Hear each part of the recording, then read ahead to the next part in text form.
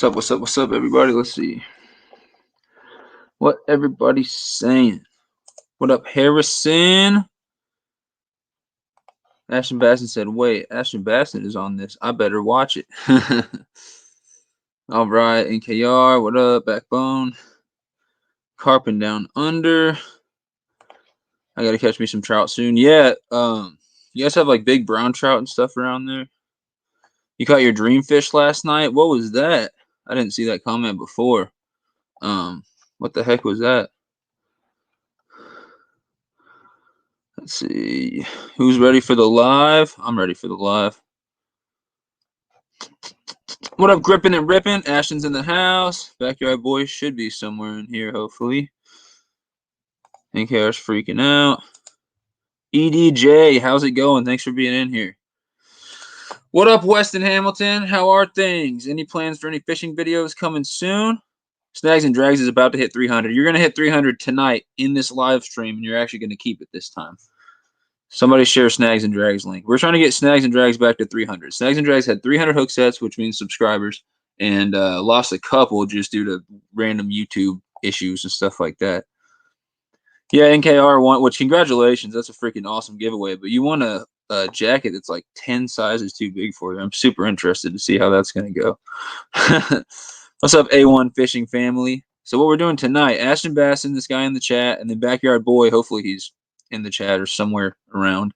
I'm going to share a link probably about 20 minutes from now for them to come in. I'm going to go ahead and play. I'm going to go ahead and play like 5-minute little clip of their videos and stuff and show you guys what their channels are all about. And then I'm going to let them on. We're doing this interview thing. It's the first time I've ever interviewed 2 people at once. So we'll see how it goes.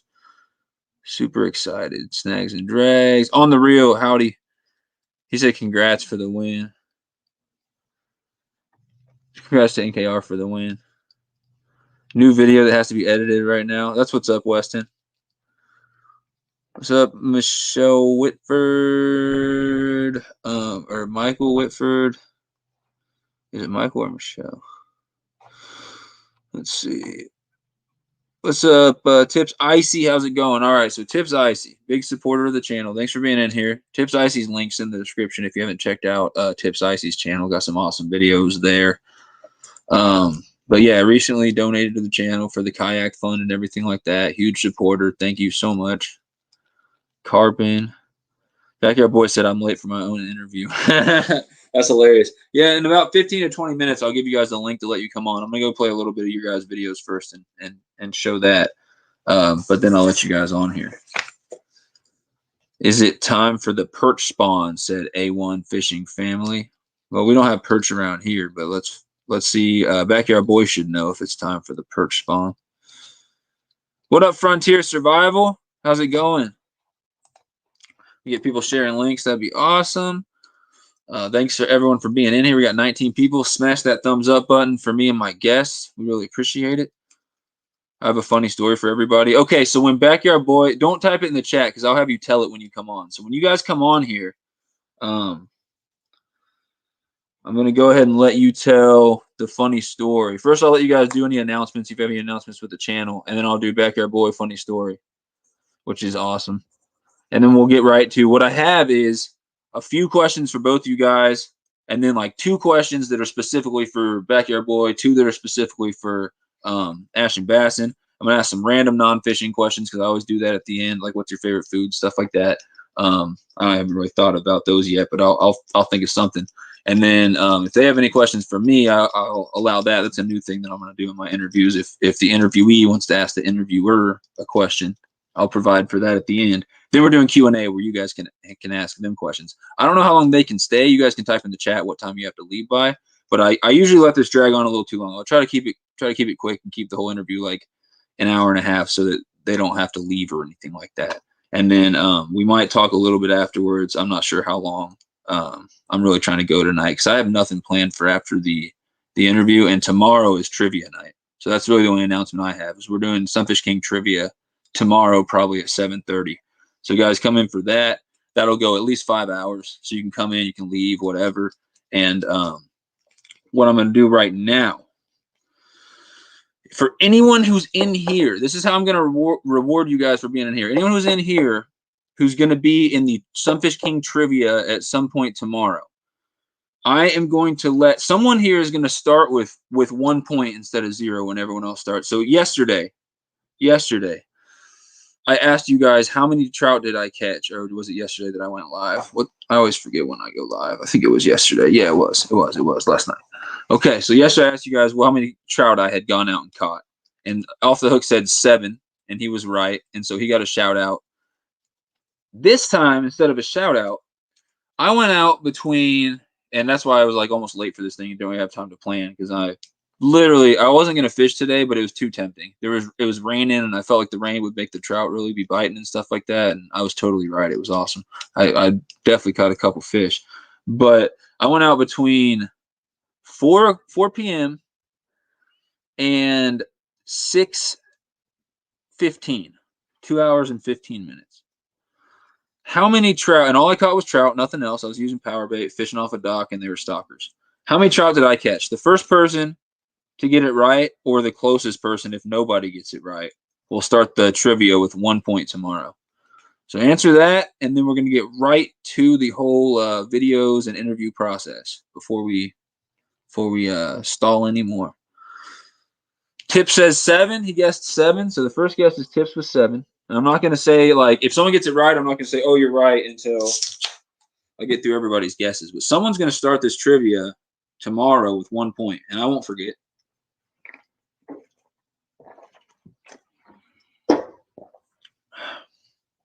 Let's see. Thanks for sharing links, guys. Yo, what up, Mandora? Someone share a link for Mandora Explorer's channel, man. Dude knows a lot. Like, when he's going out, what he does, lately he's been having videos, going out, and there's some with mammals, small mammals like voles and stuff like that, but a lot of it's reptiles, so snakes, turtles, stuff like that. So he goes on adventures in his videos, and then he finds all these really cool animals. And what I think is one of the coolest parts is that he can actually identify and tell you the scientific name and everything, because I'm actually in school for wildlife biology, and I'm kind of into that thing. So he's got an awesome channel.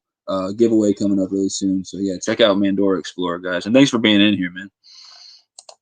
Mo Creek says 5. Snag said 7. Carpin's got to work. Oh my goodness. I bet you're just bored, and that's just the excuse he's using. I'm just joking. Thanks for being in here, Carpin. If you got to go, I understand. Gripping and Ripping says 9. Backyard Boy says 4. Tip says 9. Frontier says 10. Snag says, wait, did Snags already guess? Snags, you already said 7, you freaking cheater. Ashton says 5. Snags is trying to cheat. Mo Creek is in here. What up, Mo Creek? How the heck did I win Off the Hook Outdoors giveaway? Well, you entered, and now you can never say that you don't win giveaways too, man. I heard you say that when my last, not my last giveaway, but the one before. You're like, man, I never win. It's like, well, now you can't say that. You won a bigger giveaway than I've ever won. I never won a $200 giveaway. I take that back. I won like a $400 firework giveaway one time. That's the biggest giveaway I ever won in my life. That was crazy. We had already spent like $500 on fireworks that year. Just me alone. My brother had spent $300, and then we won a $400 package. We didn't have time to shoot everything off. It was crazy.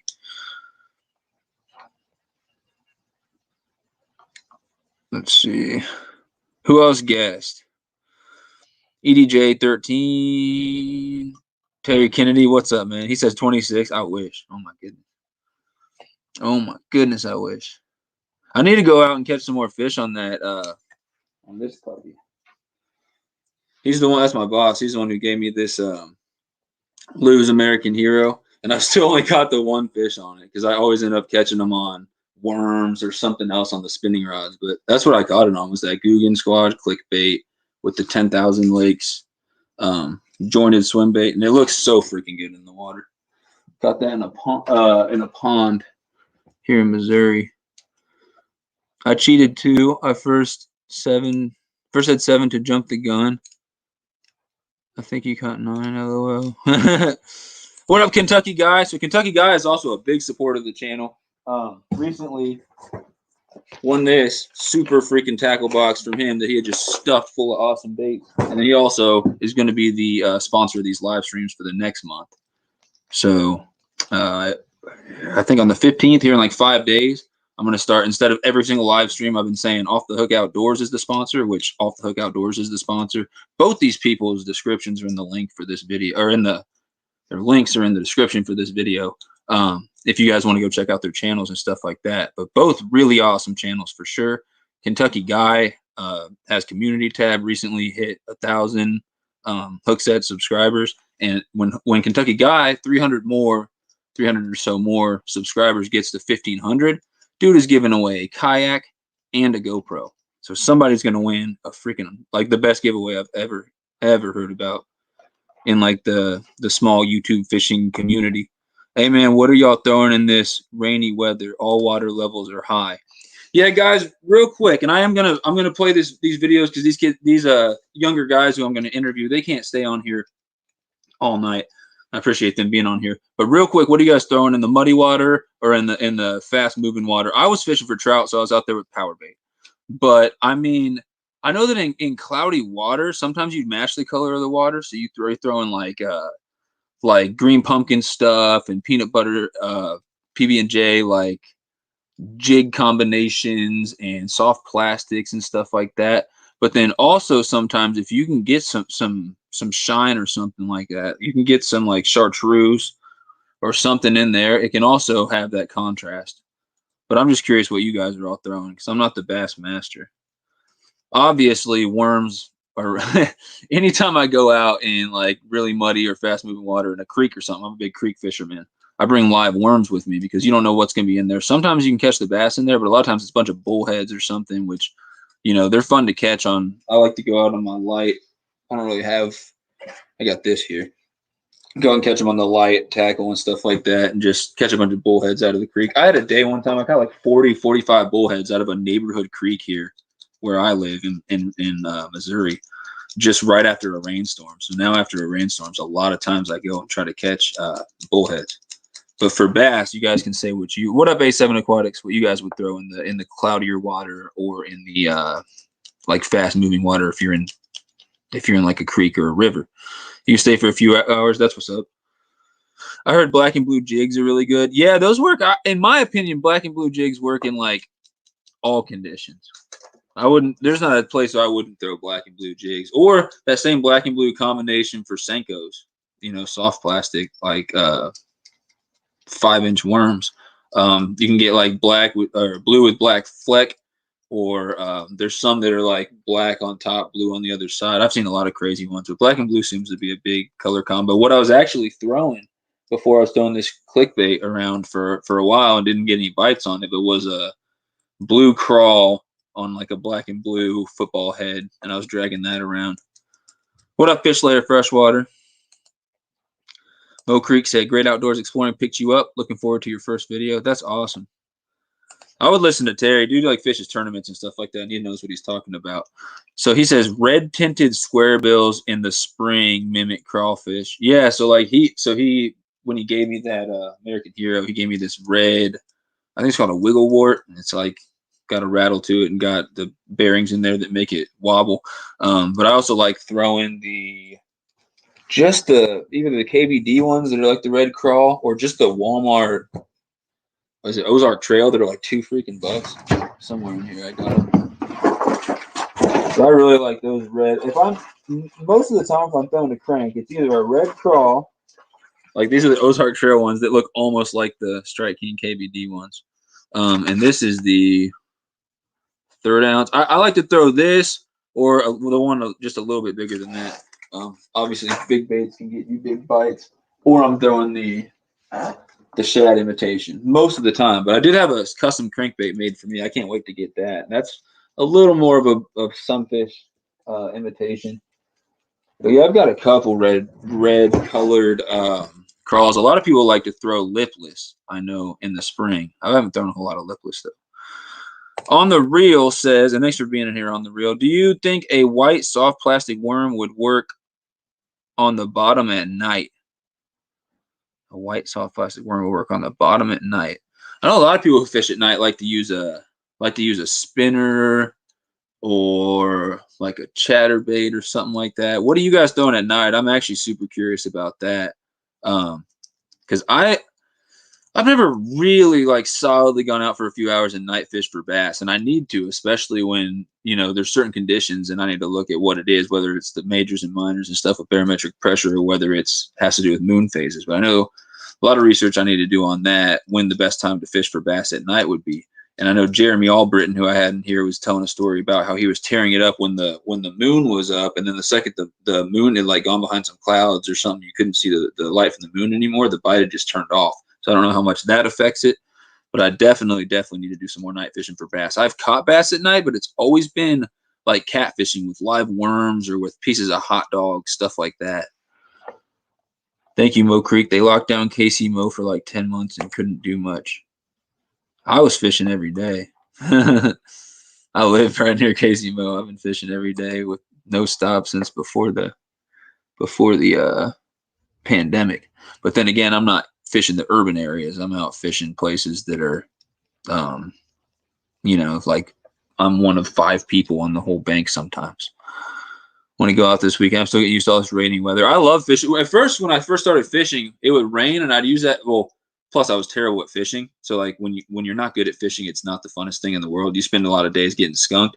I'd use that as an excuse. I'm like, well, the weather sucks. I can't go out and catch fish in this. Now I almost look forward to it. My favorite almost is right before, like when you can go out and feel the heaviness in the air before the storm comes. For some reason the bite seems to be fire for like everything. Spro Little Johns or KVD I can't talk.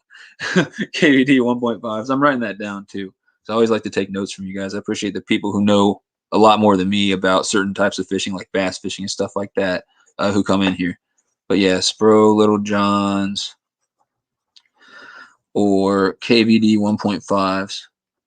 And I'm about to start playing the clips of these kids' videos and let them come on here so they're not just sitting here like, why the heck did you have me come here for an interview and now you're talking bass? But I got no problem trying to help you guys out if you have questions about stuff, especially if it's, you know, really relevant to the time of year and stuff like that. Killing them yesterday on a bubblegum Ned rig in dirty water. Okay. I always wonder what conditions that bubblegum is for. I know when you go somewhere where they're just absolutely killing it, or a little pond you find out in the middle of nowhere that nobody's fished there for a long time, that's when you can throw a lot of those crazy colors and stuff like that. But I really wondered some of those things like the bright orange and the bubblegum and stuff like that, when and why are the colors so crazy and what would be the best application. But I guess bubblegum Ned rigs seem to work in dirty water. Ned rig's pretty good. I've caught smallmouth on Ned rig, but I haven't caught a whole lot. I'm still getting used to it. It was the I've got it somewhere, but I don't want to do too much digging. The Z-Man PBJ TRDs. And they're little 1/15 ounce heads on there. Hey, are these guys? No, I'm not even showing it. I showed it to the wrong camera. Sorry, I'm dumb. But yeah, they were good in Arkansas in the creek for some smallmouth. I took a trip out there just about a month or so ago now. But I need to get better. Worms at night. I always use worms at night, and I'll catch everything. I go out there, I throw worms at night, and it turns like as soon as the sun goes down, I stop catching bluegills and stuff on worms. I got a lake right out there. And I won't do as much worm fishing this year. I'm getting more into like bass fishing and fishing with lures and stuff like that. But I would catch, as soon as the sun would go down, it'd turn into bullheads, channel catfish, carp. I'd still catch the occasional bluegills and shellcrackers and stuff like that. But then I'd start getting bass and stuff like that. But it seems like, you know, nighttime is a whole different, the lake turns into a whole different place as far as when you're fishing with live bait and stuff like that. Anytime you night fish, you throw black or blue, and usually top water, black and blue. Like when you say top water, you throw in like a buzz bait, or like some type of black and blue, like a whopper plopper or something, or even like frog. I guess frogs I normally throw in ponds. But I'm just curious what type of top water. But I need to write that down too, because it was the bubblegum Ned for dirty water. And then the black and blue, and then top water for night fishing. And I'm definitely going to have, The GoPro does pretty bad at doing night video if you don't have a bunch of lights out there, but I'm gonna mess with settings and do some research and then get some lights out there because I definitely plan on doing some catfishing and doing some night bass fishing and stuff like that. Maybe some night gar fishing in the river. That'd be pretty cool. Or sturgeon. I'm not gonna get you guys too excited about something I may never end up doing, but definitely have some plans to do some crazy stuff. Chicken livers. Yeah, you guys, if you don't watch like DMV Whisker King and like Fishing Magician, Has Life, all those Baltimore, all those fishing, like catfishing live streamers, they use a bunch of crazy baits, everything from eel heads to like their own crazy recipes of like cooked hot dogs with Kool-Aid or garlic or salt or whatever the heck it is. I'm gonna definitely put a star next to that because apparently black and blue seem to be really good at night, and that's what I heard from people who have fished my lake at night. I've just never really grinded at night for bass. I've done a lot of catfishing here at night, but it seems like they bite more on worms than they bite on the big stuff. And it may just be because the biggest catfish are probably only like 5 or 6 pounds, which is weird. It's an older lake. You would think there's got to be some big cats somewhere in there. I'll keep trying. What's up, Ryan B? That's smashing that bass. If someone, it's always hard when your name is something different from your channel name, but if someone can find Smashing That Bass and share the link, that'd be awesome. That's the guy who I was talking about who painted me. If you want to check out his channel, he actually paints baits and stuff like that. He painted me a custom crankbait, and I don't know what I'm going to call it, like the Fire Gill or something like that. But the thing is freaking beautiful. He did a great job on it.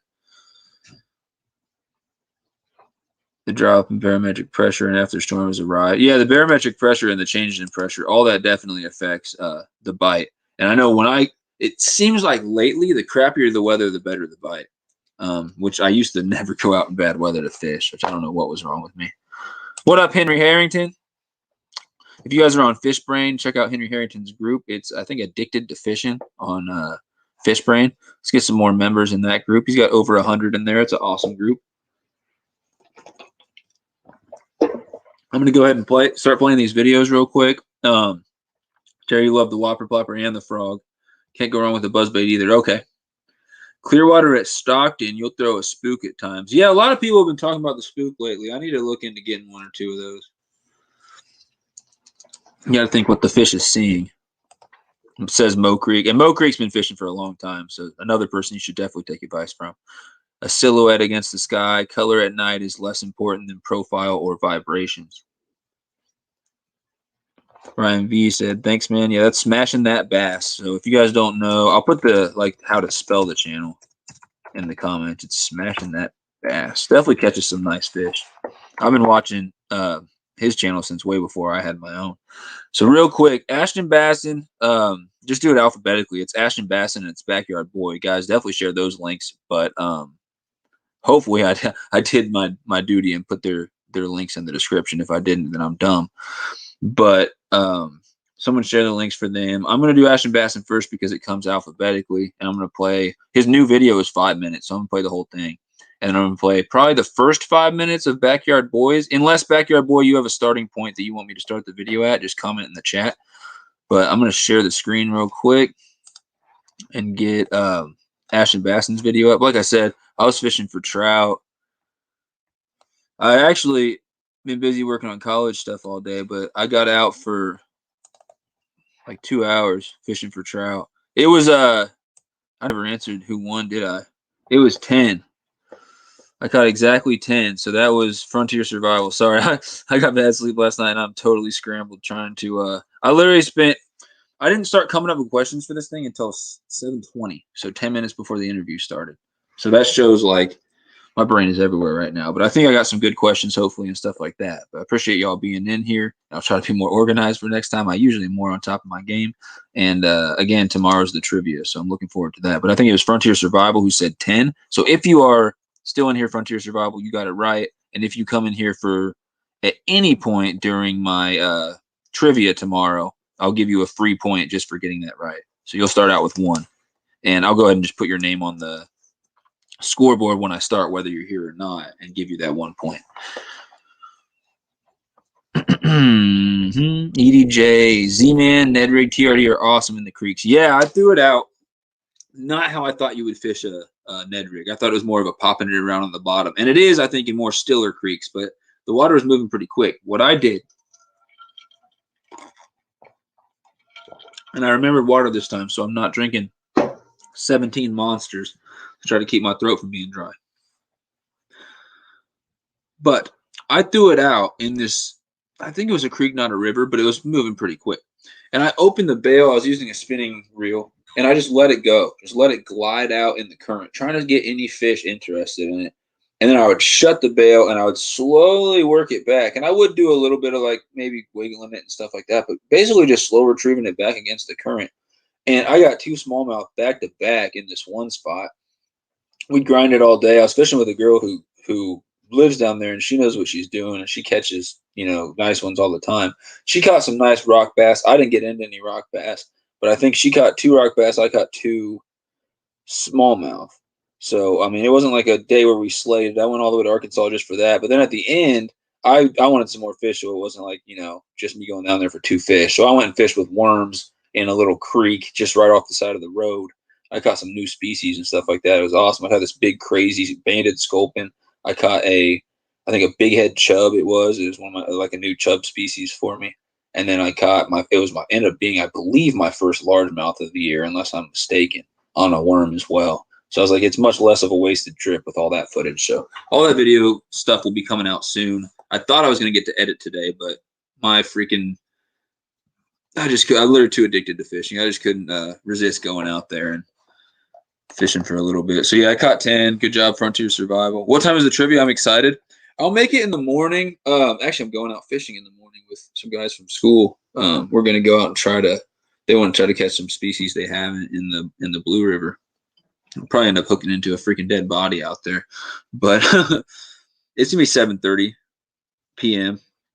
in our time, in Central Time. I try to do all my stuff around 7:30, but sometimes I just can't make it, and I got to do 8 or something like that. But I try to get like a constant time so that people are always expecting it at the same time. When I go fishing and do fishing live streams, that's just whatever time like I have when I get like a couple hours after work or between classes or whatever. But that'll just depend. Oh man, you're gonna miss it. That sucks. Well, tell Caleb he can join in. Or is that your son's name? Is it Caleb? I hope I didn't get his name wrong. Tell your son he can play in your stead. He can win for you, and then he can suggest one of your videos. We'll play one of your videos. I still owe you. I want to play that one video if you ever want me to. You told me to play a video one time, and my Facebook wasn't working that day. Big Bad Fisherman Austin, what's up? Thanks for being in here. Big Bad Fisherman Austin went fishing and caught his first ever catfish today. Was it a channel cat? That's my guess. If not, it was a bullhead. Don't understand why my comments are not showing up people's live streams under your YouTube name. Yeah, you can change your name. It's Ryan B. If someone knows how, I'll let them know, but you should just be able to Google it. You can change your name in these live streams. What your screen name comes up as. Most people's comes up as whatever their channel name is, like exactly word for word. What up, Bowen Heron? Channel cat? That's awesome, dude. Congratulations. Yeah. Carpson Caleb. I call him Caleb Carpson. That's hilarious. Yeah, if he wants to play, he can. I like that video. You guys were eating the hot stuff and eating the what else did you guys ate? Like, I think it was crickets. You guys ate worms, and you ate super, super hot chips and a bunch of different hot sauce. So guys, go check out Carpin Down Under. Someone share the link. Crazy challenge video. Without further ado, though, I'm going to share my screen with YouTube on it. Bada bing, bada boom, bada bam. There it is. No, wait. Guys, I always do this. I didn't hit the freaking... I didn't hit share audio. Sometimes the SunfishKing is just not professional at all about this. Share audio. YouTube. So it is first AshtonBassin. So how you spell it is literally one word. AshtonBassin. I think there's an apostrophe. That's AshtonBassin. There's definitely an H in there. Should come right up. There it is. 252 hook sets, guys. If you haven't hook set AshtonBassin for me, please. If you're trying to decide whether it's worth your sub or not, wait. Let them come on. Watch this video. See if you like it. And then go ahead and hook set. So this is called, let's see what it's called. The monsters are taking effect, said Backyard Boy. Yeah, they're taking a toll on my mind, man. Drinking like 3 monsters per live stream. Eventually, I'm just going to be so scrambled, I'm going to not even be able to freaking get a sentence out. But that's what I'm doing, guys. I'm trying to be more healthy. I got a water and a monster at the same time, so I'll just chugging monster the whole time.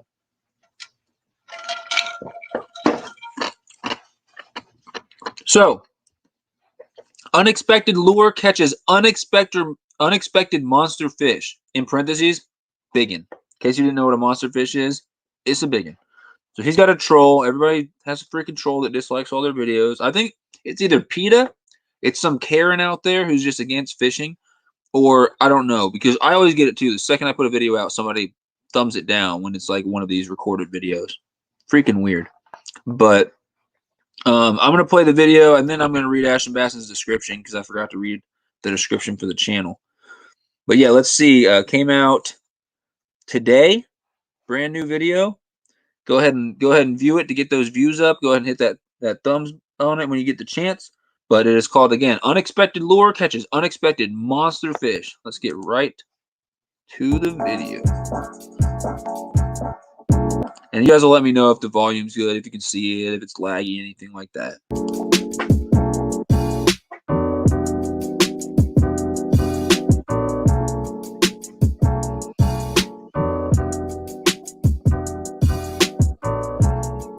Oh, that's a crazy looking board, man. What's up, guys? Welcome back to another episode of AshtonBassin. I know it's been a while, but I have been recording, just not catching a lot of fish. But the trees have blossomed, and it's getting warmer outside, so hopefully the water temperature's warmer and these fish are willing to bite. So let's get out there, let's crank some biggins, hopefully on some Texas rigs and rattle traps. So enjoy the footage. He said, crank some biggins. That looked like the GoPro Hero 9 battery. Which GoPro are you using? Because that battery you're holding in your hand looked like the same ones that I have. But yeah, he said, let's crank some biggins. Hopefully he does for this. That's called biggin in the title. But yeah, he said it's the starting point for him. He's trying to get into the roll of the hang of things, the roll of things. He said, trying to get more used to the camera. He'll definitely start uploading more as well. Same for me as well. Like you guys know, I started in November. I've been so busy with college. I really expected to be doing like a weekly fishing video. Instead, I've been doing like live streams 2 or 3 times weekly, and then I haven't been doing like the fishing videos. But as I keep saying, I have a bunch of video recorded, and sometime very, very, very soon I'm going to get some of that out. Hopefully tomorrow, but I don't know if I will be able to edit. Not that I'm uploading anything tomorrow, but hopefully I'll be able to do some solid editing tomorrow because I have a lot of footage for you guys. And I lost some of that footage from the Roaring River trip, the trout trip at the river, but I got a lot of stuff that I'm gonna edit and I'm gonna come out with soon. So same for me as well. My first couple videos, you'll see it was definitely weird for me. I was talking to the camera and I wouldn't even look at it. I was like almost like I was in a room with people, even though it was just me talking to the camera, like kind of embarrassed, like I was talking to a bunch of people or something like that. I don't know. Like I'm sitting there talking to the camera, I'm kind of looking down and stuff like that. It's definitely weird at first to like say, hey, here's what I'm doing at the creek or at this lake. I'm about to fish and I'm about to use this and say it to the camera because it's new to you. Normally when you go and fish, you'd be a crazy person if you just sat there and started saying that. You know what I mean? Like started talking to yourself. But so it's definitely something different to get used to and stuff like that. But I thought that intro was really, really good. Not what you would expect from like a starting off, younger YouTuber and stuff like that. The music was good. I'm sure it was copyright free and everything like that. And you got all that figured out. And then the footage is really crisp. And then the filming was good. So we'll get to it. He said drag slipping. Sweet video already, bro. Share your link. Yeah, someone share. I got a troll too. I don't know who it is, man, but I don't know if it's PETA. I don't know if it's somebody who just hates fishing in the outdoors or what the heck it is. But yeah, someone always hits that thumbs down. It seems like they're usually one of the first person that watch my video. Like they don't have a job besides sitting there and thumbing down people's videos. Like they sit there just waiting for people to upload so they can go hit that thumbs down. It's crazy. YouTube said they might get rid of the thumbs down button though. That's been a big discussion lately. What up, I Caught a Fish in Canada? Guys, check out Johnny's channel. They got an awesome channel over there. Really, really good stuff. And a giveaway at 200 subscribers. The giveaway keeps getting better. At first, I thought it was just a combo. but it's gonna be a combo and a bunch of baits. So yeah, go check that out. Haters gonna hate, exactly. That one. That's a big Hooked one. up. That's a big one. That's a big one. That's a big one. That's a big one. That's a big one. That's a PB. That's. Hey, I'm guessing it's a big one, but the amount of times you said it's a big one. What is So that? that's a big one. That's a big one. What is that? Holy crap! Holy crap! That's awesome. Is that an electric skateboard? I'm pretty sure it is. All right, guys, as you can see up there, it looks like we're gonna get some rain, which should turn on the fish a little bit more. It's rained a lot, brought the water level up a lot, so hopefully these fish are pushed up into these shallow areas that are now deep. I was spazzing. And let's hope we can catch some big ones. Oh, dude, the first time I watched this, it was hilarious. The amount, you're like, what is that? What is that? What is that? The amount of times you said it, I was like, that's awesome, bro. I thought it was great. You can tell how excited you are to be hooked up with it for sure. I love it. Starting out with this Texas rigged lunker log. Let's see if we can catch one. Oh, you went to the I got this little inline spinner. There's gar in here too. Rooster tail. And for some reason, the bass and the gar get really turned on with this thing when nothing else works. He said when nothing else works, the bass and the gar get turned on by that. Now, I don't really fish for gar a whole lot with little roosters or whatever, but my experience, honestly, in the beginning of the year, I had a lot of trouble, and I still haven't got like a whole lot of slaunches or anything like that. But I had a lot of trouble at the beginning of the year catching bass on bass lures. I don't know what it was, and you know, you got to downsize and fish them slower. And I should have been using little jerk baits and maybe kind of like Kentucky Guy was using on his video where he was showing you how to catch like spring bass, you know, smaller baits, and then just like little crankbaits and stuff like that. But I went out trout fishing with little spinners, and I caught some of my first bass of the year on that when I had struggled to catch bass on actual, you know, bass baits. So it's really weird. Last year, the same thing. I went out with a little I don't know, it's like a little jig head with a blade on it, a tiny little bladed jig head, and I'd put a grub, like a little curly tail grub on there. And I caught a lot of bass and a lot of big sunfish on that last year. Like even before now, it was like about the beginning of March, but I think the water was a lot warmer last year around the same time. But yeah, that's a lot of people might think you're weird for throwing that for bass, but it totally freaking works. Especially when it's cold, when it's early in the year. You know, summer I wouldn't be throwing that for bass at all. But So let's hope it works for me today. What up, Kenyon Roberts? That one. Fish on. Fish on, boys. Inline spinner is always the way to go. It's a great bait, man.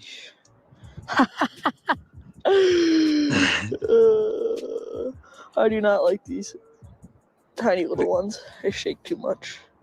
The guy who has What never caught a boys fish and is girls, always the when thumbs nothing down else guy. works. Yep. This works.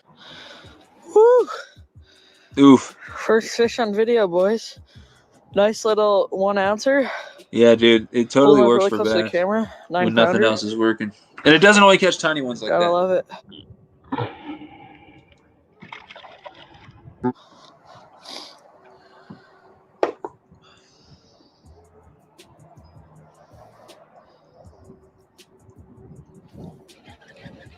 Oh, I just had a bite again. Oh, I got him. I still got him. Still got him. Must not be a monster. Got a fish. Didn't even know he had him on it. That's a decent one there, boys and girls. That is a decent one there. Woo! I will take that one. I will take that one. Dude, I found the lure that works. Yep. I found the lure that works. I found the lure that works. He's excited. Hallelujah. Yes. There's a fish. There is a fish.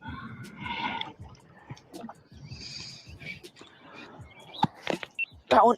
That's a big one. That's a big one.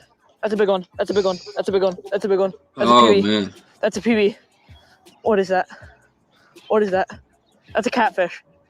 What is that? What is that? What is that? What is that? What is that? What is that? That's a catfish. What is that? What is it?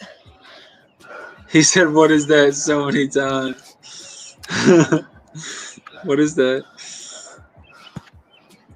That's you knew it wasn't a bass. What is that? Oh man. Holy crap! That's a good catfish, man. Holy crap! It's a nice channel. Holy crap! He said, plug Holy your ears, crap. I start spazzing here. My favorite, hold on. My favorite part of the whole video, I did not expect this. I didn't know he was that close to, you know, being able to run to do that. My favorite part of the whole video, he pulls this thing out. Holy crap!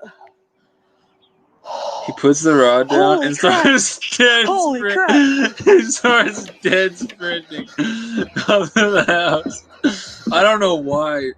That I was dying laughing the first time I saw it. I just didn't expect it. Usually I'm not fishing where I can just do that. You know, I'm fishing somewhere 20, 30 minutes, you know, 2 hours away, something like that. That was hilarious to me. Holy crap. And then all of a sudden you just see, he's going too. The dude is not walking. He is running. I just caught a massive fish. Could you please take a picture for me? No, I caught the catfish. You did? It's like that big. What is that time? 15. Awesome. 5 pounds, 3 ounces. Holy crap, man. That's a really nice fish. Look at that, dude. That's awesome. He said, oh, that's perfect. Get that jig on the water for sure. This is a good fish to catch on the real fishing. Yeah, man. That's a nice fish.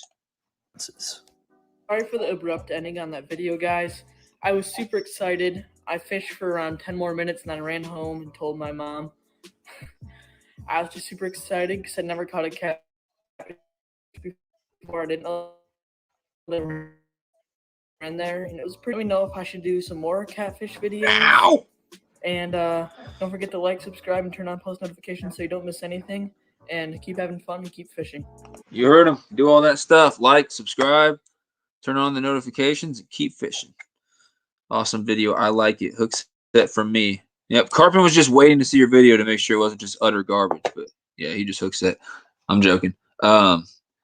My Wi-Fi is doing that thing where it says connection's unstable. I don't know if it's because there's like a ridiculous amount of cloud cover right now, but I do apologize if I freeze or something like that. Just take a picture of whatever weird face I'm making when it freezes. I'll just like be like for like 10 seconds. I'll come right back. And yeah, but hopefully my Wi-Fi figures itself out. It just said connection's good. All right, we're back. Yep, no problem. So yeah, that's AshtonBassin. And then what I'm gonna do, and my PB catfish is probably smaller than that. It's only like 4 pounds, 12 ounces. It's really embarrassing. I need to go out and catch some big cats. I've hooked up with some big cats at the river, and I've lost like 3 or 4, just all different dumb ways. But let's see, AshtonBassin. That's the logo. Pretty awesome logo. Let's see. About super long. Dude, why did you write a whole freaking book for your description? I mean, people are expected to read this entire thing. So yeah, it says joined 2016. I don't know if AshtonBassin's been doing fishing videos since 2016. Let me know, because mine also says joined in 2016, but I started in November because I just wasn't putting videos out. I'm using the same YouTube account that I was viewing stuff on in 2016. Just changed the name to SunfishKing. So he said, family-friendly fishing channel, only big fish, only good vibes. I like it. I think this part might be a lie. One of those bass looked like a little dink to me in that last video. I'm just playing with you, man. All right, so now that's AshtonBassin. Someone share the link. I'm sure it's in the description for this video. We are now going to play. Let me know, Backyard Boy, if you want me to start at the beginning or if you want me to start like at the 2-minute mark or whatever. I was just going to play the first 5 minutes of your video. But he told me one that he wanted me to play. We're going to go to Backyard Boy TV, and then I'm going to share the link with you guys and let you guys in here.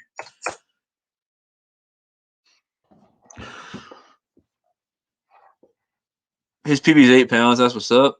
Hook set for me. Y'all keep grinding out there. Thank you. Hook sets, or I'll send you a frowny face. Yeah, Backyard Boy was just going to send everyone frowny faces. The beginning is good. Let's do it. I could have held it closer if you wanted. Yeah, what you should have done is done what the Fishbrain kids did. Like, hold it all the way out right near the camera and be like, dude, it's like 25 pounds, bro. All right, so Backyard Boy, every 3 days he changes his logo, so he's gonna keep you on his toes. It'll probably be different tomorrow, but I tried to put the most recent logo. It's changed like 7 times in the last week. I really like this though, Backyard Boy TV. You should subscribe. And then he's got a channel called Backyard Boy Shorts. So if somebody wants to share that link, go and do that. But yeah, he's got another channel. How would you have 3 channels too? You guys still got the Sam Broderick channel as well? Dude's got too many channels. So here's the about section for Backyard Boy TV. Did you see that? Just went up from 346 to 347 right in front of my eyes. And guys, make sure if you do subscribe that at some point you turn on your notifications and you watch part of at least one video, because YouTube's been taking away subscriptions overnight if people don't watch anything. It's freaking dumb. He says, I love fishing. It gives me an opportunity to escape the craziness of the world. He's always liked filming things. As a little kid, he would get on his mom's phone and film things. So he decided to combine the two, fishing and filming. Now he runs a fishing YouTube channel, Catching. Trout, bass, you need to do your speech. Yeah, you need to proofread this. He says casing. What do you mean by casing? Trout, bass, catfish, bluegill, and tons more species. I'm just talking crap, man. But yeah, that's awesome, man. I'm all about it. I'm a multi-species fisherman as well. Backyard Boy. Is that logo staying, Backyard Boy? No, it'll be gone tomorrow. He said I'm keeping it like this. I'm just joking. He has changed it a lot. Everyone he made was fire. Don't get me wrong. He made fire. He's a fire logo maker. But, dude, oh my gosh, he put out so many logos in the past couple weeks. He said, wow, Backyard Boy, learn how to spell. I did notice in one of your videos, you said going shopping, and it said SHOPING. And I was like, going shopping, bro? It's fine. They're still in school, guys. All right, here's what we're going to do. It was like something episode 11. So we're going to find it's 100 Fish episode 11. So if I type in episode 11, hopefully it comes up. Is this it? I think this is it. We're just going to start playing it. If this is not it and I'm screwing up, say this is not it and you're screwing up. Epic Black Crappie Bite in the City. 100 Fish Challenge episode 11. Guys, make sure to watch this video, like this video. Hook set to the Backyard Boy for awesome content. Better videos than mine for sure. That's it. It pops. I like that banner. He likes the banner. Kentucky Guy likes the banner. Kentucky Guy's got a nice banner too. Let's do full screen. Oh, you got the troll too. Who is this person? He just went up to 348. You guys are freaking awesome. I'm gonna give you a big old fist bump through the screen. Give that screen some knuckles now. All right. Why is it? Oh, I was watching it earlier, so it's at the 1 minute mark. Sorry, y'all. We're gonna do the first 5 minutes. If I go like 10 minutes in, someone say, "Hey, dude, you're way past 5 minutes." Okay, back says on the reel. Had to give those two a hook set. I watched it go up in front of my eyes. I really appreciate that. That's awesome. Hey, y'all ever post a video, notice a spelling error, and say, "Well, forget it." Oh man! So if I post a spelling error in the title or in the description, no, I'll go back and edit it because it's no problem.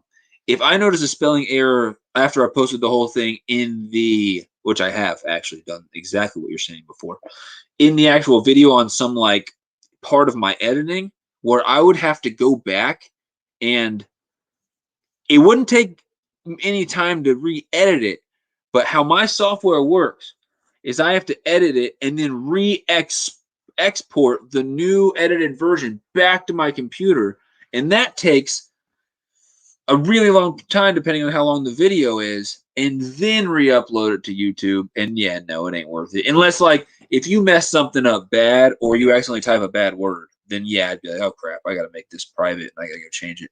But yeah, besides that, and that would be some really bad luck. But I'm with you, man. I've done it before. I've got a couple videos where I put like, you know, some word that has 2 N's in a row and I put 3 N's in a row. It's like, oh man, you're dumb. Like something like that. I'm with you. Oh my gosh, I know that guy. Jello Pudding. What up, Jello Pudding?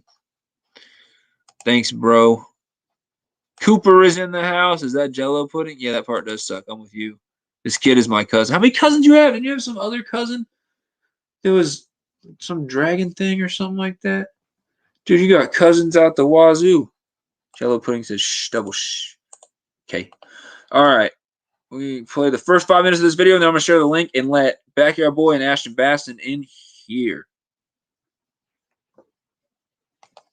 McCabe's got a largemouth on, guys. Epic. Oh, I've got one.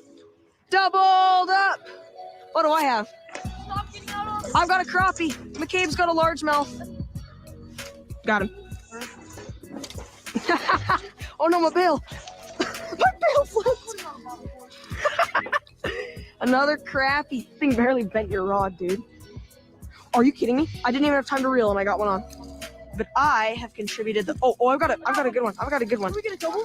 Double. Oh. Okay, I just got another giant crappie. Are you kidding me? Alrighty, guys. Welcome to another episode. Today we are in the middle of the city right now, and I'm going to be fishing a spot I've only fished once before. The spot has crappie in it. It's got largemouth bass. It's got white bass. It's got a bunch of other species. But today we're going to be fishing it. We're going to try and catch some crappie. I was here the other day and caught a lot of fish. So hopefully, Bragger. fishing will be as good today He's as it bragging. was the other day. So He said I caught a lot stay of tuned fish. and see if we can get some fish. I'm just joking. I'm totally missing it. What I'm looking for is food. I thought I had like some Nutter Butters in here or something, man. Oh, fish. I was supposed to have some Crappie. snacks. Yes, guys, got the first fish of the day. All right. First fish of the day. Yes. Dude, all right, so sorry, it's a very emotional subject for me. Colorado is my favorite place in the world. I almost freaking moved there a year ago for school, and I would have been stupid in debt, but I was like totally about to do it, but I didn't. But I love the Rocky Mountains. Dude lives in Utah, and half of his videos, I think the same thing Kentucky guy said. Oh my goodness, look at the friggin' mountains with the freaking big old face with the hard eyes. Oh my goodness, like he'll put videos of him driving to the place he's gonna fish with that time warp thing on in his car, and I'm like, I don't even care if I caught anything. I would just give anything to go and freaking fish there, or just be able to walk through those mountains. Like oh my goodness, I freaking love the mountains. I'm a snowboarder. I absolutely love hiking, and like my dad's a mountain biker. I'm not as intense as him, but that stuff's really fun. But just being in the mountains, period. And then once I started fishing, especially I love trout fishing, as you guys can see from these things that I put up during Multi-Species Weekly and just kind of left them. Yeah, if like going to the mountains and finding those like beaver ponds and those mountain streams and stuff like that and catching trout out of those, whoo, best freaking times ever. He said the zoom, the sun.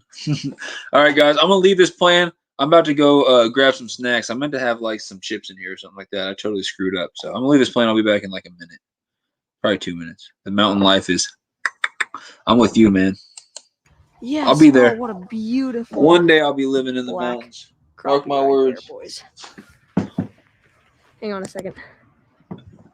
Okay, good. I'm recording, guys. Look at that beautiful black crappie right there. Let's get a nice release on her. There she is, beautiful black crappie. There she goes. Sorry, I guess my GoPro was zoomed in this whole time, so I don't know if it was zoomed in or whatever, because when I opened it, it was definitely zoomed in. So what did they look like, McCabe? It looks like what you were catching. So crappie. Yeah. Like, did they look like bluegill? Because if they looked like bluegill, they're crappie. It looks like crappie. Do you know what a crappie looks like? Yeah, it looks like a bluegill. No, it doesn't. It looks kind of like a bluegill, but it's not the body. Yeah, it has the body, but it has a big humped back. It's got. I know what my crappies look like. I think all my bites like right there. Yeah, they're out deeper. Fuzzy. Are you sure they weren't just snags? Dude, I watched one get off my hook. Dude, you crossed my line. Oh, I got one. It's a mini bass. Oh, you got McCabe's got a largemouth on, guys. Little largemouth. Nice, dude. Yeah. Nice, dude. Nice largemouth. Quick, bring him in, dude. Epic. What I missed? I've got one. Oh, nice. Doubled up. What do I have? Perfect timing. I've got a crappie. McCabe's got a largemouth. Dude, I love crappie. I mean, I love largemouth Okay, I've too. Don't got get me a wrong. crappie. Expect some crappie videos coming soon, Oh, guys. yeah, she's off. Yep. Dang it, dude. Epic. Well, doesn't count. I know. Alrighty, look at that, guys. A beautiful crappie right there. Let's get him back in the water. I know. See you later, dude. Got him. There's another one. Oh, this might be a bass. Nope, it's another crappie. Just a good fighter. Guys, I just caught this. Oh my god. How did that happen? McCabe, you're making everything worse. Guys, what I'm using right now is a bobber, and then about 2 feet below it, a little grub, green color. You've outfished me once, and it was because I was trying to figure out how to use my bait caster. No, what? No, it wasn't. Yes, it was. McCabe, I'm trying to be impressive to my subscribers. Did you just cast You cast it over and shut know it? the power of the bobber, which I did. The power of the bobber, huh? I got one standing here and Bobber, casting that way, and the other one's crossing it every time. McCabe snagged, guys. Quick, let's catch a fish while McCabe is snagged. Quick, crappie, bite it. Let's catch one right while McCabe is snagged. Let's hook one. Oh, for a second I thought I lost the eel lure. Oh no, my bail! My bail flipped! Another crappie. This one's a nice fighter. Not the biggest crappie ever, but he would eat. Not keeping any today though. What up, Ben Beautiful KR? crappie. That's 3 for What me. up, Harrison? 3, 4? I don't even know anymore. I believe it's 3, but it might be 4. We'll just say 4.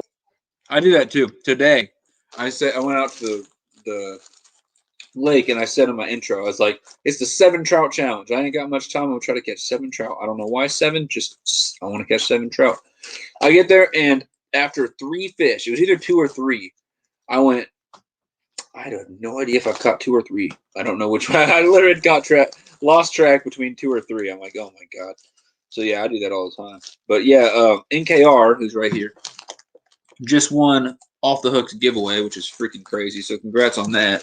And then Harrison, who's right here, got some Florida videos coming out very, very, very, very soon. And then also is very, very close to hitting 400 subscribers, I believe. So go check out Harrison's channel. I think me and him are going live Tuesday. If not, it'll just be me going live Tuesday. But he may or may not be part of the Multi-Species Weekly coming up next Tuesday. So definitely check him out. His link should be in the description of this video. So that was the 5-minute mark somehow. I'm gonna play 1 more minute and see what happens, and then we will get right to the interview. I'll share the link and let you guys in. 4. Historic lessons. Guys, beautiful crappie. Let's get him out in the water. Off he goes. Awesome. They're slamming the jigs. Tegan, you want to grab your rod? They're biting real good, dude.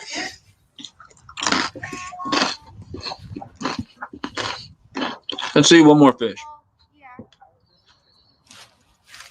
Yeah, Tegan, you might want to grab your rod, dude.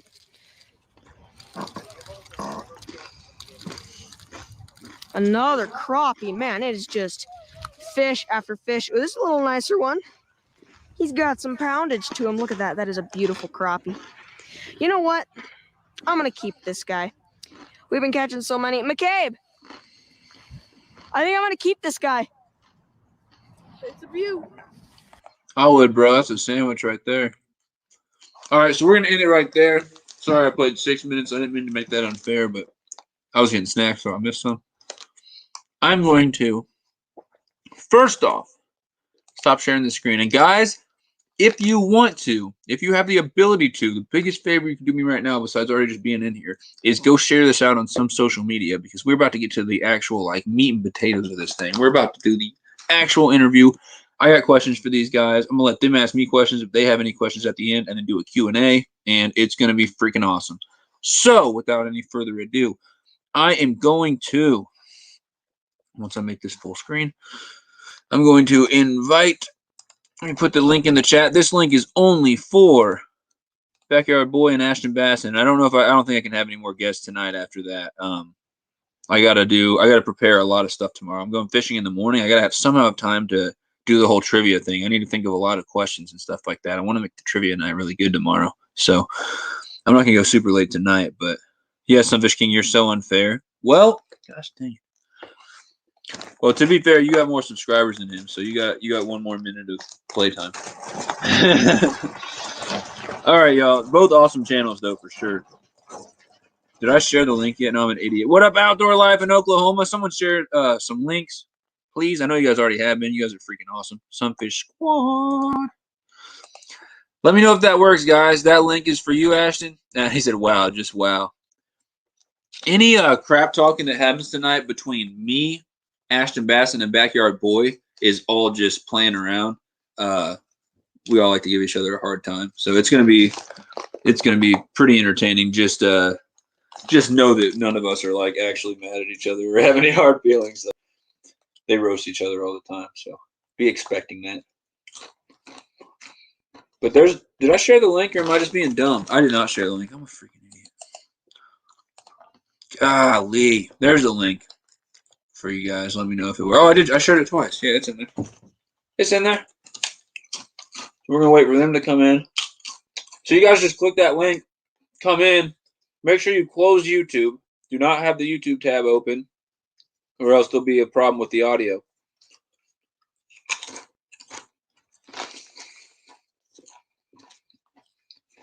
Neither of them have come in yet, so we're just waiting. Share this out. Hit the thumbs up. We got Backyard Boy. I'll let him in. Hopefully his internet's a little better than last time. We got a really funny picture of his face freezing last time. Sup? Hey! What is up? What's up, everybody? Oh, Ashton's in here too now. I beat you, Ashton. Be quiet. Too slow, man. Well, the Mac said it wouldn't run StreamYard, so I had to switch over to my phone. Okay. Well, it looks good. You were later, but your video quality looks better, so you got him beat That's there. right back there. I'll give him that. I'll give him that. What up, Off the Hook? Off the Hook is the sponsor of this live stream, making this whole thing possible. Make sure to check Off the Hook's channel out, guys. So, I'm going to give you guys both time, and I'm going to try to do things alphabetically, so I'll let Ashton go first when it comes to, like, any questions I have for both of you, stuff like that. That's just the easiest way to do it. Backyard Boy didn't look happy about that. So any announcements, or first off, Ashton, tell us what state you live in, and then what any announcements or anything you have with your channel. I'll give you time to tell people about that. I live in Michigan, which is way better than Utah. And Oh my gosh, I knew you were gonna say that. yeah, but I live in Michigan, and big announcements are fish are biting now, so more videos coming out. That's basically the only thing I have. Same here. Right on. So then, Backyard Boy, you're in Utah, as he just roasted. Yes. Yes, I'm in Utah, and I will admit it's kind of lame sometimes. What we don't about have gar. We don't have gar. We don't have like half the crap you guys have over there. We've just got trout, pretty much. We don't have like really any bass, so it's not the best fishing state. I'll tell you that right now. trout and mountains is enough for me. You got any announcements? I know you got at least something coming out you want to tell people about. So a few of you may know that I'm working on my movie right now, but that's just a big thing. I'm halfway done now. I've got 50 fish in it so far, but Nice. it is going to be somewhere between 2 to 2.5 hours long. So it's legit. Nice. And how it's going to kind of work is, what makes it special is you can only catch 10 fish per species of fish. So you have to catch at least 10 species to complete the challenge, pretty much. So it's like you can go and see multiple different species. And Ashton's out of here. But you can you pretty much, it features a ton of different species, and it's filmed all over the state pretty much. So it's a very, very exciting thing. And then other than that, nothing really crazy. That's pretty much the big thing. Other than that, so I need to do some yeah, that sounds awesome. I'm definitely gonna, like I said, I'm definitely gonna play once that's out. I'll play that whole video in a live stream on my channel. Eat some popcorn. We'll watch it. It'll be legit. Ashton's back. What up? What up, Luke Crane? Off the Hook said he was born in Utah. yeah, he was born in Ogden, I want to say. So That's awesome. Yeah, no, definitely trout in the mountains. I mean, you can't really go wrong. oh yeah, no, trout are great, but I'd like it if we had better bass here. I think we've got less than I say we probably have less than 20 lakes in the state where you can like easily go catch a bass over like 3 or 4 pounds. Like and they're all far away from here. I have one. The closest one I have is like 45 minutes, and but they're far and they're widespread, so we don't have great bass. So when I catch like a 2 or 3 pounder in a video, I like freak out about it because that's such a big bass for Utah. I do too, even though I'm in Missouri. But that's just I'm that new to fishing. But yeah, I had to go 700 miles or so just one way to catch brown trout. And if I want to catch wild rainbows, it's like, many hours away. So it's a trade-off, I mean, we got bigger bass than you guys and probably more of them, but yeah, I don't have any wild trout. So yeah, we have the Weber River, like 20 minutes from my house. We can go catch wild browns, wild cutthroats, wild rainbows. There's suckers, whitefish in that river as well. So that's a fun thing that you can go do. Carpet Down Under, Luke Crane. Thanks everyone for being in here. He said I'm going crazy. I know, man. Your video was you were going nuts. So, yeah, he's in Utah. He is in AshtonBassin is in Michigan, and I am in Missouri. So, 3 different states. At some point, we got to do some challenge or something, man. That'd be really for cool. Sure. Yeah. Some type of thing like that. But I need to do some type of multi-species challenge like you're doing for your video for my channel. What I already have planned is I want to do for green sunfish, because that's the fish I know I can catch a bunch of. I want to do a challenge where I catch 100 green sunfish in a day, and I just haven't decided, is it more of a challenge to catch 100 from one spot, or is it more of a challenge to catch 100 from, like, make myself go to 4 different spots, like 25 from 4 different spots? I'd say you try to catch 100, but every 25 or so you change baits. Like change up lures and stuff. Or one fish. Yeah, I mean, I was gonna try to catch them all on worms, but I could definitely switch to jig, and then just switch to different types of jigs or something like that. Switch to hot dogs, something like that. Yeah, that'd be interesting. I don't know. It'd be a lot harder for me to catch 100 doing that. I know I can efficiently catch 100 in one day when they're biting on worms. Oh, for but sure, dude. Yeah. NKR is in Virginia, born in Alabama. We got people from freaking everywhere here. And then Carpenter Outdoors is literally in Australia. Luke Crane, I believe, is in Georgia. Off the Hook's coming to us from Pennsylvania. My freaking goal is one of these days to have somebody from every single state. And then it'd be awesome to have people from other countries as well. But to have someone from every single state in one of my live streams, that would be so freaking crazy. I have somebody from the Philippines.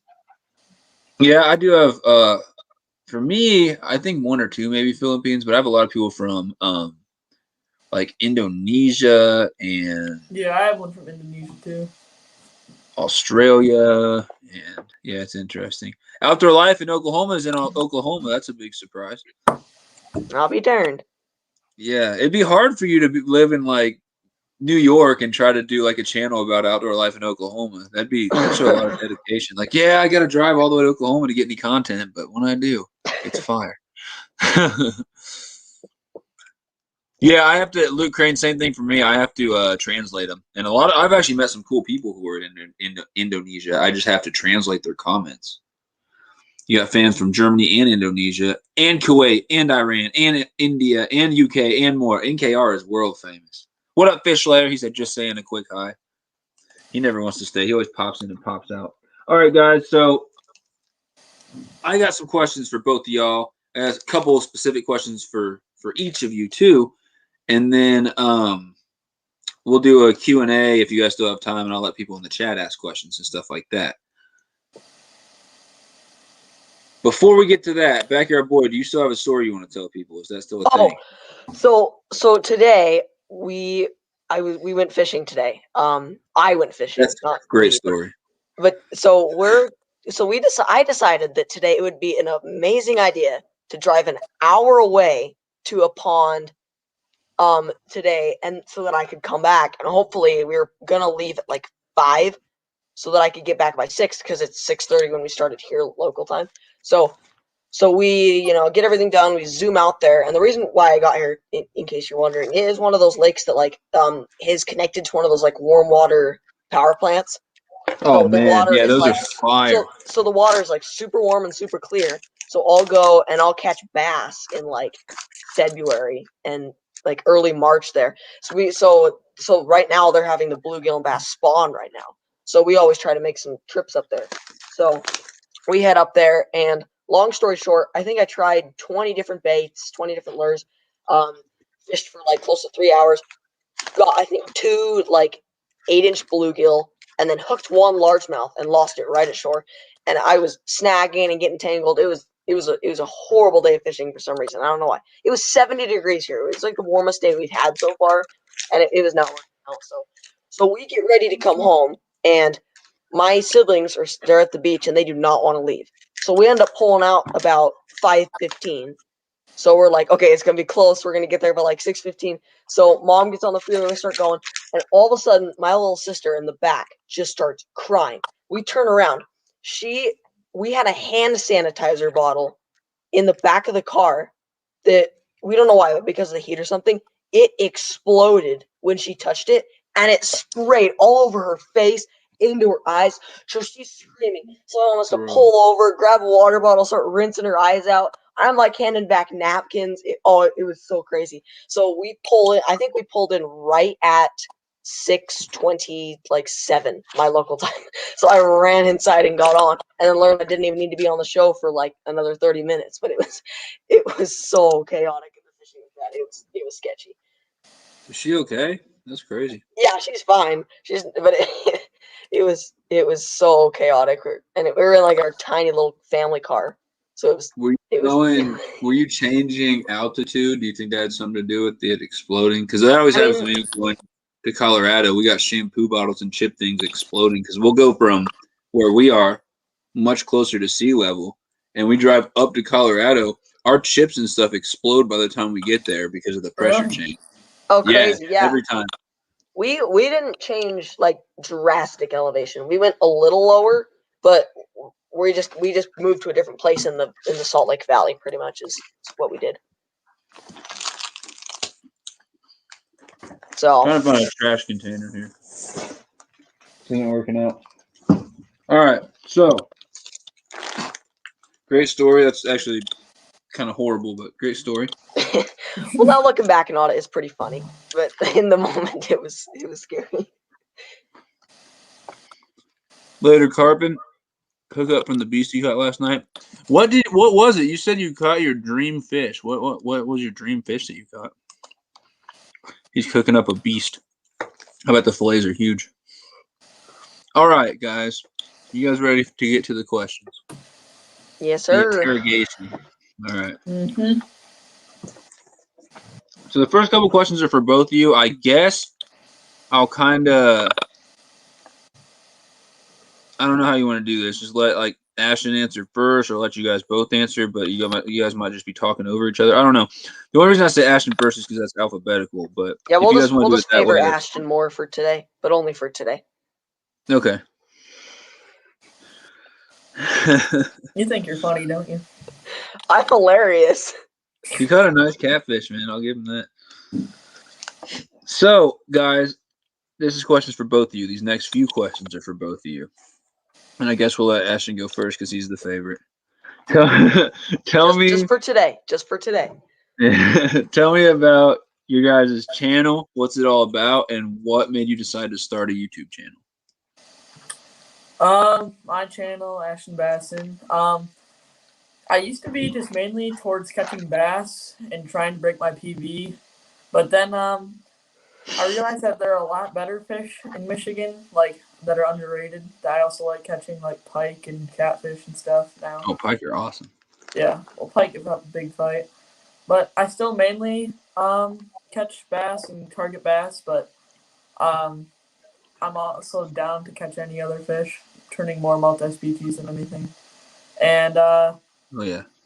I think just watching other fishing influencers, especially like John B. and One Rod, I try to mix them together, be like adventurous, but also be professional and have like the cool B-roll and stuff. I think they're kind of what inspired me to start a fishing YouTube channel. Awesome. Yeah, I was never super into watching like big fishing YouTubers and stuff like that. I've always watched Richard Gene. I don't know why, even before I fished. I just thought he was awesome. But once I got a Fishbrain and started fishing and everything like that, I was more into watching the smaller guys. I really don't know why, but Show Me Creeks and Smashing That Bass and stuff like that. Don't know why, but one rod, one reel is definitely awesome. It seems like some of these guys aren't making as good videos anymore. I don't know why that is. Maybe the bite hasn't been as good, or they're getting busy or something. Some guys are kind of like, I don't know, their content's a little bit fallen off lately, but that just could be my own personal view on it. I don't know. I like uncut angling too. He's pretty cool. 1 meter Jewfish, very similar to the redfish over there. That's awesome. And then Kentucky Guy said, "Do you fish for smallies, AshtonBassin?" Yeah. Well, I'm only like 15 minutes away from Lake Michigan, so definitely some good smallies out there. And then Lake St. Clair down by Detroit. That's probably one of the best smallie fisheries in the world. So I definitely like going after smallies. Haven't caught that many big ones, but they're definitely fun to catch, and they give a much more of a fight than a largemouth does. I haven't caught any big ones, but the couple I've caught have been fun. Outdoor Lives playing his saxophone. I almost did saxophone. I was okay at it, but I played trumpet through like middle school and stuff like that. Luke Crane said he's the real inspiration why I started my channel. I saw his video and I said I just got to do it. I want to be like Luke Crane when I grow up. All right, so she does have a good channel for sure, but that's funny, bro. So, and then Backyard Boy, I guess same question for you. Tell me about your channel, why you started your channel, what's your channel all about, yada yada. So I am a hardcore multi-species angler, and by that, like, just as I remember at a young age, I really jumped in between subjects. Like, I tried sports, I tried like the piano, I tried a lot of different subjects, but like nothing really like stuck to me. And then my dad grew up in a very outdoorsy family, like very go camping all the time. And he was like, hey, we should, go fishing sometime. So I think we were camping up in the Uintas or something. And we were on my grandpa's canoe. And I don't know why, this was years ago. I was probably 4 or 5. And yet I still remember this so vividly. But we were sitting in this canoe just out in the middle of this little lake. And I just remember like just catching my first fish. It was like this 13 inch brook trout. And it was just like a beautiful like spawning male. And I just remember it for some reason. I don't remember my second fish I ever caught or anything like that, but it just and then that point I did a little bit of fishing after that, but then kind of moved on after it. But then I kind of came back to it when I was like 6 or 7, and then after that I just totally just hyper focused on, and I've just been hardcore, and just gone to the point where I just fish for anything I can catch, really. And then the filming side of things, in all reality, I don't know why, but for some reason, one year I asked for like a GoPro or an action camera for my birthday one year. My parents got me this like $100 just cheap little action camera, and I started kind of fiddling around with it. But I just started to learn how to use it, and it just got really fun. And then it just got to the point where I was like, it'd be fun to start a YouTube channel. I just thought of it, and yeah, now I am here today. So nice. And then real quick, I guess I'll tell you guys, for me, I don't know, I just started fishing very, very recently. So something about it, I didn't have like people who fished that I was fishing with. I was always just doing it alone. And I actually sucked at first. I had to do a lot of research and watching YouTube videos and stuff. But when I got a Fishbrain, it made it cooler because I could share my catches with people, even if I fished alone all day and stuff like that. But then I also started getting tips and stuff from people on Fishbrain. I really loved Fishbrain and being able to share stuff on there. And then it was kind of always in the back of my mind, like if I had a video camera, I could record all these awesome days and stuff I have. Because sometimes you're out there fishing alone and some of the craziest stuff happens that you just wish that you had a camera. So I just eventually said screw it and bought a camera and started doing it so I could share, my fishing adventures with other people, but also have those memories a little bit more than just the pictures. Because I was crazy last year. Every day I'd probably post like 30 freaking pictures on Fishbrain, and I was all about it. And I was like 2 weeks behind. I'd never be posting stuff from that day. I always wanted to be, but I always like to post like freaking everything. I was doing the leaderboards and everything. So it was kind of cool being a couple weeks behind because I was like, oh, I remember that day. I freaking slayed it and stuff like that.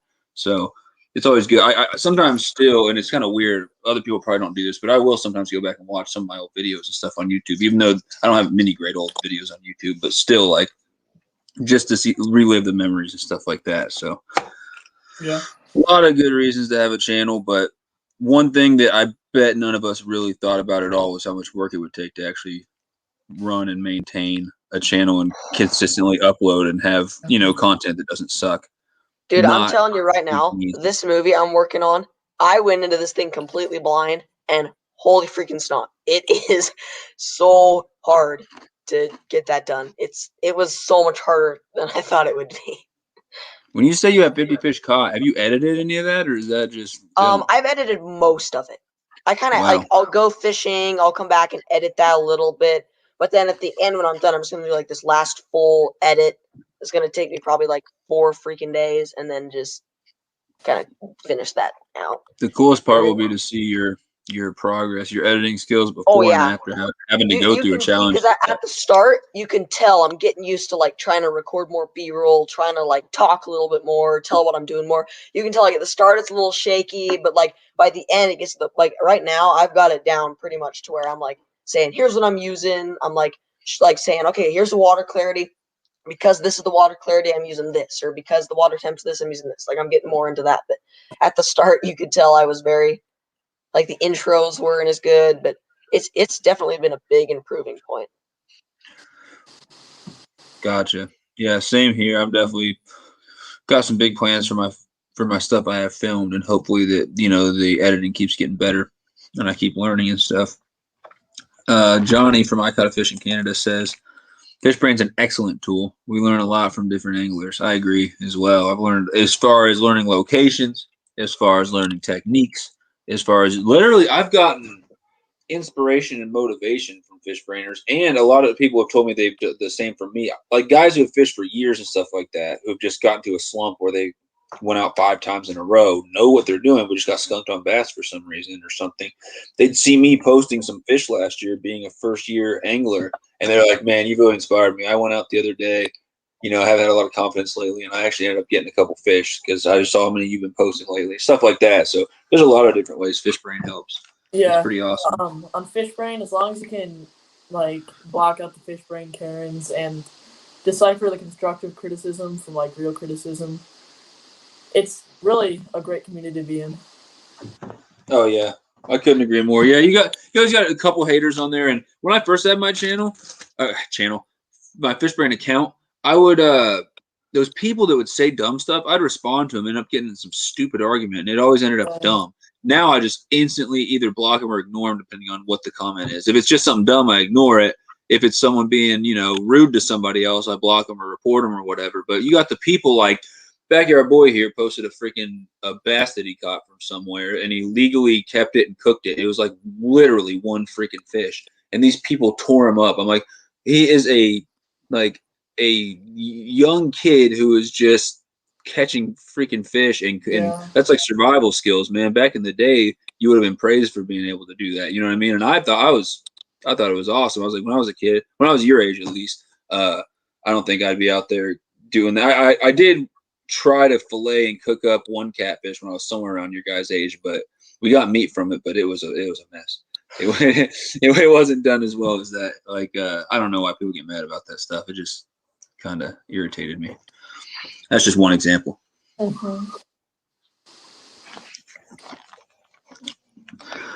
caught a fish in Canada. I started fishing as a therapy. It works very good. Space between two worlds where you can think and relax, and you love fishing. Yeah, same. Oh, hey, look, you're smashing that bass now. Yeah, guys, so I think sharing your link will be easier. That's Ryan B. smashing that bass. He definitely made it work. He said made something work. But yeah, if you search smashing that bass, you should find his channel. Awesome channel, guys. Check him out. That's one of the channels I was watching before I even had my own channel. So, guys, I want to know what your goals are with your channel. Do you have any goals? And I know you had a video about it, Ashton, about your specific goals for the year. But this can be for the year, for your life, long-term, short-term, whatever. Let's hear what the goals are for your guys' YouTube channels. Short-term, well, not really short-term. Within like the next couple of years, I really want to hit 1K subs, which I think once fish start biting in the summer and I can start doing more interesting challenges, like the more popular guys are doing, that could definitely increase, like, a lot of people coming in and watching, getting a lot of subscribers. And then I've seen people with, like, around 1,000 subscribers getting, like, sponsored mystery tackle box, like, videos. I wanted to do, like, a couple of those and then give more. I think that's a great way to give back to the community that got me to 1K. Long term, just teaching people about fishing and enjoying my love or sharing my love for fishing with other people. Those are great goals. I'm all about it. I also have a goal to hit 1,000. I'd like to hit 1,000 this year, but mostly just to get community tabs so that one, I can post more about my videos and about questions, like get more feedback from you guys. Like when you make a post saying, hey, would you guys rather see this, this, or this? You can do polls and stuff like that. You know, would you rather guys see me live stream for bass, for catfish, for trout? All these different questions. And then also what I can do, I'm all about supporting and helping my followers out and my Sunfish squad members out.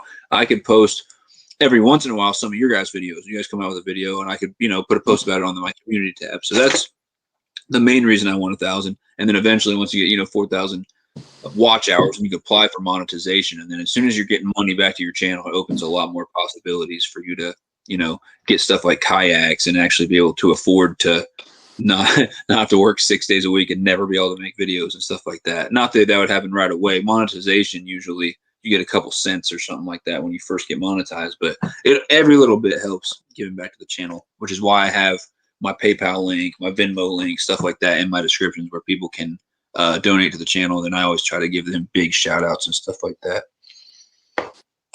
Kentucky guy just hooks that, smashing that bass. That's what's up. You'll like his channel. He catches good fish. Great news yesterday. Great news for the channel. You're going to make a video about it. Awesome. So guys, be tuned for that. Fish Later Freshwater's got some great news coming out soon. That's cool. I like great news. I'd love to get that community tab as well. Yeah. Mostly just to help you guys out. And to make sure that my content is going to be tailored to my viewers, because I don't want to make some stuff that you guys aren't going to like. Everyone says they want the community tab. Kentucky guy recently got it, so congrats, man. He made it happen. All right. Did you, Backyard Boy, did you say your goals with the channel yet? I don't think so. No, I haven't. So I said it the other day I was on, but pretty much in all reality, you know, hitting 1K subs would be nice, stuff like that, you know, but I really want to focus, I really want to just develop a really good skill and just really focus on the content, and I want to focus on the fans and stuff like that. I really want to be really like interactive and just try and just improve. I just want to improve every video I make. I want it to be better than the last one. I just improve and just spend time. And in all reality, that's just to do it for fun. I don't have any real monetization, anything like that. I do it for fun. I just want to help, you know, everyone else out, just stuff like that. My biggest advice for anybody who, and I need to have a content creator live stream soon, you know, where we can all talk about it and stuff like that. And I definitely want to have an interactive content creator live stream like I did a couple times ago, where people all can come in and talk about their channel. But the problem is with all those mini interviews is we never like move to a whole lot of subjects. So need to do some more of those soon. But one of my biggest advice for anybody is, if, like you said, you're just doing it to have fun, like having fun is a big part of it. If you aren't having fun or aren't enjoying having your YouTube channel, I would just either delete it or take a break. For like, that's my advice for anybody. Like if I had a YouTube channel that was about, I don't know, solving hard math problems or something like that, and I hated uploading videos and I hated doing it and stuff like that, I would be like, why do I have this channel? The reason why I have a fishing and outdoors channel is because I'm outside fishing and outdoors, like doing that stuff all the time. There are some younger kids, I think, that have these channels. I don't know why they got them. Maybe they really like to watch fishing and outdoors channels, but they don't really catch a whole lot, or they never go fishing. And so it's like, maybe you should have waited before you had your channel, because then they get upset and they're like, oh, I just need content. It's like, all right, if you're not having fun with the channel, then there's no reason to do it, because you're not making money, you know, at this point. You're not getting anything for having the channel. Make sure you're having fun. That's my biggest advice to anybody. So Backyard Boy's gone. We lost him. I'm going to go ahead with the next question. Hopefully he'll be back. Ah, there he is. Sorry, I saw everyone else wearing a hat. I felt jealous, so I grabbed one. That's hilarious. Man, I wish you had a SunfishKing hat to wear for this. I know, thing. I was just about to say, it's not a sick SunfishKing hat. It's a brook trout hat, but that's still a nice hat. Not gonna lie. How much for the SunfishKing hats? The one that you're wearing? They are $29.99. And if I can get them cheaper, I will. I'm trying to find company to get them cheaper, and if I can, I will. Man, I But at want this the point, green, dude. I love green. I'm a green kid. I got one green one, but like, all right, so my green ones are not for sale. I got one green one left that still has the tag on it, but I'm like, no. not willing to sell it at this point because it's my last one. I want, again, if I find a company that I can get them cheaper for, hopefully they'll have more options and stuff like that too. Yeah. But I'm working on it. I'm really busy. If I had nothing going on, didn't have a job in college and everything like that, I just literally have already figured that out by now and stuff. But yeah, I'm busy and I'll figure it out. I took advice. I took a poll the other day of what colors people wanted. And so green was one, and then people said black. People said black and brown, or black and tan, I think. Black and tan. A lot of different suggestions. Kentucky guy, appreciate the hook set. Yep. He said community tab is great as well, like Twitter. Yeah, I'm glad you like it. I really think that it'd be awesome. Awesome way to help other people out too, like share other people's stuff. Like if next time I'm doing a live stream, for example, that you're going to be in, community guy, whether, if I'm doing a live stream for anything, like let's say some type of collab involving you that we might do, or if we have some other thing where you come on and talk in one of my live streams, if we ever do that again, you could post about it in the community tab and then it gets shared on your channel as well, stuff like that. Super helpful. Love the community tab. We can use it to say, yeah, this guy's live right now, go check him out, stuff like that. And I don't know how it works. Can you only do it like once or twice a day? Is there a limit, or is it just literally unlimited? You could just freaking post away. I'm curious. Next question. I got 1, 2, 3, 4 more questions for both of you. Then I got 3 questions that are specific to each of you, and then I'm going to ask a couple of random questions, and then we're going to get on to Q&A, and that'll be it. But if you guys have to leave at any point, let me know. Try to give me like a 10, 15-minute warning, because I don't want to keep anyone here longer than they have to go. I never asked you guys how long you can stay. I just realized that. I'm good for a few hours. I'm good. All right, guys. PB bass first off. What is your PB bass? I know Backyard Boys is pretty small. Oh man, mine is tiny. Oh my gosh. Mine's 5'11", which I'm pretty lucky with catching. To be honest with you, I didn't think I was gonna catch something that big by now. It's gonna be. You said 5'11"? Yeah. Dang, bro, that's bigger than mine. Mine's like 3'11". Yeah, well, I did all my life up until like the past year, I've been focusing on bass, whereas you've been focusing on sunfish and trout stuff. Yeah, I fish for something different every time, so it's hard to just sit there and pound the same species over and over. So, Backyard Boy. So, my PB is a whopping 2-pounder. Nice. But like I said, Utah has I know Ashton's just going to say I'm making excuses, but Utah, especially for like a little pond that I caught it out of, I was excited. It was a pretty big bass. Does Glenda weigh more than your PB? What's that? Does Glenda weigh more than your PB? Yes, Glenda weighs more than my PB. Glenda's his chicken, if you guys don't know. Check out the channel. Got a chicken named Glenda. It's like his channel mascot, basically. Yeah, she's my mascot. That's awesome. So yeah, there was the humor highlight of the stream right there. 2-pounder, 5-pounder, 11 ounce, and then mine's not even 4. So, guys, what are your favorite species to catch? Ashton. Well, I've only had one fight with a catfish, and that was pretty fun. So I'd have to say catfish, pike, and bass. Gotcha. Those are awesome species too. Backyard Boy. So that's a hard answer. That I think, and I'm sure Sunfish can relate to this, but for a multi-species angler, that is a hard question. But oh yeah, like because it's fun to just go to the community pond for a few hours before dark and just slay bluegill. But I mean, bass are fun, and then wild trout are just a blast. And if I were to go like for my all-time, I'd have to go wild browns, wild brown trout on a river, catching them on small spinners and stuff right at dusk. Oh, that's a blast. That's top 3 for me also. But like salmon are fun because I have lots of those. We have some of those in some lakes, and salmon are fun. But I'd have to go with browns. Browns are one of the funnest. I would probably kill somebody to be able to catch some salmon.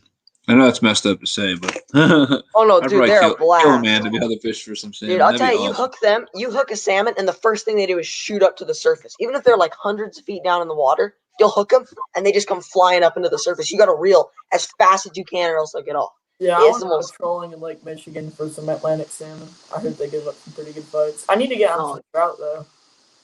dude, trout Have are a either blast. have either of you guys fished for lake trout? Yeah, so the lake that I was catching my salmon on, it's a big lake trout lake, and my grandpa fishes up there all the time. And I think the biggest lake trout he's ever boated was like 40 pounds or something. But he knows how to catch huge lakers. I personally haven't landed a big laker. I think my PB is like 24 inches, but he knows how to catch 10, 20, 30 pounders through the ice and on his boat too. We've hooked Do a you guys few jig? ice fishing. You jig super deep for those normally? That's what I was doing. There's a lot of different techniques. He uses these rainbow trout swim baits that are probably like close to a foot long. Okay. Drop them down to the bottom, and then you don't jig them, but you just hold it completely still. You can't move your arm at all. Well, you can, but like you just got to hold the rod out in front of you, and then just let the wind kind of move your boat, and that little tail just swish under the water. And it's crazy because when they're 100, 200 feet in the water, a bite from like a 40-pound laker on the tip of your rod is just a tiny little tap. And then you just got to set the hook like nobody's business. And it is, oh my gosh, it's crazy. I've had them on, but I haven't landed one yet. Holy crap. My freaking thing's going to die. I was just talking about this the other day about it doesn't matter how big the laker is. The bite is the tiniest little thump in the world. It's almost sometimes your rod doesn't even thump like this. Oh, because I do this vertical jigging for them. And so I'll be jigging up. And you see when you go up and then stop going up, the rod usually, the tip normally goes up and then snaps. Goes up and then snaps like that to where it's completely straight. When it goes up and then doesn't snap completely straight at the top, 9 times out of 10, that's a bite. It doesn't even look like an actual bend. And then it'll be a big freaking lake trout, but like they barely bend it. It's crazy. You need a rod And that's sensitive. similar to the salmon because we were fishing in like 60, 70 feet of water. So you'll be jigging, you'll pull up, and you just feel weight. Like it doesn't feel like a bite. You just pull up and you feel like you have a stick or something, and then you just set the hook like nobody's business and just reel that in. But yeah, it's just it takes a lot of practice, and I think that's why I've missed most of my Lakers is because someone's like, "Oh, you got to bite what?" So I set the hook, and it's too late. Don't hook them good. Oh yeah, with the Lakers, I never like throw it like that. I always just stand up and lift back a little bit with it, like, and I always do like a little quick double one just in case I missed a good hook set. I'll go, oh, let me get another one. One time or 2 times on the boat, I was being dumb, and I wanted to really make sure I had it. So I was like, oh, it feels like a good bite, and I'm sitting there like trying to set it a couple times, and that's when I would always lose it. There's something about lake trout, kind of same with crappie. The more vigorous and aggressive you are with the hook set, the more chance you have to lose them. It's kind of like almost the opposite of with bass. Sometimes with bass, if you get a really good, quick pop of a hook set, it really sets that hook in there to where they're not going to be able to shake it free. Almost the opposite with a crappie or with the lake trout or maybe a salmon. I don't know how that works, but like you try to freaking rip it, and it's gonna like almost rip through for some reason. I don't know how or why that's different. I know with crappie it's because they have paper for mouths. So salmon have really soft mouths because as they go through their life, their mouth like changes into that hook jaw. So their mouths are really soft because they go through that transformation. So the reason why you set the hook so hard is because you're 60, 70 feet in the water. If you're using like, mono and you set the hook, all the stretch, you got to set the hook hard enough to where all that stretch can dig that hook in. And that's the same with the Lakers. So like you set the hook that high because if you're fishing like 200 feet of water with that mono, it stretches. So you got to get a good, so you can kind of pin it in there. But when you're trolling for salmon and you get a bite, you can't grab it and just set the hook. You'll just pull it right out of their mouth. Gotcha. What up, Nate? Thanks for coming in, man. That's my homie right there, Nate V. Yeah, he lives up north as well. Let me know how your weekend's going, man. I'm curious. And then Ted's back. Off the Hook Outdoors is back, the sponsor of this live stream. Thanks for popping back in, homie. So if you guys can try to answer this in like 2 minutes, a quick, concise answer. It's not a question that should be easy to do that, but we got a question from one of the viewers. It says, in the future, how do you see yourself in your channel and what plans you have to develop each channel? We kind of already answered, like goals and stuff. But I guess my question is, in 5 years, I'll kind of try to make it specific. In 5 years, where do you see yourself with the channel? If you can even answer that, because that's way too far out. But if you were to guess, and then what plans do you have to develop your channel? So along with that, I want to also know, what do you plan to do to improve going forward, as far as either reaching more people or making better content or anything, So I'm going to go ahead with Ashton first. One, where do you see yourself in the future, the next couple of years with your channel? And then what plans do you have to improve? And we'll try to keep it short. You don't have to go too specific with it or anything. We can be general. So like next 5 years, I'm trying to read this question again in chat. I really just want to hit 1K, and then after 1K, I'd like to grow about at like a steady rate of 1,000 per year, and then just keep on growing from there. If I make money, that's great. I'll just reinvest it back into the channel on like kayaks and poles and baits and giveaways and stuff. But I'm just in it to have fun and teach people about fishing and share my love about fishing. Plans I have to develop my channel. I want to do some collabs. Like, I was planning on doing one with Backyard Boy this summer where we like call each other and send each other different baits and try to like catch different fish on them. Kind of like what One Rod and John B did together a couple years back. And then plans to develop.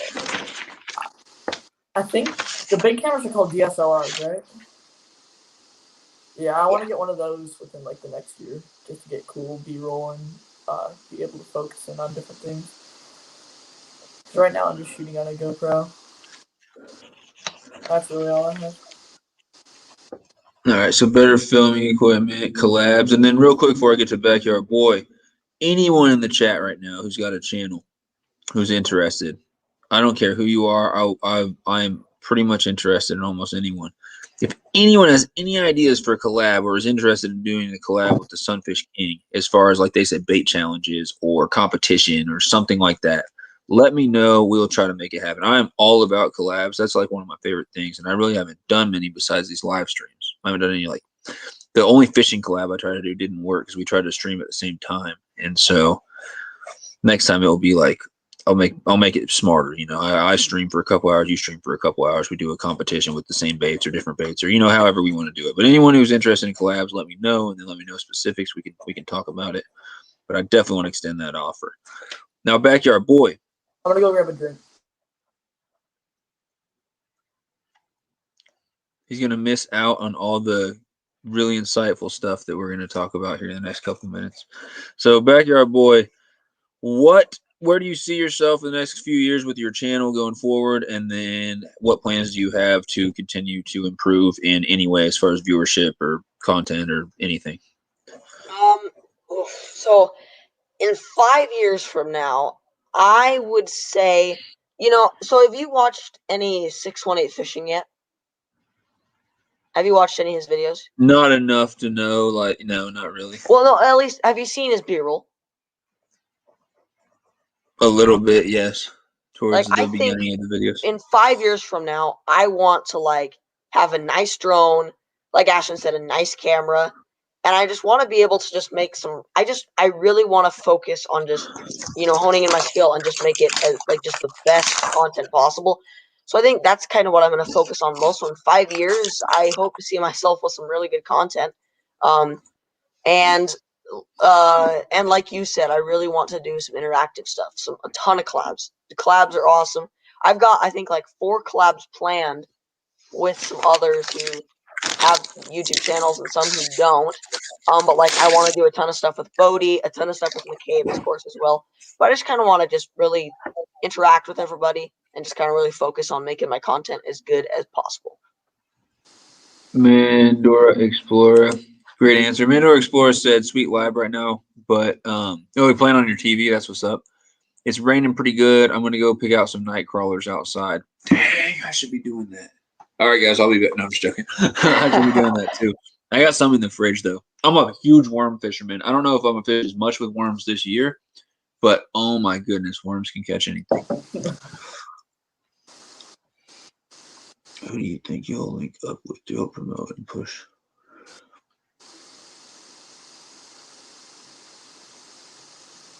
Yeah, Kentucky Guys question, kind of, and I'll talk about this in the next content creator stream, how important it is to have a support group. But first off, I mean, you guys doing your stuff together is already a really, really good start for that. And then messing around with the Sunfish squad is also a really, really good idea. Come in, being on these live streams, getting to know people like that. But do you have any, like he's saying, who do you think you'll link up with to help promote and push one another, such as Sunfish, Off the Hook, and Kentucky Guy have kind of put each other in our close circle? But yeah, I mean, you guys do stuff together. Do you have any more? I mean, Backyard Boy, he has his friends and stuff that he does stuff with, but I don't really know how to specifically ask that question. But I guess how important do you guys think it is to have a support group and have other YouTubers that you work with and help promote each other and stuff like that? I guess I'll ask it that way. Yeah, I feel like having a good support group in any situation, not even like, well, including content creation and stuff, but any situation like it's always good to have a good support group. But I think right now, 3 of us are a good support group together. Like our group chat's always good vibes, really fun. But then I have people from my school or just friends that don't do YouTube or anything, and they're always commenting on my videos, liking my videos, sharing them with people, and that's also really nice to have. Backyard Boy. I mean, you got your friends that do stuff in the videos with you. I know that me and Ash should have a lot of stuff planned. And like he said, me and Ashton, we kind of, developed a little circle. But so me and Ashton have a lot of stuff planned for this summer and in future years. But also me and McCabe, he started working, so he is working a lot on the weekends now, unfortunately. So he's not going to be a ton of videos, but when he does, he said he's going to try and bring his comedy to the next level. But anyways, so yeah, McCabe, he's going to be a big one, especially once he kind of gets to where he can figure out, where he's got an open schedule and stuff, me and him. And then Bodie's starting a YouTube channel too, as well. I don't have a ton of details on that. So I think me and Bodie and McCabe are going to do a ton. And there's a YouTuber here in Utah. His YouTube channel is Bass and Trout. And me and him have a lot of collabs too as well. I think he's got like 7K subscribers, 6K. So that'll be good growth for me and for him. But yeah, me and him have a lot of stuff planned. We've got a really good relationship together right now. He lived kind of where I did, but he moved to the mountains. So we have a lot of stuff planned. So pretty much I'm all over the place. But I think my favorite really, YouTube-wise place to be is, right here on these live streams. Like, I've said it in the chat, but this is such an awesome community, and everyone here not only just has great channels, great content, but they're good people. Like they're supportive and they're willing to support you. They give good suggestions, and there's no one, in here except for the occasional bot that's really, say anything to really put anybody down. No idea is a bad idea. And it's just a ton of fun, really, just to be able to see ideas from everybody else. And I really like it here. And I think this entire thing is just an awesome support group. Yeah, when I first started my YouTube channel, I wasn't even thinking about who am I going to work with and collabs and having a support group and popping into different people's live streams and help them promote different people. I didn't think about that whole aspect. And as soon as I started getting into that, one, it helped me grow a lot more. Two, it helped me meet a lot of cool people and stuff like that. And I think it will be mutually beneficial for everybody. But one of my biggest things is that what I don't see in a lot of different live streams in other communities and stuff like that is the tips and advice and trying to help each other out aspect. There's been a lot of people, especially in some of my live stream chats, thank you guys who are in here right now, especially Kentucky Guy is a big one. Nate, you've given some of your advice. Both of you guys have as well, I believe, especially Backyard Boy.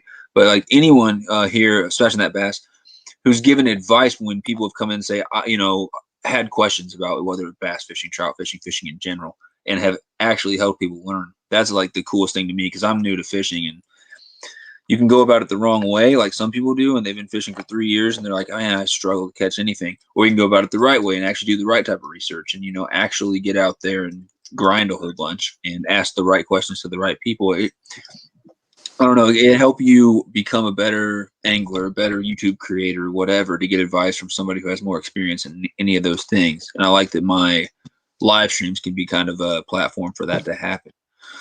Nate V says you can get an app for the iPhone that basically turns your phone camera into a DSLR camera. It's like $9, but cheaper than a huge camera. I don't know anything about that. Is that just for iPhone or is that for? Oh yeah, for iPhone. Yeah, I don't have an iPhone. Sadness. Found a guy that sells worms out of his garage for $2.50 a dozen. That's a good question, Kentucky guy. Yeah, for sure. I think they both have, they're working together. They got their friends and stuff like that, and then they're coming in for this interview, and then also like if we ever do any collabs in the future and stuff like that. Obviously, Backyard Boy comes out with this movie. I'm gonna help him promote it. I come out with anything awesome. It'd be awesome if they can help me promote my stuff and my live streams and things like that. So definitely helpful, mutually beneficial. Like Nate says, it's nice getting different tips from people all around the country and then use those tips in your area. That's what Fishbrain fishing, here fishing, also the content creator live streams I think are awesome. Be pretty cool. Those are pretty general, honestly, the content creator live streams. I think it'd be cool if I get to the point where there's a lot of people who don't even make fishing. Like I've had some cooking people in there before. It's not just fishing people, but it'd be cool if I can get to the point where there's like a lot of people in there who aren't even fishing or outdoors channels. They're just interested in the genuine content creator help and networking and advice and stuff like that. So it doesn't just have to be for outdoors and fishing channels. I feel like that those type of live streams can be a lot better if we get a lot of people in there, no matter what. And I even watch, when you're watching videos, when you're just on YouTube screwing around and you're watching something that's not a fishing video, still think about what about the video you like, what was entertaining about it. You could still incorporate some of those same editing aspects and some of those same like fast-pacedness to the video and transitions and stuff like that into your fishing videos, even if what you're watching isn't a fishing video. So everything, you could just literally, one of the biggest pieces of advice I have for anyone who's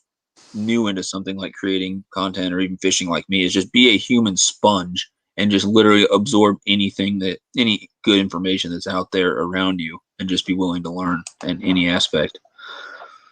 You got a good thing going, SunfishKing. Everyone in here is awesome. Dude, I couldn't agree more. You guys are freaking great. I wish I would have started YouTube at your all's age. I kind of get jealous of you guys too sometimes. I see like the younger guy, 14, 15, 16, got like 500 subscribers. I'm like, dang, man, if he keeps up with that grind, he could really, really be huge by the time he's my age. Me too, Nick. You guys got the potential to grow. You guys are going to do great at this.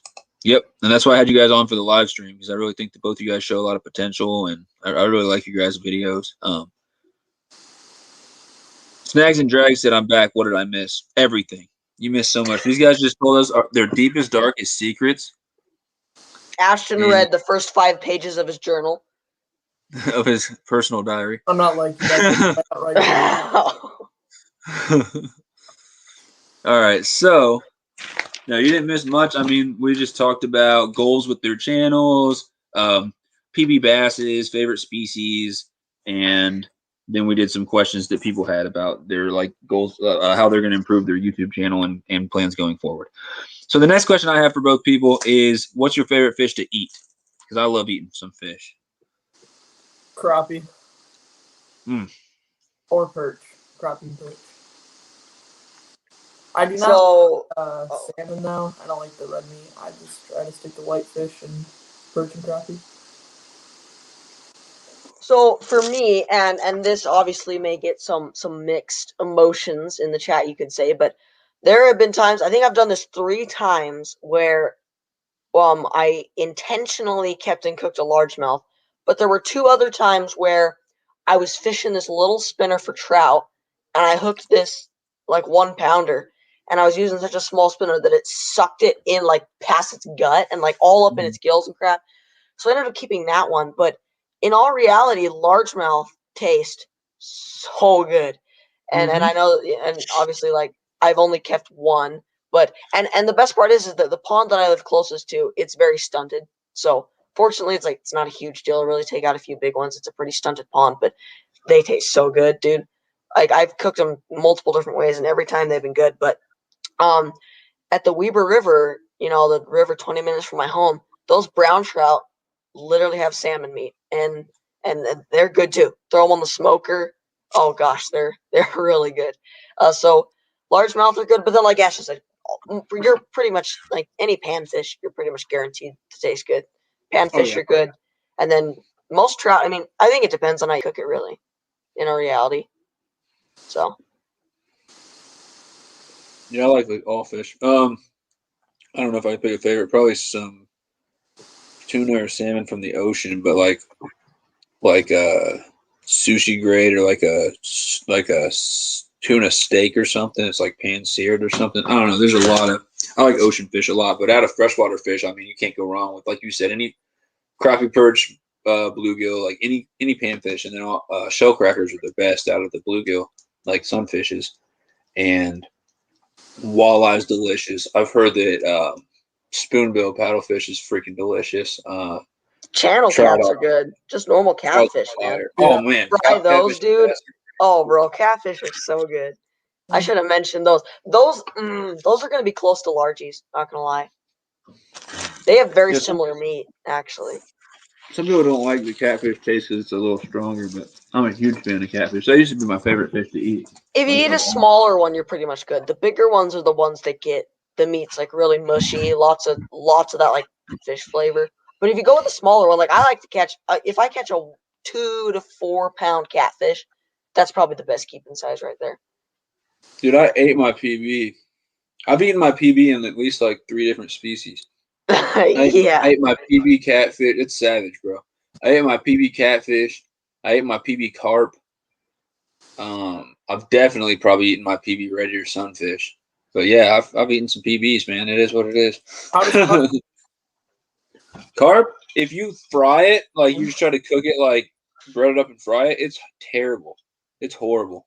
But we smoked it like you would smoke salmon, and it was fire. Like, I'm not making that up. I did not think that a grass carp would taste good. It was fire. And then my aunt also braised it with like some soy sauce and stuff, and that was really good too. Aren't they really hard to fillet with those Y bones though?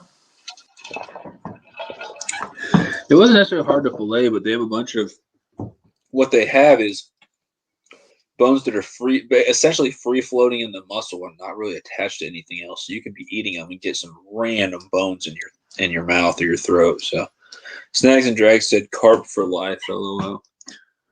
I love how you're like drooling over largies. I like the taste. They're delicious, bro. They are. Oh, they're good. They're so good. I think they're a very underrated catch and cook species. There's only a few channels that like really, because I know most people are, and I mean, like my Fishbrain post, I learned, but they don't want to lose 100 subscribers by posting a catch and cook for bass, which is so stupid that people are like that.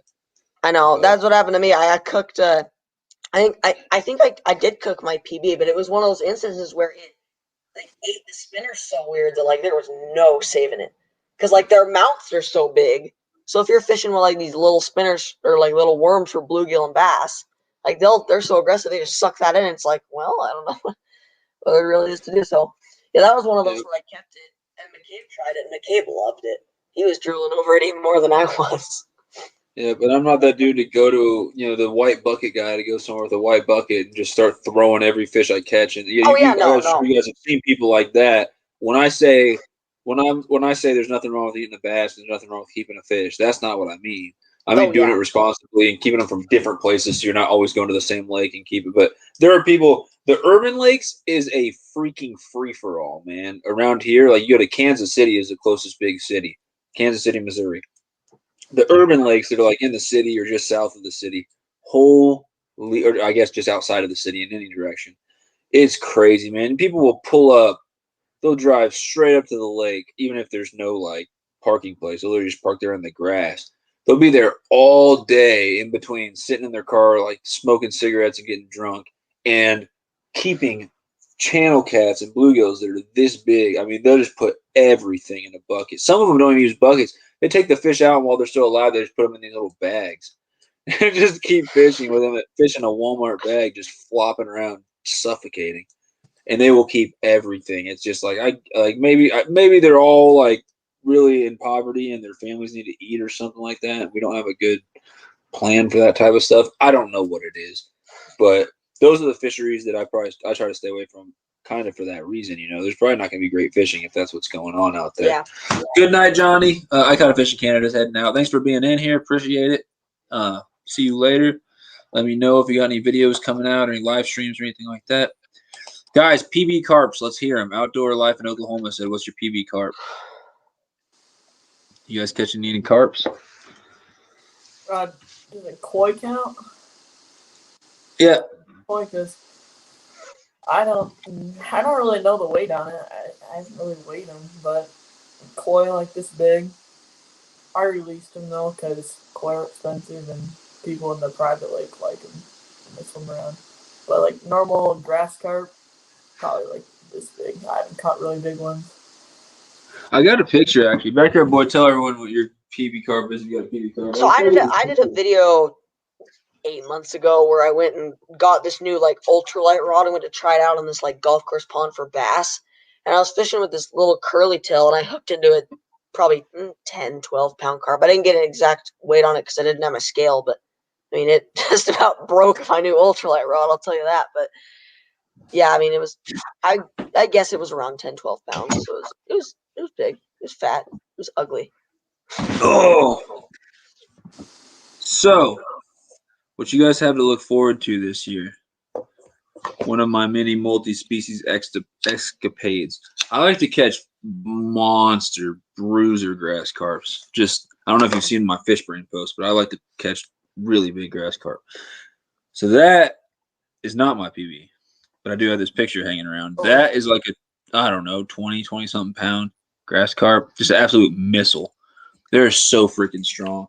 But yeah, I'm fully expecting some of those videos to be on my channel this year. I just got to go out and catch some. Second off, I don't know. Second off, that's also not my PB. But yeah, freaking monsters. Like these fish are just absolute tanks. That's nuts. And I'm fighting these things on like 8, 10 pound tests and stuff like that. Like, I literally look like I'm struggling to hold the fish up. That's how you know, just for the picture. Like, that's how you know. But this is my PB, 41-pound grass carp from my lake that's literally across the street from my house. I was fishing for bluegill. Intro a while back? What'd you say? Wasn't that in your intro a while back? It still is it still is in my intro. Sorry, I couldn't get those words out. But yeah, and then it was also, I think it was like my Fishbrain picture for a while. Yeah, that's what I'm thinking. It's my Facebook profile picture right now, I think. But yeah, that thing freaking tank, and I ate it. I ate my PB. I didn't want to eat it, but it died. I let it go after the fight, and I tried to sit there with it, and it just never revived. I don't know. Snags and Drags does spear fishing, and he eats the fish that he shoots spear fishing. That's nuts, dude. I've never done nothing like that. Brother caught a 40-pound carp. Yeah, I know. I know exactly what a 40-pound carp feels like. It's nuts. 30-pound hybrid, 25-pound common. That's what's up, Carpin. Yeah, I hooked my PB. No, I didn't get, an exact weight on it, but it was somewhere like, 9, 10, 11, 12 pounds. But I hooked that on my ultralight rod on 4-pound test line. Oh, man. I was fishing for bass with a little curly tail in this like little golf course pond that has like these tiny dinks in it. And that thing slurped it up and just took off, dude. That was one of the funnest fights ever, dude. That thing just about broke my freaking rod. That thing was crazy. All these videos I see, all these guys are catching those massive carp on their ultralight, which is crazy.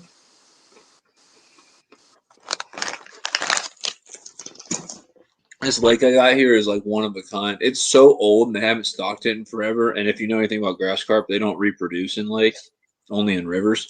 So there's no small ones in there. There's a very limited number of grass carp, and it will run out eventually because they don't stock anymore. And we don't even really like grass carp around here at all.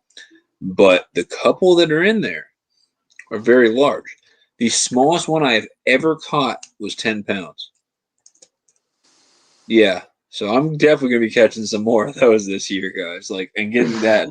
My biggest regret last year was not getting some of those fish on film because I can't explain to you how hard they fight. If you ever hooked up with a really big carp or a really big grass carp, I don't know about the commons, probably the same. You fight them for a long time, and you're really like, your heart's going crazy. You keep opening the bail and loosening it up and letting them run because they're crazy. And grass carp, everyone I've hooked has jumped 4 feet out of the water the second I've hooked it up. So I want you to imagine a 40-pound fish jumping 5 feet out of the water. Your heart goes, oh my God, it's nuts, man. And so you just got to get super calm. Sometimes I just open the bail and just let it run for a while and like hand line it in for a little bit, especially when it gets close to the shore, because they will see your net after a 5-minute fight when you think that the fight's over, and they will just get boom, second wind when they see that net, and they will just be gone. I've had carp that I thought I had them, went to net them, and they look up, see my net, and just zoom so fast that they snap the line instantly, and they're gone. So what I do now, when I get them close enough to net them, I always open my bail just in case they run. And then I've had a couple carp where I really didn't think I could land very easily, so I just left the bail open and actually hand lined them right into my net rather than worrying about, running out of line, coming out of my reel and snapping. So I'll just like leave the bail open so as much line as possible can come out, throw some extra line out, and then hand line them in. It gets pretty intense, and I'm sure it's going to be very chaotic when I do hook up with one of these big carps on video, but it'll make for good content. Yeah, I've got some carp stuff coming for the movie, but I was actually out doing some pre-spawn bass fishing the other day, and I accidentally snagged like probably a 20-pound carp. Snagged it, and at first I thought I had a Utah freaking state record bass, but then I saw it was a giant carp, and I was like, oh, and then it came off. But holy crap, dude, those things fight so hard. Like they're just like they jump, they run, they'll run right at you, they'll turn around. Oh, they're fun. On the fly rod too. I did a lot of that at the golf course. I'll take pieces of styrofoam and put them on a treble hook so they look red, and then I'll just fly cast it out there, and they'll come up and flip it off the top. Oh, they're a blast. That's crazy. NKR's back. What up, NKR? Snacks and Drags said, "Backyard Boy, when's the movie coming?" So I can't give you an exact day yet. I'm only halfway through it. I've caught 49 fish in the challenge so far. I think 5 different species, I believe. Anyway, so I would say between finishing filming and all the editing, I would say expect it no later than June. No later than June or July. Because the problem is Utah does this thing in the spring where it gets too hot to where the trout in like the little, city ponds, it gets too hot to where they're kind of sluggish, they're not biting as good, but it's still too cold for like bass and bluegill. Like it's just barely, and it's for like this 2 or 3, 4 week period where like it's just barely too warm to like really slay trout, but it's like still too cold to really slay bluegill and bass. So it's kind of going through the slump. But long story short, and it would be out sooner, but I'm waiting right now for the snow to come off the mountains because I have like a week-long trip up to the high elevation like alpine lakes here in Utah, up to like the Uintas, like those 10-mile backpack-in lakes. And I'm gonna do like some wild trout fishing up there for like the finale, I think. So that's kind of why I'm waiting till then. But other than that, it should be done by June or July at the latest. But you can expect it as early as May, I'm sure. Well, not quite May. Probably closer to June or July. Anyone who hasn't, Snags and Drags is at 299 subscribers or hook sets. If we could get him to 300 in this live stream, that would be so crazy. And that's not a channel that I'm just telling you to go hook set to, subscribe to for no reason. Been putting out some great trout fishing, bass fishing, etc. content lately. What's that, Ashton? I was 300 on my second account just now. Oh, yeah? Yeah. Boom. You just hit 300, Snags. He said, wild trout are the bomb. That's what's up. Congrats, dude. Oh, my goodness. Snags hit it, said NKR. Man, congrats, dude. Snags and Drags at 300 subscribers. That's a big old milestone, boy. That is a huge milestone right there. That's the one that made you decide to do your movie, right? 300? Yeah. Okay. like I hit 200 subscribers and then did the second season, the 100 fish challenge, and then I finished that, and like a week after I finished it, I hit 300. So I literally hit 300 like 2 months. So I was like, holy crap, there's no way. So I was like, what the crap? These subscribers of mine are so awesome. So I was like, so I was gonna do another just normal 100 fish challenge, but like, I don't know, I just felt like I should do something special. So then I just kind of came up with the movie. That's awesome. So thanks, guys, for doing that. I told you would hit it in our in one of my live stream Snags and Drags Sunfish Squad, man. So if anybody wants to share this out, that would be awesome. What I'm planning to do is I think I have enough questions and stuff here for about an hour longer, and that's if you guys can stay. If you guys can't stay for an hour, that I totally understand. But just to let everyone know about how much longer we're going to go, and then what I'll probably do once they got to go and everything, I'll probably stay here for a little bit. And I might play some more of their content, just a little bit of it before if anyone else wants to hang out for anything or talk about anything. But that's kind of the plan for tonight. So if anyone wanted to share this out on their social media, let them know that we got an awesome interview going on here and stuff like that. I would really appreciate that. But I don't know if you guys can stay for the full about an hour of what I have. If not, I can just skip through some questions. I should be able to. I'm good because right now it is only 8:40 at me. So I'm good till probably about 9:40. I don't know. Yeah, but it's later for Ashton, so that's the thing. It's 10:40 for me, but I should be fine.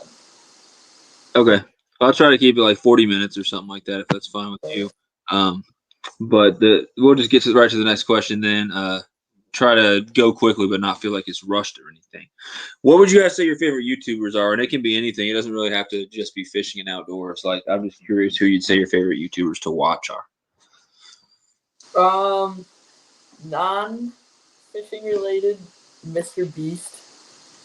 Fishing related, both of you guys, most of the Googans, and Yakback. I like fishing with Yakback and uncut angling. So for me, I like Ashton said, I like his content. I like your SunfishKing content, but as far as fishing related goes, like I said, this bass and trout guy lives here in Utah. He has some really great content, and because he's here in Utah, he has some great wild trout stuff. And as his name implies, bass and trout. He does some nice bass fishing, but he's got some pretty good content. But like Ashton said, the Googans, most of them are pretty good. But their content has been, a little. So a few of them their content's been slacking a little bit. But yep. Kind of one of the first YouTuber that I think the first person I ever subscribed to on YouTube. And I don't know if a lot of people here have heard about him, but the Catfish and Carp YouTube channel. Yeah. I think he was one of the first people I ever subscribed to. I remember watching his videos at like the age of 6 and just loving his stuff. I don't watch him as much anymore because I've got like my channel going on right now and stuff like that. But he's a good one. And then Uncut Angling's really good. He's just barely getting back into the YouTube game, but he's got some great content. He catches some big fish. Pretty sure the guy's name is Mark from Catfish and Carp. Dude does more research about fishing and just knowing about the actual like behavior of the fish he's going for than pretty much anybody I've talked to. The live streams and the anytime you hear him talking about fishing and what he's using and why he's using it, just incredibly scientific. So I definitely got to respect that. Dude knows what he's talking about for sure. Yeah, I like watching his fishing fails and success videos. Those are fun.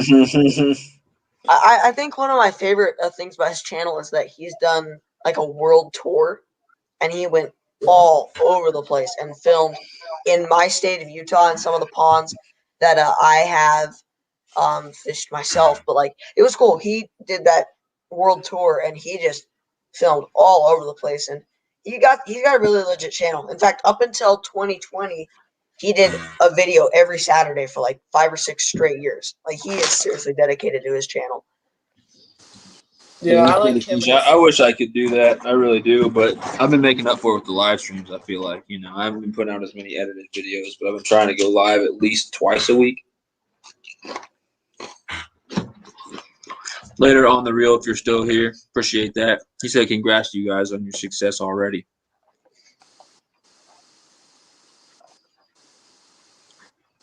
NKR is trying to hit 600 soon. You'll probably get there, man. You're pretty dang close. Trying to hit 600. All right, so next question. I don't have too many more questions, really.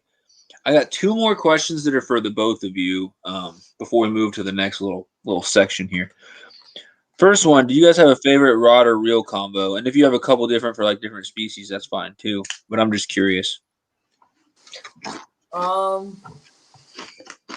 Aesthetic wise, I like my loose carbon fire. It's the red one that you probably saw on the Fishbrain post. That was pretty cool looking. It wasn't too expensive. But then, like, performance-wise, I like my SLX DC on my Denali lithium rod. So for me, and this is coming from a multi-species fisherman, I love my ugly stick ultralight GX2. That thing is awesome because it's an ugly stick, so it's a strong rod and it can handle big fish. Like I said, like I caught a 10-pound carp on it, and it can handle big fish, but it's small enough so it's like perfect for like little creeks and stuff. But I'm perfectly confident using that on the Weber for like 18-inch browns. Like it's a really nice rod. And then on that, I think I just have like a loose reel, like a speed spin, something like that. Just like a $35 reel. That one's nice, but yeah, the ugly stick's perfect because it's small enough to where you can, go wade small creeks with it, but it's strong enough to where you can actually handle a big fish if you hook it. And I think that's one of my favorite things about, and that's probably my favorite combo.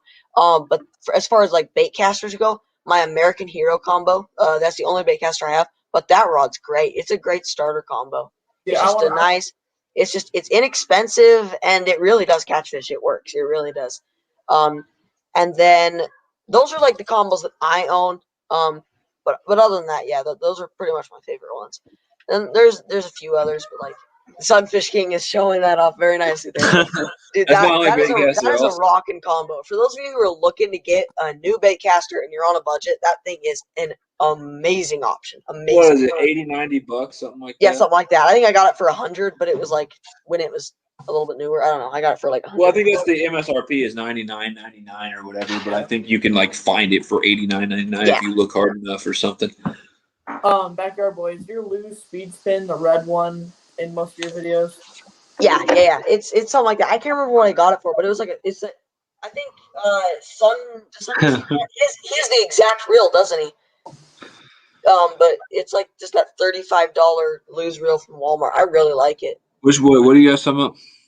The reel I use on my ugly stick rod here. I'll go grab it actually really fast. Do you use the yellow, the cheaper laser, or the red and black laser? Because I think you use the red and black laser. I'm gonna go grab it really fast. I got it.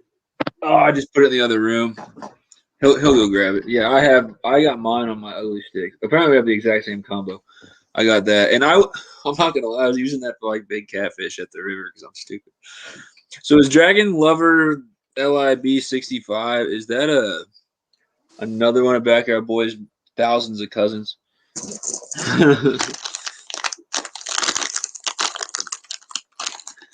Who was the other cousin in here earlier? Jello pudding or something like that? SunfishKing, do you?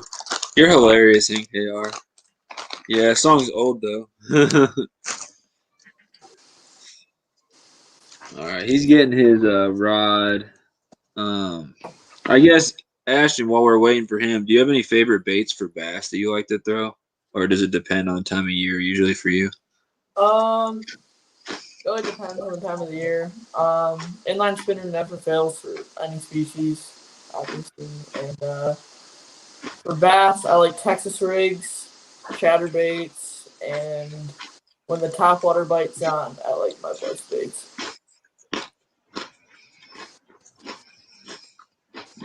I have returned, and here it is. This bad boy right here has caught me so many species of fish. I got the same combo. Well, I don't think I have that same ugly stick. Which one is that? Is that the light one? It's the ultralight. So it's the 4'8" ultralight. Okay. So I have like the normal 6'6" ugly stick with that lose reel on there. Oh, but this thing is so good for creeks. I love this because I mean, as you can see, it just has that super light action rod, but yeah, it's big enough to where I'm confident to catch, 4 or 5 pound browns on this, like wild stream browns. Like it's an ugly stick, so it's a good quality rod. And I think the rod was $40, and the reel was $35. So it's similar to the American Hero. It is an amazing combo, and it can catch you just about anything. I've got bass on that, and it's great for like panfish, but it's also good for bigger fish too. I love it. Yeah, that the speed spool. I recommend like this the, to anyone looking for a cheap spinning thing. Yeah. If anyone's looking for a cheap spinning combo, the Lose Xfinity Speed Stick. They don't make the XJ anymore that I'm always freaking bragging about and catching fish on that. You can't get that anymore, but you can still get this one. It's 6'6". It's a medium fast action 6'6". And this thing is Carbon sick. Fire has those same knobs. Do you like those knobs? On the reel. Has what? My carbon fiber has the same kind of knobs as those ones. Do you like those knobs? Where at? Like, what do you mean like the on this? handle knobs. I like it a lot. I literally everything about this rod. I really like the loose style. How it just has this little bit of rod behind where you're holding it and stuff like that, and how it's really thin and pretty basic. I have a weird thing about. I found like rods that are great deals, and like I really should have grabbed them, but I'm really weird about how a rod feels in my hand. If it doesn't feel good, I don't like it. And for sure, I agree. Yeah, there's someone was giving away a really, really good deal on a super ultralight rod that they're using for trout and stuff like that, and the combo was awesome, but it had a cork handle, and I hated it. It felt so weird. It felt like if I hooked up with a big fish, it would slide out of my hand or something. It wasn't good grip, but this grip, the way it's shaped and it's rubber and it's really textured, I freaking love this thing. I've caught every species you can imagine with this rod here. What up, Joe Dale? Joe Bass King, Kansas. Hey, backyard boy, do you follow Joe Bass King, Kansas on Fishbrain? I do not, but that's about to change. I'm putting his name in the chat there. Joe Bass King, Kansas. Amazing posts. Literally, probably top 5 posts as far as like good pictures and just like posting what he uses and stuff like that. Usually catches bass, but he also catches sunfish and every once in a while catfish and stuff like that as well. You know, he's not opposed to multi-species fishing. He said, you know me, bro, Dobbins rods, light and powerful, cadence reels, light and powerful. He just got a fatty after dark. That's what's up. So I'm guessing you didn't get a good picture of it because it was after dark and it's got that terrible dusk time when it's hard to get a good picture. I haven't caught a real like slaunch yet this year. I really haven't. I need to go grind. Me and you need to get together. Me, you, and Wynn need to get together. But yeah, and I need to go just grind on my own some more. Seems like the last many times I've gone fishing has been for trout, just because they screwed up by putting stock trout near me. They're too dang freaking easy and they're too fun. And so when I could be going for bass and grinding, I just go and freaking try for stock trout every single time, it seems like. All right, guys, last question for both of you here. Wow, it's like a 3-part question. Wow. I don't know how I made a 3-part question. First part, how long have you guys been fishing? I've been fishing on and off my entire life, but really dedicated to fishing, I'd say the past 2 years. Like, I can't go a day without thinking about fishing. Same. For me, like I said, I did a little bit of family fishing and stuff like that when I was 4 or 5. Kind of left it, didn't really think about it, but I came back to it probably 7 or 8. So I'm 14 now. So yeah, so about 5, 6 years or so. And yet I still can't catch a bass over 2 pounds. So that just goes to show you. I'm just joking. My PB catfish is lame. My PB bass is lame. Even my PB bluegill is kind of lame. It's like 12 ounces. Joe caught a catfish on a chatterbait. Are you serious? You sent me a video. You caught a freaking big crappie the other day on a chatterbait too. Your PV, right? Chatterbaits seem to be money right now, guys. Go and get a white chatterbait or a white and chartreuse chatterbait or something like that. Just experiment with whatever trailer you think looks good. Fish aren't too picky when it comes to your trailer. It's just got to have some good swimming action and make sure it's not 12 inches long. NKR's got church in the morning. SunfishKing, you're a cool man, dude. Keep fishing. Yeah, if you guys haven't checked out NKR, do that. Thanks for being in here, NKR. Appreciate it, man. Bigger baits, bigger fish. 2 this week. He's got 2 or 2 crappie this week on the 2 crappie on chatterbaits or catfish. That's crazy. I never thought of a chatterbait as a multi-species bait, but I guess it is. Well, like in Ashton's video, if you go with a little inline spinner, tell me one freshwater fish species that you will not catch on a spinner. Like I know people who I've hooked carp on spinners. Like Oh yeah. Like I mean, like there's nothing it won't catch as long as you can get it in its mouth, man. I mean, you probably won't catch anything that's a filter feeder unless it has predatory instincts or something. Yeah. Suckers, so you probably won't catch Asian carp on them. Yeah, I think there are like some people. I've heard a few things like people, getting accidental, like just like weird flukes where like they'll be dragging the spinner along the bottom and the sucker comes by and thinks, "Ooh, it sucks it up," or something like that. And smashing that bass got 2 catfish in the same day on the same spinner bait. Sometimes the catfish are chasing freaking baits, man. It's nuts. Yeah, I don't know. They are predatory. I would have never expected to catch a catfish on an inline spinner. Like I was planning on going out this summer and catching my first catfish on some like weird smelly stuff. Never on an inline spinner, and like he's catching them on normal spinner baits and chatterbaits. I don't know what's up with him. I've never seen that.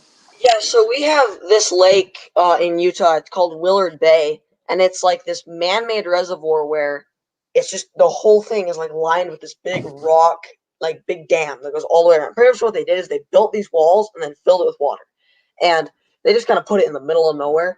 And in the spring when the channel cats go to spawn, we get in a boat or a kayak and we will just cast a little crankbait at shore, like fish with any size crankbait and inline spinners, and we will catch 10, 12-pound catfish on like crankbaits.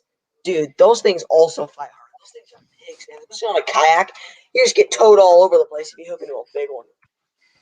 Yeah, I mean, a lot of people don't. I don't think a lot of people don't target them with artificial baits, but they are a ton of fun on crankbaits and stuff like that.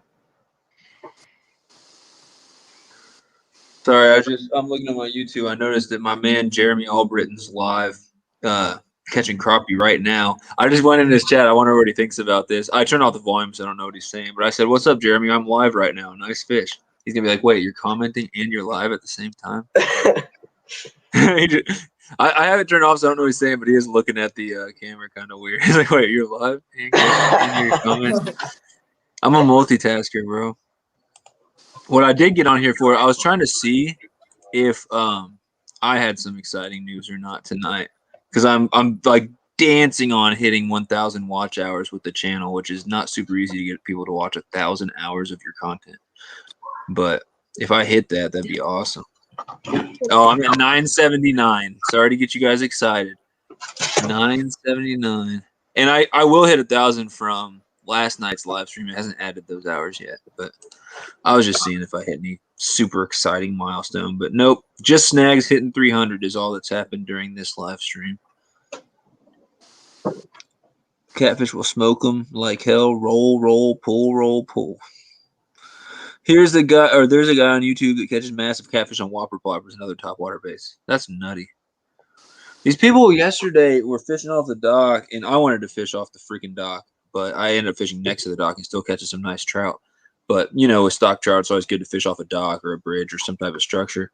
I wanted to fish off it, couldn't fish next to it. They were fishing off the docks for catfish. They're using bobbers the whole time, and they were tearing them up. Just smaller catfish, but I was just like, for me, I'm always catching cats on the bottom, and I wonder how deep they were setting their bait and stuff like that, because where they were fishing was not super shallow, so it just made me wonder how far up the catfish were swimming from the bottom to hit that bait. Kind of weird.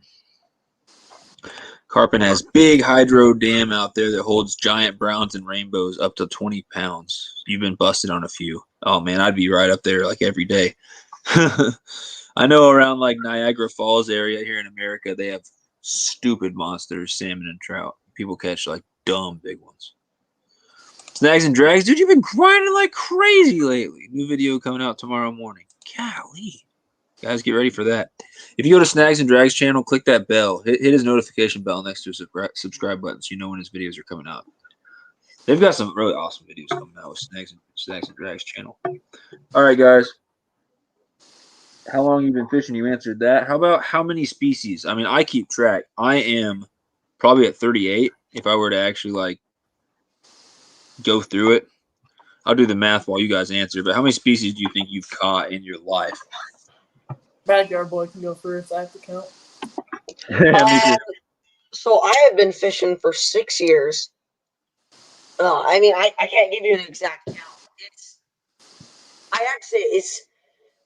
It's probably close to SunfishKing's, because Utah doesn't have as many species as you.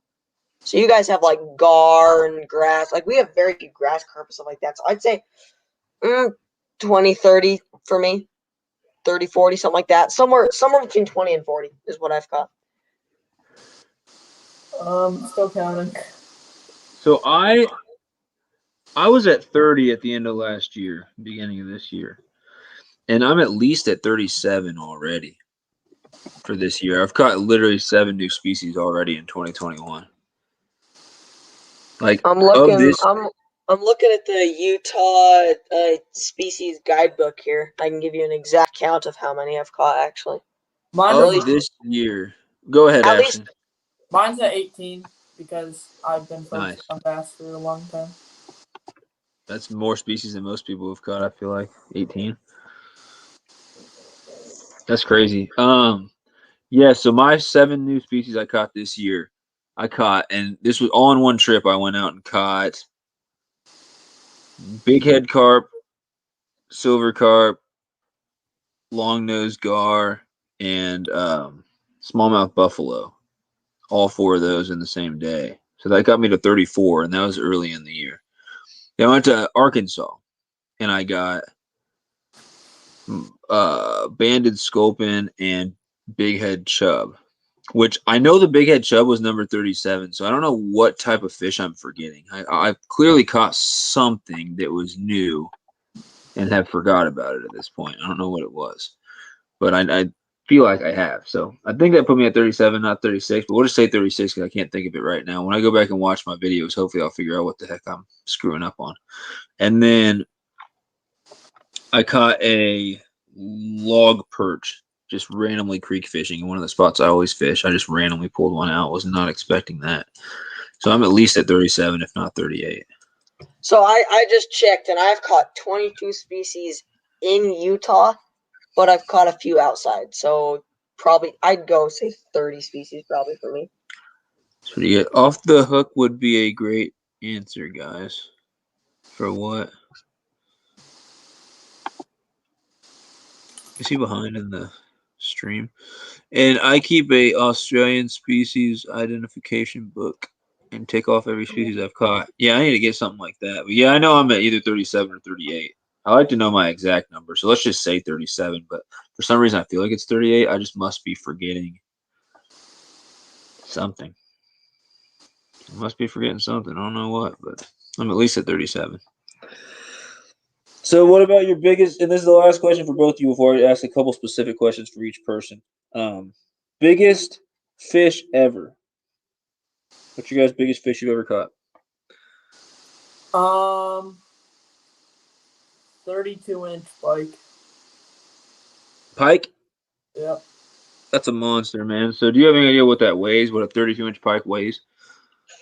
I believe mine was around 8 pounds. It was pregnant. It was pretty big.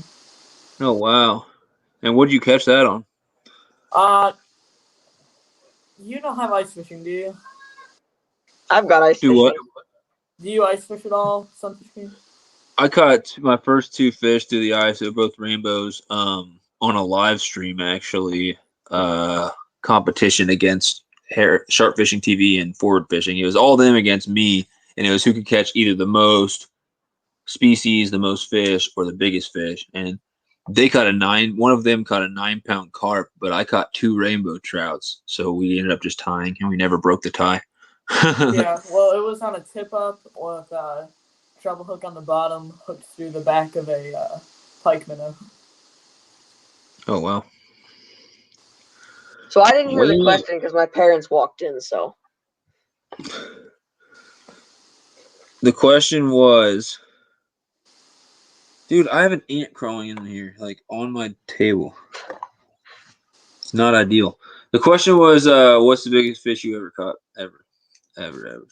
oh, I caught. I can't remember if it was 7 or 8 pounds, but I caught this big catfish out at Utah Lake a few years ago. So 7 or 8 Panel pound cat. catfish. Didn't get a length on it, but we ate it and it was good. But I think that one's my big. Oh well, that carp I caught at the golf course was going to be close. It was somewhere between 8 and 10 pounds. So one of those two are my biggest. Nice. So no 40-pounders, you guys? I just got super lucky with that one, really. I Oh wasn't my going. god. I've had 20-pound lake trout on, I'll tell you. I've had them right up to the boat, but I think I've had 2 of those on and lost them both. But Yeah, the thing about lake trout is I was jigging like 100 feet deep for them. So I'd hook up with one and I'd fight it for 4 minutes straight up from the bottom. And then sometimes they'd come unhooked at the boat. And that was like the saddest feeling in the world. It's like, oh my gosh, all that work. especially when they're like 20, 30 freaking pounds and you can see them fighting in the water and you watch them spit that hook and it's like, oh my god. Now, I was a lake trout fish one day, so I never hooked into any that big. But it was I loved it. I could see myself, if I lived near a lake that had Lakers and I had my own boat, I could see myself going out there on weekend for like the whole freaking weekend and just staying out there and slamming Lakers. It is stupid fun. It's like walleye fishing or crappie fishing or something like that. You find out where they are. You find out what depth they're at, usually right on the bottom, though, and you just freaking nail them. We would get into spots where I feel like if you just kept dropping, you could just keep pulling them out just over and over and over again once you find the color. And for lake trout, we were using big jigs, and it was either white, yellow, or chartreuse. White, purple, or chartreuse, like every single time. And we tipped it with sucker meat. That was like the biggest difference. Carpen's biggest freshwater fish is a 58-pound Mekong catfish. That's freaking stupid. And a 70-pound mako. That's freaking dumb, man. That is awesome. Congrats, dude. Those are, like, I don't even know what to say. 70-pound fish? What the heck? Fine, you win, dude. We get it. Yeah, you win. All right. You win everything. You can just quit fishing now. You won fishing. Where do you go from there? So I've got 3 questions for each person, and I'll just go back and forth, so it doesn't look like I'm favoring anybody, asking anybody first or anything like that. So I'll go Ashton backyard, Ashton backyard, whatever. The first question is for Ashton here. You, true or false, you have a Fishbrain group that you are like in charge of, right? Yeah, Ashton me Bass? and Yard Boy own a pretty big Fishbrain group named Rippin' Lips. Oh, it's both your guys' group? Well, I started it, and then I'm a moderator. I'm an admin, so. Okay, I need, if you guys want to do it, that'd be cool, but I need someone to be a moderator or admin of my PB Seekers group, and the only thing I need you guys to do is pin posts. Like when someone posts something awesome, pin it. Fishbrain, for some reason, I can't pin posts anymore. So it's been the same post pin forever. It won't let me remove it, and it won't let me pin anything new. So you guys need to, I'll make you moderators or admins or whatever and see if you guys can do it. I need someone to do it for my PB Seekers group. And so we got Ashton and Backyard Boys said that they both do that. So I can make you guys both admins. That'd be cool. Ashton Backyard. Anyone let me know if you guys want to be an admin of my stream fishing team group, which I is all could do about that one. That one I could do as well. okay. Too, if you need me to. Stream fishing team. So that's fishing rivers, fishing creeks. Obviously, Backyard Boys all about that type of stuff as well.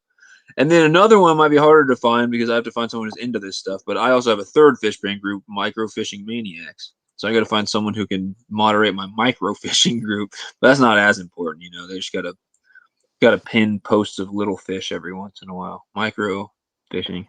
So I'll find somebody, I guess, to moderate that. But yeah, I'll try to make sure try to remind myself to figure it out, make you guys that, and see if we can get you guys to pin posts. Because for some reason I can't remove the old posts that are pinned. I can't pin new posts. It's just been the same freaking pictures posted on there forever at the top of the group. Don't know what the issue is with that. But that stream fishing team recently hit 500 members. My PB Seekers team has like 830. And then microfishing, I don't know, 200 and something. But how many members you got? You got a lot in that Rippin' Lips group, man. Thing went crazy. It's past 1.5K now, isn't it? I think it is. I haven't checked in a while. How did you do that? Like, do you just invite a lot of people, or did you just think it's because it's called Rippin' Lips and it's a cool name? The thing is, I follow a crap ton of people, and then I invite them all, and then they end up joining. Gotcha. Carpin said, I once caught a blue whale. JC Elkins is Bass Catcher 06 and said, I'm in all of those groups, LOL. Well, if you're in my micro fishing group, or if you're not, look at Micro Fishing Maniacs and let me know, JC, if you want to be an admin. Because all I need you to do is when someone posts a cool picture, I need you to go to that picture, to their post in that group, hit the little 3 dots, and then click pin to group. So you can pin post for me because it's not letting me for some reason. Later, smashing that bass. He said, I'm out. Have fun. Appreciate it. Thanks for coming in. The spot we went is heating up, bro. Same spot I've been killing it lately. We need to go really soon, Joe. Yeah, I'm sure I'd be doing all right lately, too, if I had been bass fishing, but I haven't been bass fishing at all. Who's that, backyard boy? So this is my sister's cat, Mumphrey. Mumphrey. And she is just a delightful specimen when she's not clawing your eyes out. So there you go. Sounds like a cat, man. How's your backyard pond coming along, backyard boy? So right now we've got a few goldfish and a ton of those little like mosquito fish minnows. So we're still getting it, but we have we're remodeling our entire backyard. So we're not just focused on the pond. We've got like a lot of different projects going on. So that one's just kind of like coming along the side, but it's going good. We've got to finish putting in some structure and stuff, finish filling it all the way. It should be ready for stocking by the end of this year if we can get it. If we can get it done in time, but it might be like the start of next year when we stop it. I've got a video idea for you, but it's going to be really hard. Mosquito fish microfishing. Dude, those things, they're so hard to get them to bite. When one of them gets scared, the whole group gets scared with it, and they swim off. Oh, yeah, dude, those things are tiny. Yeah, my dad just came into the room and told me we're going to have these little boxes cut out into the side of the pond that are going to be catfish noodling holes. Oh, wow. So well, hopefully if they actually go and spawn in those holes, then when it's time for spawning, we'll wade in and stick our hands into those boxes and we'll noodle for these catfish in our own pond. That's crazy, man. Yeah, that's the problem with my lake is that just like the grass carp, the catfish just don't reproduce. So all the catfish are between 2 and 5 pounds, it seems like. And I'm sure somewhere there's got to be a bigger one somewhere in there. I don't know. There's always a monster in the lake. Every lake has that one monster that's just sitting there, man. Every lake. You got to tell yourself that at least, or else there's no point dragging all your crap out there. Does anyone know why the rod blank is made like that now, where it runs all the way down to the butt? What do you mean? I think anything in a rod is like weight distribution, right? What do you mean by that? You mean this part right here? I'm assuming it's just weight distribution and strength. Have a stronger backbone and more weight distribution. I don't know. I like it a lot, though. Yeah, me too. The difference the other way around would be like this, where it goes straight to just a handle, and it's just a handle on the bottom. This is the only freaking cork type handle that I've ever actually liked.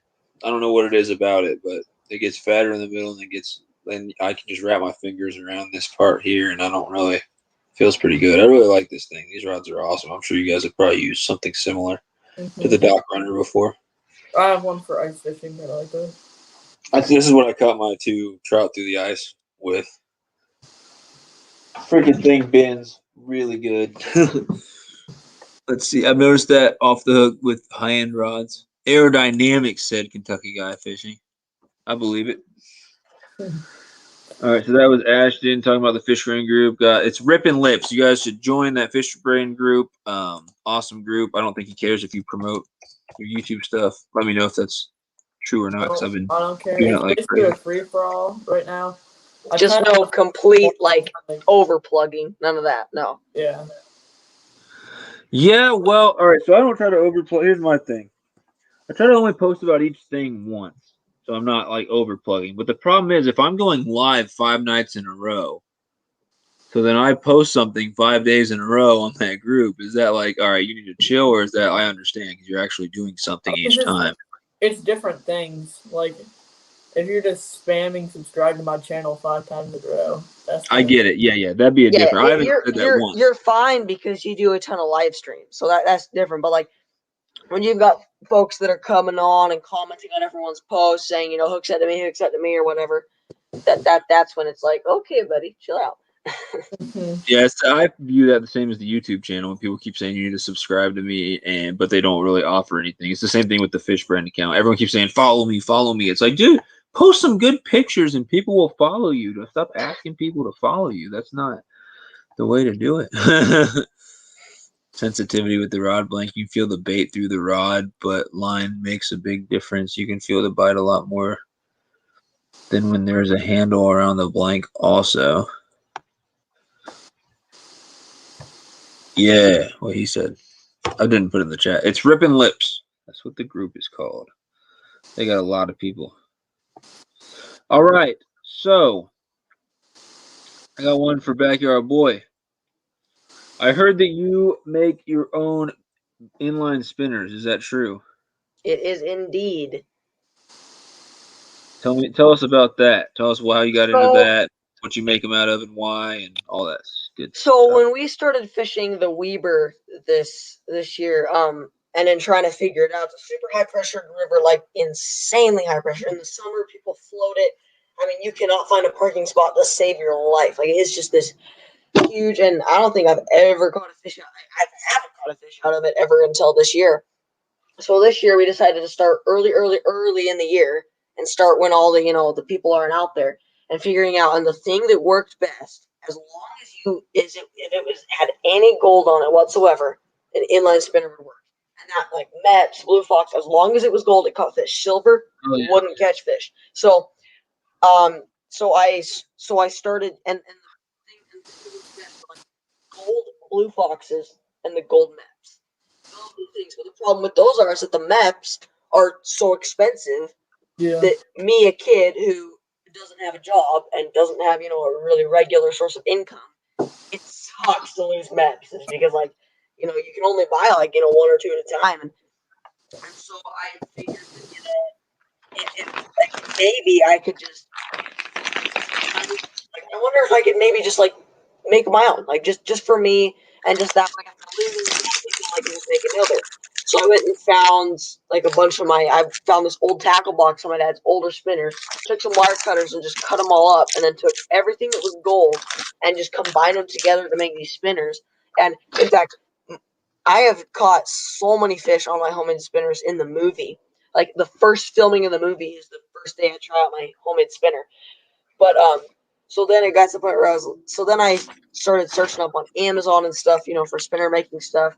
There's not a ton of it, but what you can find is great. So I've got to the point where I can now buy all my materials in bulk, and I'm getting really good at it. So pretty soon, probably by the time the movie's done being filmed, I'm actually going to be selling them. So I don't think I'll have a website or anything quite yet, but it'll be like, you can DM me on Fishbrain. I'm going to try and make them as cheap as possible.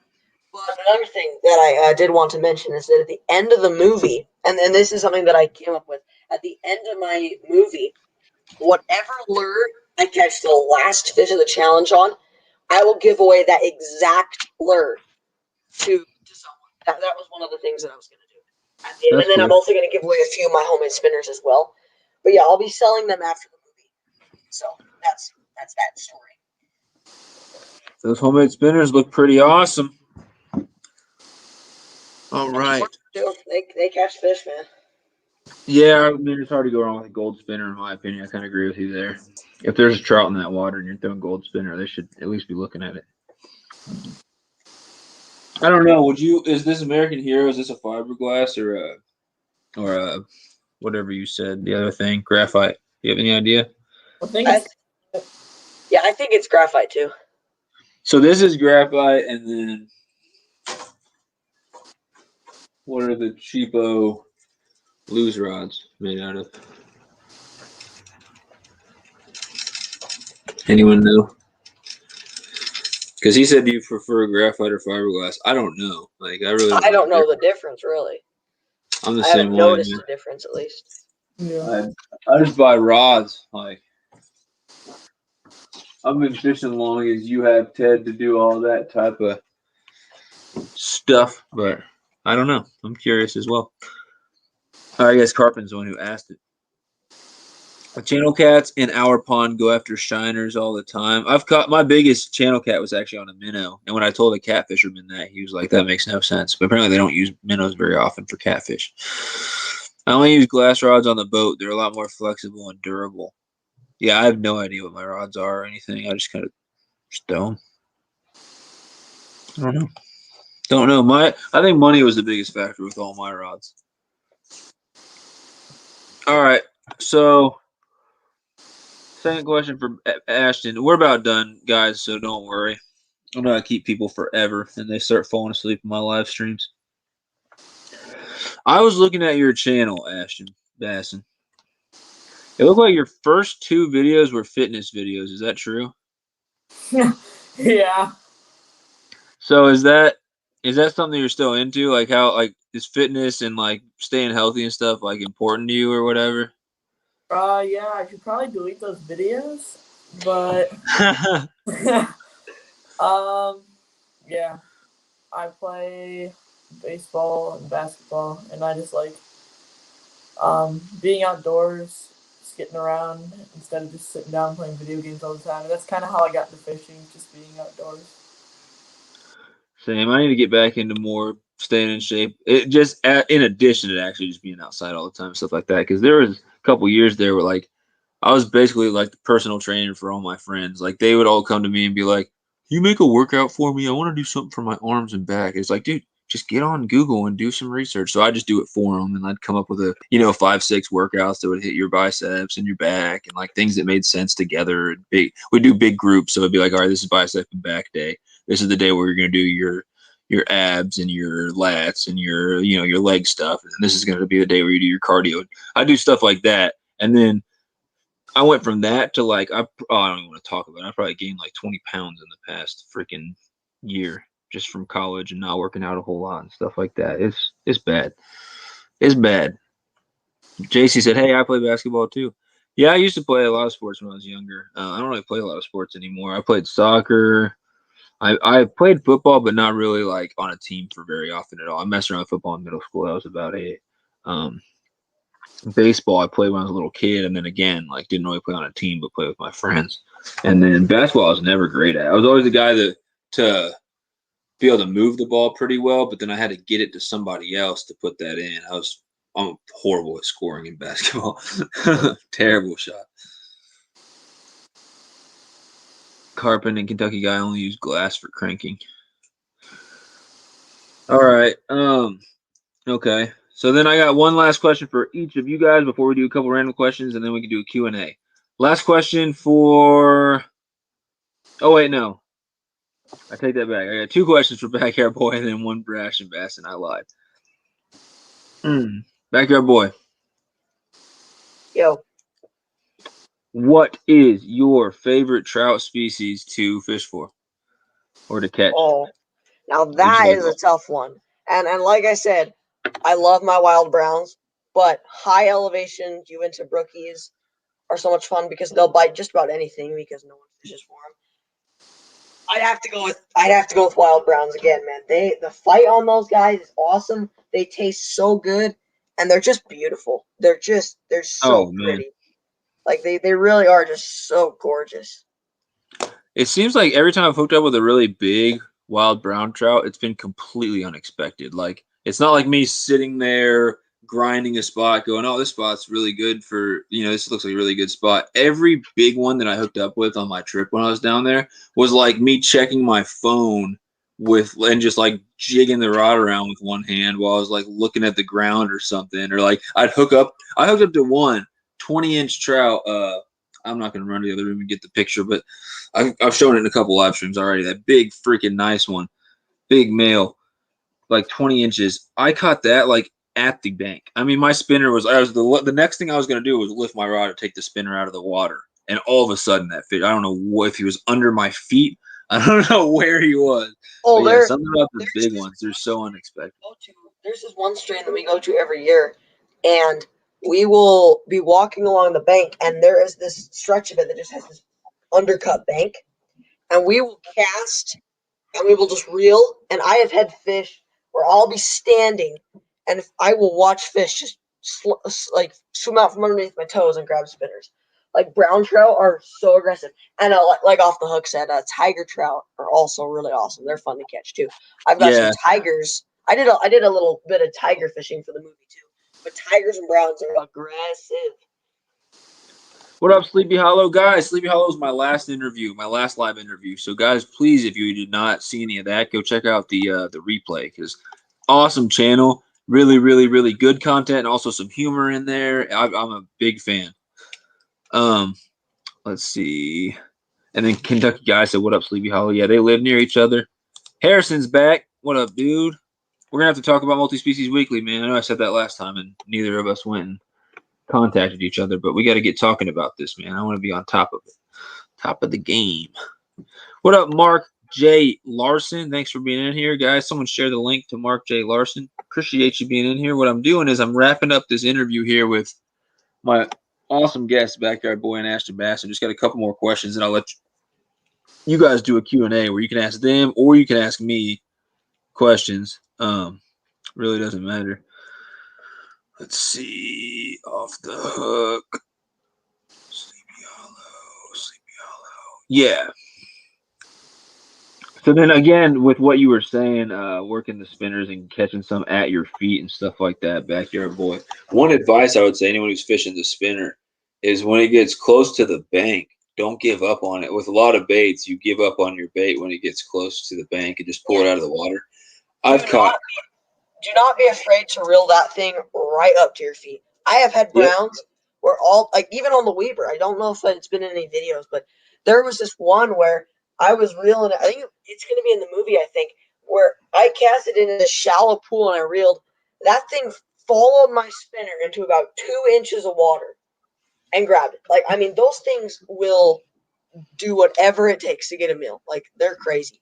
Do one of two things. Bring it all the way in and keep retrieving it steadily, basically until it hits the freaking bank and it's out of the water. Or two, anytime you get close to the bank, especially when you're running a spinner along the bank, which I really like to work it running along the bank, especially in still water like lakes and stuff like that. When it gets close, when you got like the last couple feet, last couple yards of retrieve, slow it down. Point that rod tip, not all the way down, but not completely up to where you're going to be pulling it out of the water. Point it down a little and just jig it. Like slow it down, just jig it. Give it like twitches at the last minute right there before it gets to the bank.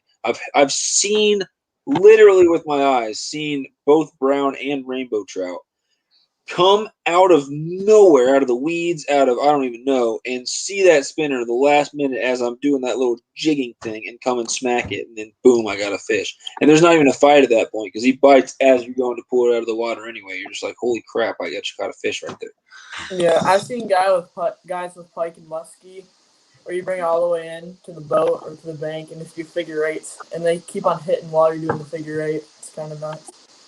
Yeah, I had a monster pike chase a red and black spinner in Colorado, and it chased it all the way to the bank.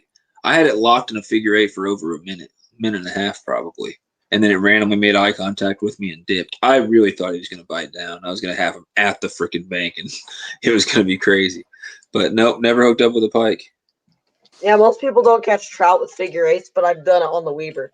But I'll bring it, and then I'll just kind of drag it, and I'll tell you, those fish will come into 2 inches of water, and they'll catch it. Oh, man. They're so aggressive. And same with tigers. Tigers the same. When those things lock into a meal, there is nothing stopping them from getting that.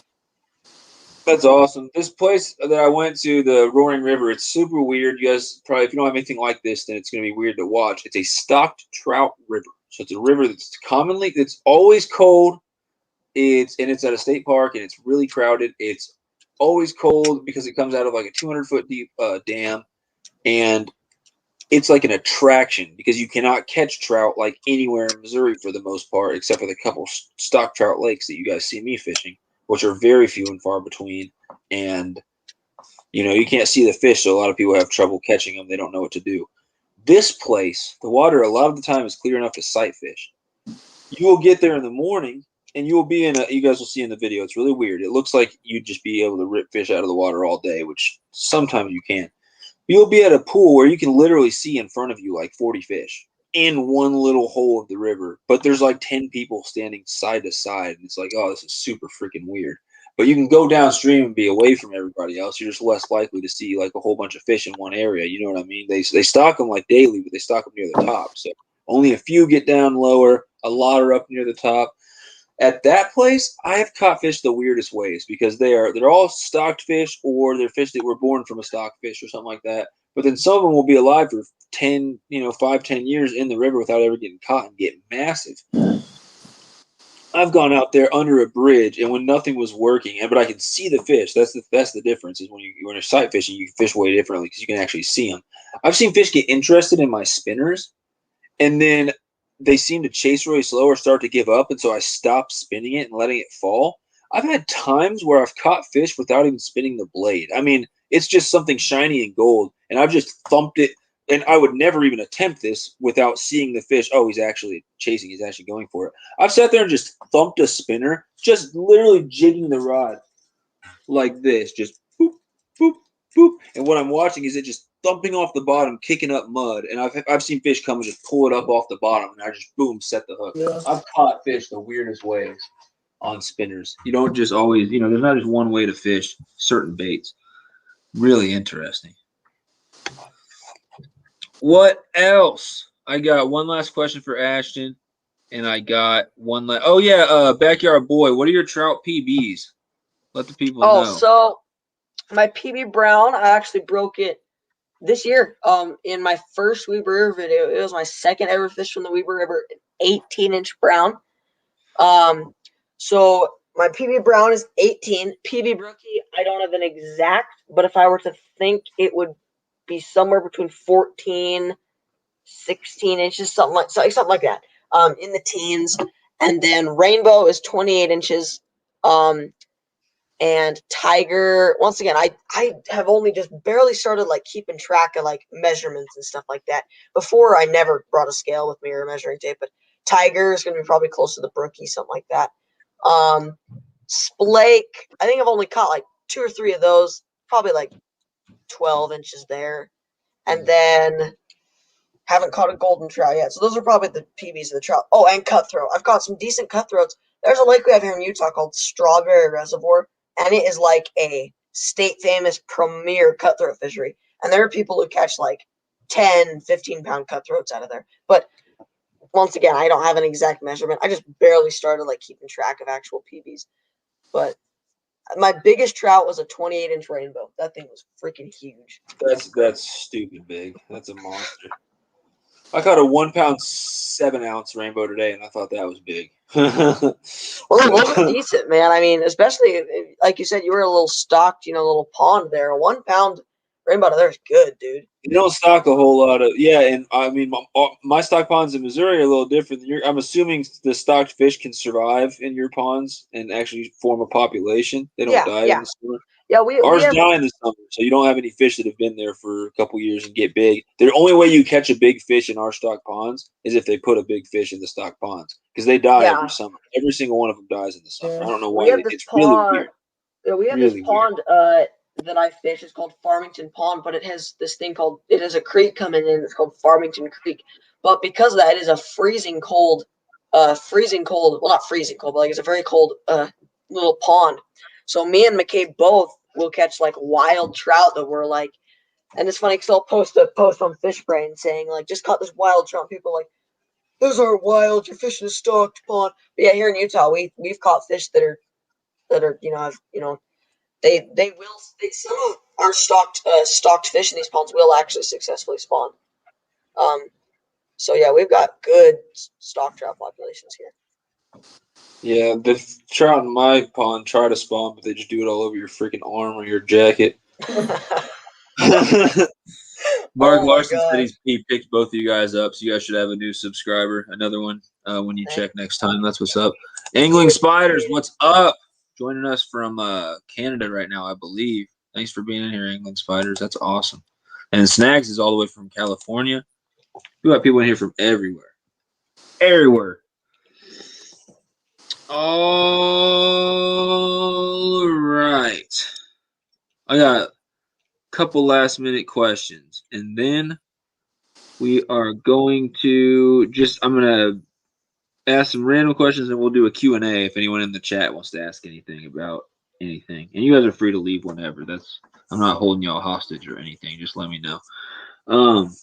But last question for Ashton. I know that Backyard Boy uses DaVinci Resolve 16, or I think that's what it's called. I'm curious what you use for editing when you're doing your videos. I used Adobe for a while, but then that was kind of hard to keep up with because if you take a little break, you kind of forget what you're doing. And then I would like to use DaVinci Resolve more, but I think it's really hard to get the hang of, which I think over this summer I'm going to start watching some more videos and try and learn how to do that. But for right now, just trying to get videos out as fast as I can. I'm just editing on my phone with iMovie. Yeah, what is your editing process, I guess? How long do you say you typically spend on editing? Do you do it on your phone? Do you do it on your computer? And, yeah, I guess those are my main questions. Yeah, well, I tried doing it on my Mac, but I run into a lot of problems with just various things. So I just try to keep it simple and do it on my phone. And that usually takes me about an hour and a half. Okay, yeah, I've noticed when people do it on their phone, it seems to take them an hour or two. When people do it on the laptops, it seems to take them like 6 hours. Because for me, it takes me 5-6 hours to edit a short video. Yeah. All right, appreciate that. And then I use Wondershare Filmora X, which is 10. If anybody's curious, what I use for my videos. My thing is though, it's not like don't like if you have a one of these three that we mentioned, it's not like the other ones are better or anything like that. You can make really quality stuff on any of those editing softwares. So it's just like it's really just taking the software that you have and then going online, and whether you're going to use YouTube or Google, finding out tips and tricks on how to do what you want to do on it. Because I know I've got Wondershare, and I've seen some people do really cool stuff on iMovie or even DaVinci Resolve or something like that, and I've gone, oh man, I really wish I could do that. What software do you use? And then I find out, okay, you can do it on any of these softwares. You just got to find out how on your software. They might seem basic and there might not seem like a lot of options, but there are. You just need to look into how to do everything. Compared to like DaVinci Resolve, how difficult is Wondershare? Wondershare? I can't really compare it to anything else because it's one of the main ones that I've actually used. But I mean, it's my thing is how much support and how much advice is there online. With Wondershare, there's literally YouTube channels that are dedicated to help and advice for Wondershare. So I don't know if it's the same way for DaVinci Resolve or not. That's how it is for DaVinci. DaVinci's great. As soon as you learn, and the thing that I like about DaVinci Resolve is that it has all the features of a really good editing app. But first of all, it's free. But there's a DaVinci Resolve YouTube channel that does a ton of informational stuff. But it's really user friendly. I literally went onto their channel and just watched their starter how to use 30-minute video and I knew how to use that. I learned how to use that thing in 1 day. And I guess I really haven't sat down and done that yet. Probably should.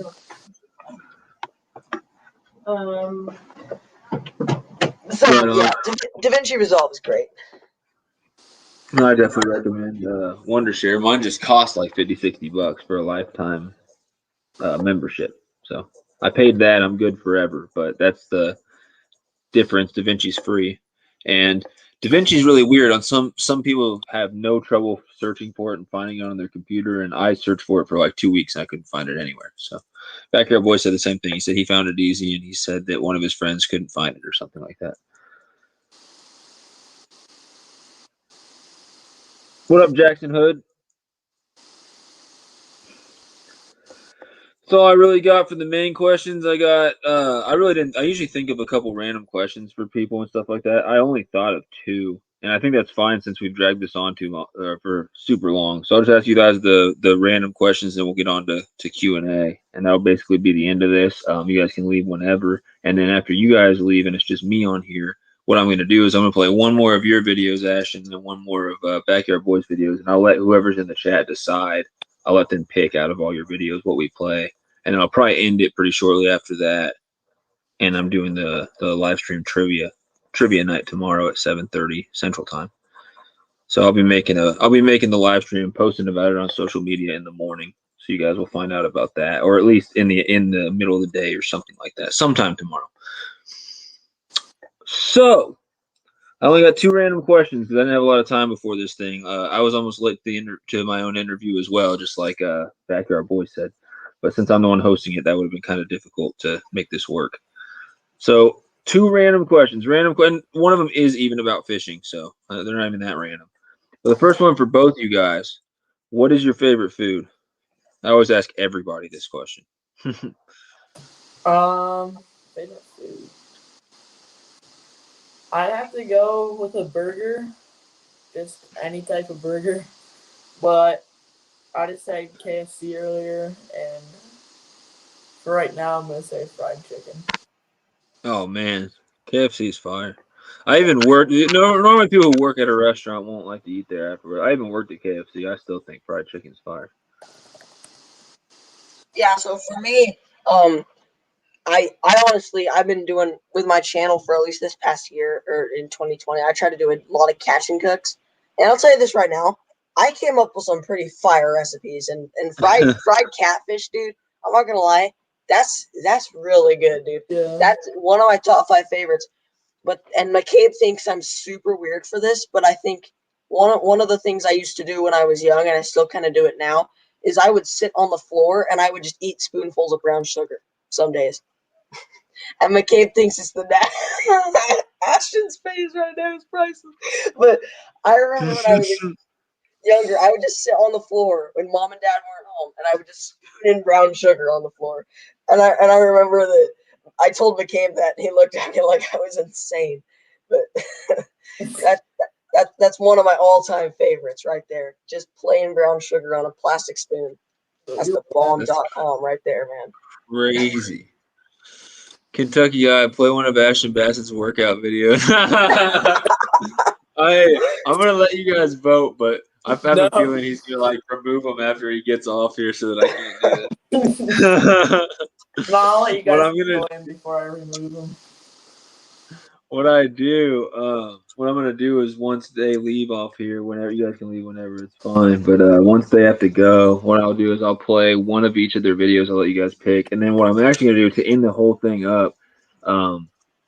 Backyard Boy got me thinking about it. He's talking about fried catfish and stuff. I did a video of some fried crappie that turned out really good, so I'll probably end the whole thing with that video just because I haven't seen it in a while. It's some good stuff, and I need to make some more fried crappie soon. So that's kind of the plan. We're going to end with 3 videos at the end of this, and that's for anyone who wants to stay. I'm fully expecting by the time I play my own video for there to be 2 people left in here, which is fine. And it's going to be Kentucky Guy. He always stays with me till 2 a.m., which thanks, man. Appreciate that. Eric Burnside, I didn't see that you were in here. What's up, man? We're getting towards the end of the interview. Like, we literally have, I have 1 question left for these guys, and then we're doing a Q&A, and you guys can ask whatever. It's totally interactive. And then I'll let them leave if they want, and then, if they can stay, it's whatever. I don't know. I have nothing else to ask, though. But once they're out of here, once they have to go, I will play I'm playing 3 videos. I'm playing one of Ashton's videos, one of Backyard Boys videos, one of my videos, and then that's it. We're gonna end it. But I'll have future opportunities to play your guys' videos in the chat too coming up soon. I gotta end this thing here fairly soon. You guys ready for the very last question I'm gonna ask you of this interview? I know it's been a long sir. I know it's been a long one. How's your weekend going, Eric Burnside? So the question for you guys is, and this time we're gonna do Backyard Boys gonna answer first since I've had Ashton answer first the whole time. I want to mix it up. All right. Top 3 species on your bucket list. If you had to pick 3 species to go catch, like someone's like, man, I'll take you. I'm the best fisher guide in the world. I'll take you anywhere in the world, and I will get you on whatever species you want. You pick 3. Let's go get them. It can be Goliath grouper. It can be Arapaima. It can be anything. What are your top 3? You get to pick 3. So I haven't done a ton of thinking about like outside of Utah species, but if I were to choose anywhere in the world, dude, I haven't really done a ton of thinking about that. I'd probably just go out in the ocean and just go catch something over like 100 pounds. Yeah, any 3 massive ocean fish. Yeah. Yeah, just Goliath grouper would be a blast. But as far as here in Utah goes, there is a species of fish here in Utah called the golden trout, and it's different from an albino rainbow. Like it's actually a subspecies of rainbow that's like a golden. It's a golden trout, and we only have it in like 5 lakes in the state, and they're all like high elevation stuff. And I want to get one of those. My dad's caught 2, I think, and I haven't caught one yet, but they're like the elusive, and they're probably like one of the rarest fish you can catch in the state, I would say. And then I want to get myself a pike. I haven't caught a pike yet, and I want to. Oh my gosh, Ashton! Oh, but I want to get a decent pike, a decent muskie, and I want to get a largemouth over 2 pounds. That too. Yeah, I would too. Eric Burnside, awesome. Just getting back from Florida. That's what's up. Everyone's been going to Florida lately, man. I'm jealous. I want to go do some saltwater fishing. Really bad, really bad. I wouldn't care. I'd go out there and I'd fish for anything. I don't care if it's fishing in the surf with little pieces of shrimp and catching tiny little fish. I don't care if it's going out on a charter and catching some monsters or catching some sharks like Off the Hook did. I don't care. Carpin down under would go for bluefin tuna. Oh, dude, I'd be right there with you. What, Ashton? Did you have did you have 3 bucket list fish that you were? Yeah. Yeah. Arapaima, snakehead, tiger muskie, and the Loch Ness monster. Oh man, is the Loch Ness monster even a fish? How does that work? I bet that would fight good though. What pound test do you guys think you would need for the Loch Ness monster? 4-pound test is all I'd need. Give me a whopper plopper and 4-pound test, and I'd get Whopper plopper 4 pounds. Whopper plopper with 4-pound test. What are you doing? That thing's gonna snap on the hook set. That is not the right line. I'd set my drag light. I'd set my drag light. All would be good. You're not gonna get a good hook set with 4-pound line and a whopper plopper. You probably could only cast that whopper plopper like 10 times, and it would snap in midair and go flying off. Oh yeah, definitely. I probably could cast it across the freaking lake though with 4-pound line. Honestly, castability would be on point. Dude, a whopper plopper on this bad boy, you could send that 100 yards. Yeah, I noticed the difference when I was throwing spinners in Colorado between throwing 4-pound and throwing 8-pound was a night and day difference. I could throw it across the bank with 4-pound, 8-pound, it kind of fell flat. It felt like casting like weed whacker string or something. Plastic with a I like 4 and 6-pound test. That's the one that I use for most of my stuff. All right, do you guys? This is Q&A time. We're wrapping up this thing. This is the end. But before I let people in the chat get ready, I'm gonna let you guys ask any question. You can go ahead right now. It's fine. Any questions you want as far as fishing, outdoors, general life questions, whatever, to me or either of my guests. Obviously, keep it appropriate and don't ask anything personal, or else we're just not gonna answer it. But this is the free for all. This is Q&A. Go ahead and ask any questions you guys have for them about their channels, about fishing, about what it's like to fish in Michigan or Utah, whatever. You guys can ask me any questions you have too. And then my two guests here, do you guys have any questions for the Sunfish King? If not, that's fine. I just figured I'd let you go. NKR started that thing by having questions for me on one of these interviews. I thought it was funny. He goes, I got questions for you, Sunfish King. I was like, I was not expecting that, but okay. So it's Q&A all around. If you guys have questions for me, that's fine. If anyone in the chat has questions for anybody, let us hear them, and we'll do it.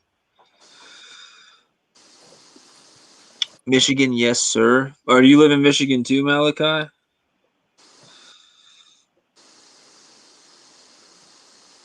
Let's see. What bait would you use to catch old Greg? I'd probably take like a shoe and fill it full of Baileys. Get that on a big old treble, or maybe like a giant circle hook so it sets itself, and just slowly lower that down from like a crappy old boat.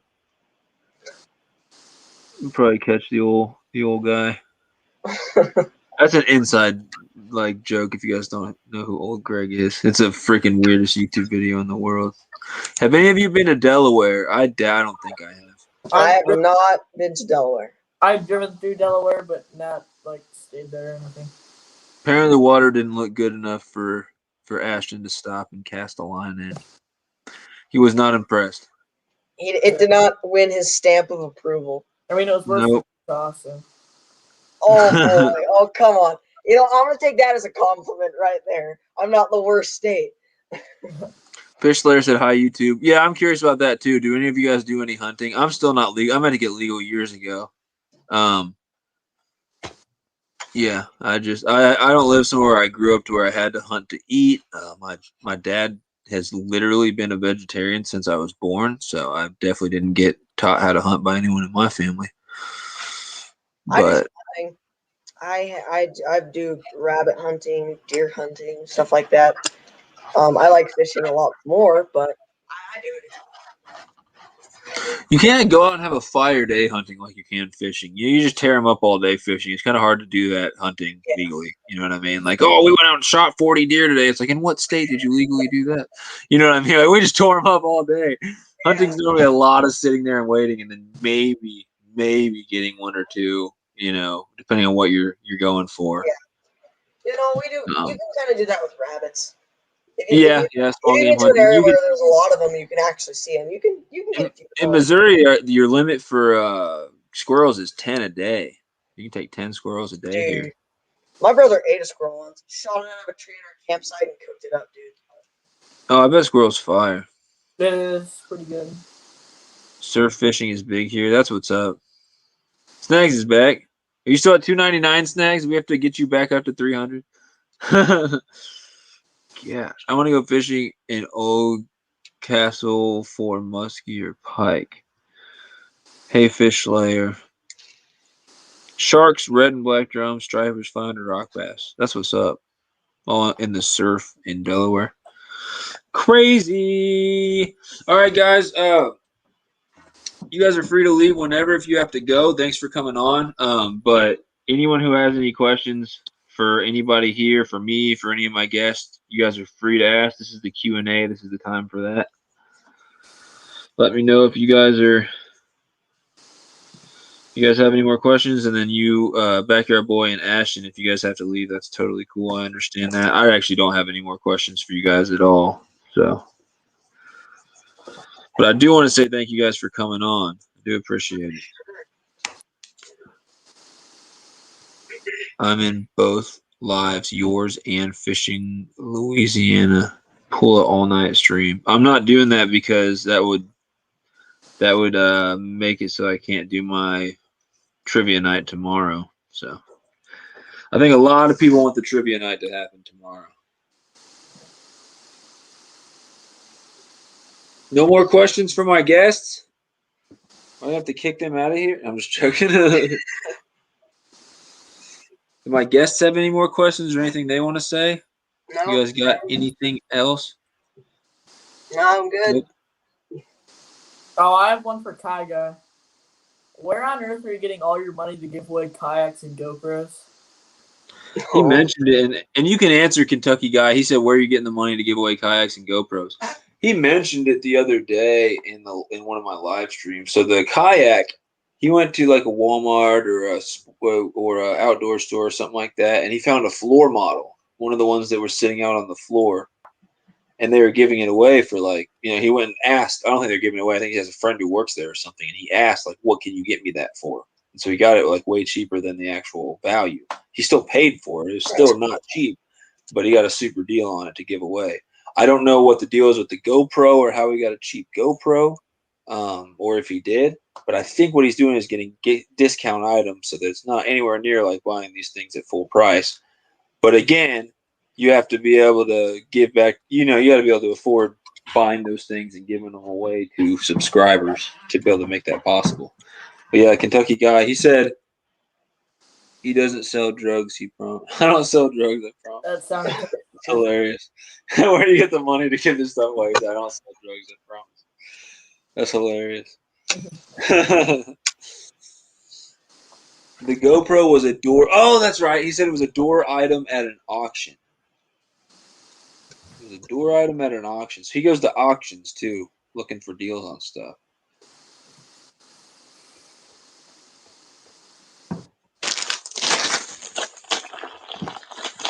Oh, Carpin wants to give away his GoPro. What, the one that you already are, like your GoPro that you use for filming?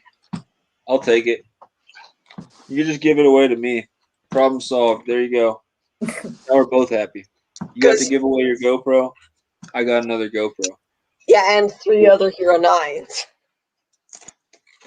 I have 3 Hero 9s, yeah. And the third one, I've never even filmed with 3 at once. I've never filmed with more than 2. To be fair, I didn't buy the third one. It just showed up. It just literally showed up one day. I ordered some batteries, and about a week later, a GoPro and a water bottle show up here with no batteries. And I said, what just happened? Did I just get a GoPro for $60? Because it was $60 worth of batteries. Then 2 days later, the batteries show up. And I said, all right, now I'm really confused. I never said anything to GoPro. GoPro never said anything to me. That would have been the perfect opportunity to give away a GoPro, but I'm not doing it. I'm too selfish. I want it. I want it for myself. I'm gonna go order $60 for the batteries now. I still got my batteries, so I don't know what happened. Apparently somebody ordered a GoPro and a water bottle and never got it. Oh. He's got the GoPro Hero 7. You can't stand it. What do you not like about it? Wait, you have the 7 black, you hate it, but your favorite is the Hero 7 white. I don't understand. What do you hate about the black that the white has different? I don't get it. Yeah, the Hero White. All right, guys. I don't think Hero White for sure. What'd you say back here, boy? Sorry. The Hero Black is way better than the Hero White, and the price isn't even that different. Like go with the Hero Black. I mean the Hero 7 Black. Do it. It's worth it. I don't know what Carvin's talking about then. Maybe he just likes the color white better. I don't know. I don't think anyone else has questions for you guys though, so you guys are free to leave if you want. All right. Thanks for having me. Hey, thanks for coming on here. We'll have to do some type of collab or something in the future. But I know it's late there, man, so get some sleep. We'll see you sometime on. We got any? Hold on, before you head out. When's your plan for your next video? You got any plans, or just whenever you can get out and film? Next video. Depends on if the weather's good tomorrow. I'll probably get out tomorrow. And I'm pretty much going to be focusing on bass until I get out to a different water than just the pond behind me. And then might try and go after some catfish when the weather warms up. But for right now, just bass at the pond, my local pond. Awesome, guys. So stay tuned. Ashton might have some more bass content coming out soon. Always good to see some bass videos, and his editing's pretty good too. So thanks for coming on, man. Really appreciate it. Yep, thanks for having me. See ya. Yep. Later. And if you guys, that's AshtonBassin. Link should be in the description. And then AshtonBassin is also on Fishbrain if you guys have a Fishbrain account. And Backyard Boy just kind of walked off. So we're going to sit here and we're going to interview Backyard Boy's chair now. So, Backyard Boy's chair. How does it feel to be sat on and unappreciated your whole life? Could you speak up? The people are having a hard time hearing you, chair. I don't know where he went. I really don't. Oh, hey, what's up? You're muted. You're muted. I see Glenda, but you're muted. I wanted to bring a special guest onto the stream. Oh my goodness. Guys, this is Glenda. This is literally the most OG chicken. Oh, she is the OG for sure. Yeah, if you guys check out Backyard Boys videos, you'll see Glenda in at least one or two of them. She likes Imagine Pastor said Glenda. Oh my gosh. she likes Thanks, most Casey. of you. Most of you she likes. Oh, she looks intense, man. Well, I woke her up from her nap, so she's not very happy, but that's crazy, man. My parents would lose their minds if I had a chicken in the house. I bring her to the house all the time. I bring her to the house to just pet her sometimes. Carpin said, "Is that bait?" No. That's evil. Horrible. No, it's a very good chicken. Oh, she's very nice. Well, we really appreciate you bringing Glenda to say hi. That was an unexpected treat for everybody here. Yeah. I wonder how many people did a live stream tonight and had a freaking chicken featured in their I don't live know, stream. but this one definitely did. Yeah, so that's why the Sunfish Squad is just a little bit better than the other live streams. I know, we bring chickens into our live streams. Yeah, that's awesome. So. Glenda looking some mighty fine catfish. No! No! See, that's why she only likes some of you. A few of the guys she doesn't like because you keep threatening to give her bait. Jeez. That's crazy, man.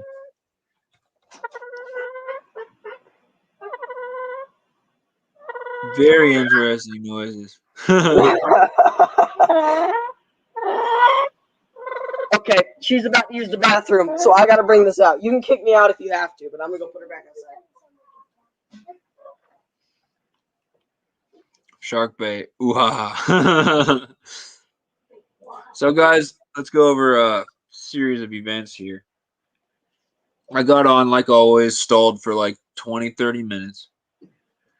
Played some videos of these kids catching some fish. Asked a bunch of questions. And then we got to the point where I started interviewing a chair. And then we had a chicken on the live stream. So that's where we're at. That is variety if I ever saw it right there. That's where we've gotten to. Your chair was not a very good interviewee either. I was asking your chair questions while you were gone, and it was not answering. I know. I ran out to grab Glenda, and my mom's like, "Sam, they're asking for you." No, I was asking the chair questions.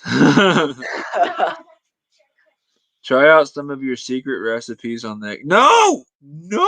People are all right. This chat is getting out of hand. Come on. Okay. Kick Ashton out of this live stream right now. Get him out of here. Get him out of here. I will like the next time you are ever on a live stream and Glenda sees you, she will peck you through the screen, Ashton. Oh man. That is nuts, dude. Well, again, like that is a great way to end a live stream if I ever saw one right there. Yeah, like I said to Ashton, thank you so much for coming on. I asked him when he had plans to come out with another video just to let the people know, and he said hopefully soon in the next few days or so he should be trying to work on filming a bass video for people.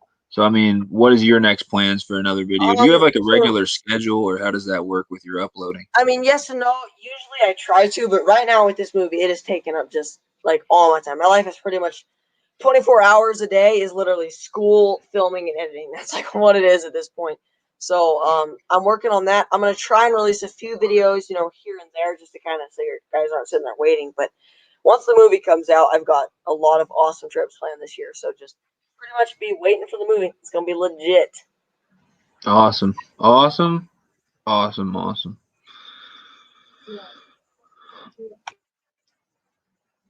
Jesus, Ashton.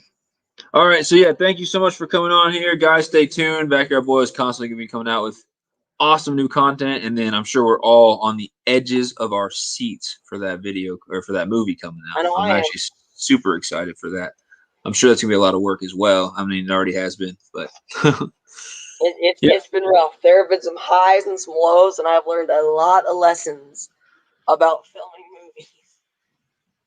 Well, thank you so much again for coming on, and we'll talk to you again soon for sure. And like I said to Ashton, we do got to figure out some type of collab or something. I don't know what, but we got to make something work somehow, some way.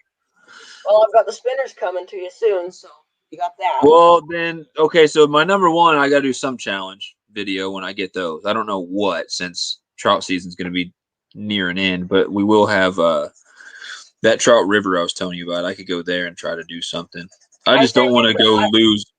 I sent you some pretty small ones that you could like maybe go for panfish and stuff like that for. I sent you some small, little like. But they'd probably do all right in the creek. So. Yeah.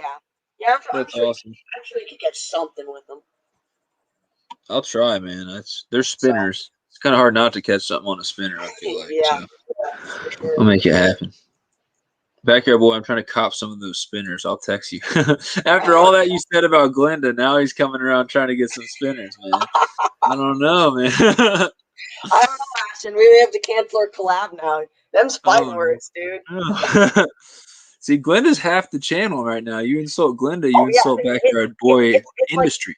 It's like me, I take up 50, and then Glenda's like 40, and then McCabe and Bodie are another 5 and 5. That's what it is. Yeah, McCabe and Bodie are a big important part. Like, how did I not ask you? One of my freaking questions I was supposed to ask you, Backyard Boy, during this freaking thing was about your friends and how like you always had your friends in your live stream and stuff. But I guess we covered that. I guess that's why I didn't ask you, because you mentioned them enough. So I just noticed that on my paper. But yeah, we covered everything. It was a great interview. So yeah, thank you so much for being in here and everything like that. The audience as well. You guys were awesome. Asked some great questions. And it was awesome. Yep. It generally is when you're rolling with the Sunfish squad. Heck yeah. All right, Backyard Boy. We'll see you next time. I'm not going to go too much longer after you head out anyway, but later. All right, see you. Yep, thanks for coming in. So, yep, both of them have content coming somewhat soon in the fishing category. So, guys, definitely stay tuned for that. Geez, he's going crazy. All right. If anyone has any questions for me, since this whole thing was an interview, that's fine. What I'm going to do, guys, before I end this thing, I want to play one more AshtonBassin video, one more Backyard Boy video, and then I'm going to play that crappie video I said. And that's kind of the plan here. Now, I'm going to let you guys, whoever's in the chat still, I'm going to let you guys pick. And again, I'm doing my live stream trivia tomorrow night. It's going to be awesome. So definitely be a part of that. I'm going to let you guys pick. I'm going back to Ashton's channel right now. And you guys can pick any video that you see, and we will watch it. Whether we watch the whole thing or not will depend on how long it is. If it's like a 15-minute video, I might just do like half of it or part of it or something. But right now, this is still on Backyard Boy. We're going to go back to AshtonBassin, and I'll let you guys pick whatever video you want to watch from AshtonBassin. He said, oh, no. I'm doing this to help you out. What do you mean, oh, no? What does that say, AshtonBassin? AshtonBassin? It's not AshtonBassin, all right? Jeez, how did that happen? All right, guys. Anyone in the chat, go ahead. Comment any one of these titles. Here's your options. Is that workout vid still there? LOL. It is if that's what your vote. We got 75-pound bench for 20 reps. They're very short, though. And we got 125-pound Scott. But you know what? I'll play one of these for you guys, and then we'll get to an actual fishing video. See what we got. Gotta give. Oh, you got 3 thumbs down. People suck. Here's the man just hammering them.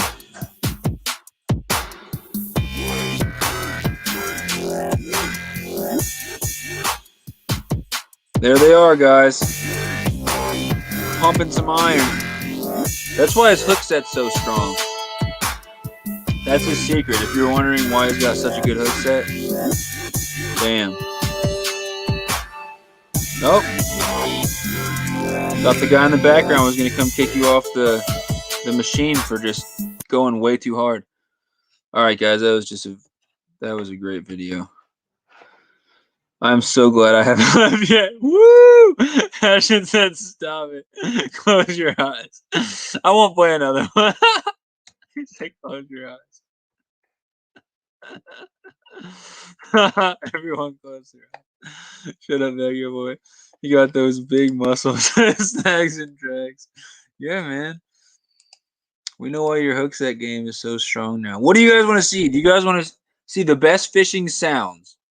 Do you guys want to see building a mega fort? Come on, someone just comment one of these titles. And if I can get a few people to vote on that, we'll do it. You want to see him drop? This is 16 seconds of him dropping a iPhone in a fishing hole. I guess we'll play that. Just because. Oh. This is beautiful. This is just great. This is wonderful. Oh. Well, that's sadness. Do you guys want to see? Do you guys want to see building a mega fort? Do you want to see fishing sounds? Oh, there's 2 building a mega fort. Do you want to see disaster has struck in the new pond? Do you want to see him sight fishing for a Goliath grouper through the ice? I'm just joking. That's a short. What do you guys want to see? What do you guys want to see? Survival shelter? Big Bass Feeding Frenzy compilation?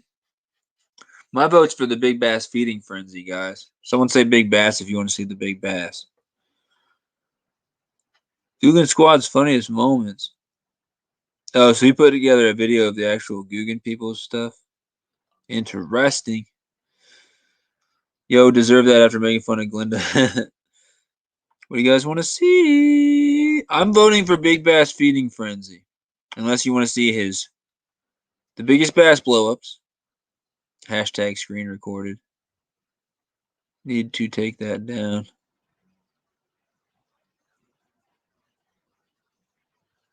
Oh, you screen recorded this Guggen thing here? It was karma, lol. Alright, if nobody votes in the next 60 seconds, I'm playing Big Bass Feeding Frenzy. Your options are Backyard Woods, Big Bass Feeding Frenzy, Survival Shelter, Mega Fort. We can do this. We can do Best Fish Catches of 2020. I made the Guggen one. He said, not the Big Bass Blowups, haha. Ashton said, play the Guggen one. Okay, he wants me to play the Guggen one. I swear if there's copyright music on this. Carvin votes Workout Part 2. Workout Part 2, Ashton? Alright, we'll do the Guggen one, I guess. I was trying to showcase some of your stuff. We'll do the Guggen one then. I better not have some copyright music or I'm going to have to kill you in your sleep. All the rights go to Guggen Squad members. There ain't? Okay, I hope not.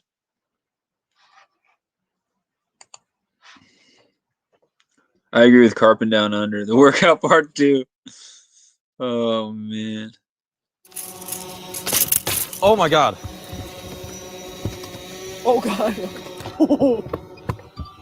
Oh my God, John, no way. Oh my God. Ouch. Blinded by the light. Oh my God. Oh my God. Relax. Oh my God! You're an idiot, dude. That was a 10-pounder. What were you doing? That was a 10-pounder. You should have grabbed him. You're kidding me, dude. Are you insane? Don't blame that on me. You need to calm down. Don't blame that on me at all. That was not my fault. Get up and fish. Get up and fish. That was a 10-pounder.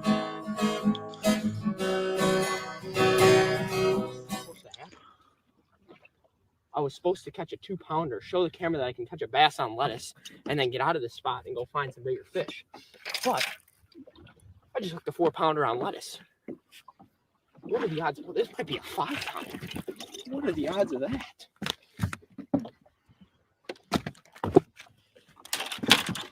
I just caught that on a piece of lettuce in the mouth. I just got that on a piece of lettuce. That's a 5-pound smallmouth on lettuce. I can't even catch those on normal freaking baits. What the heck? It was a 10-pounder. Heck, dude, that dude lost his mind. He lost his mind. And he goes, "You should have grabbed it." Blamed it on the other guy. I caught that on a piece of lettuce. Like, that's unreal.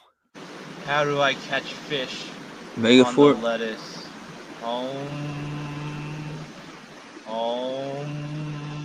Using square bill crankbaits. I got a couple different crankbaits here. This is my square bill box. I'm going to be mostly focusing on chartreuse color because the water is a weirdish blue color, so it really stands out in the water. Going? Yes, you have to go in. Yeah.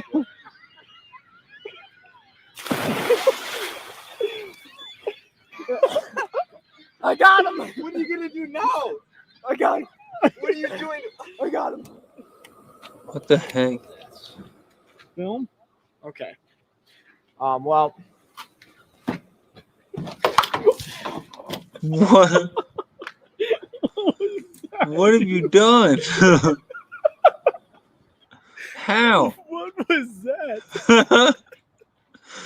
That's what I'm saying. Okay, wow. How do you manage? I was just drifting. I literally almost tripped. I can't stop laughing. What the heck? I just lost like $4 right there. That's a trying to fill gallon, gas bro. up, and this is why you should never let a kid that's 12 years old. Gas isn't cheap. All right. He said Megafort. How long are these Megafort videos? Which one? Which Megafort, guys? Backyard says Megafort. Part 1 or part 2?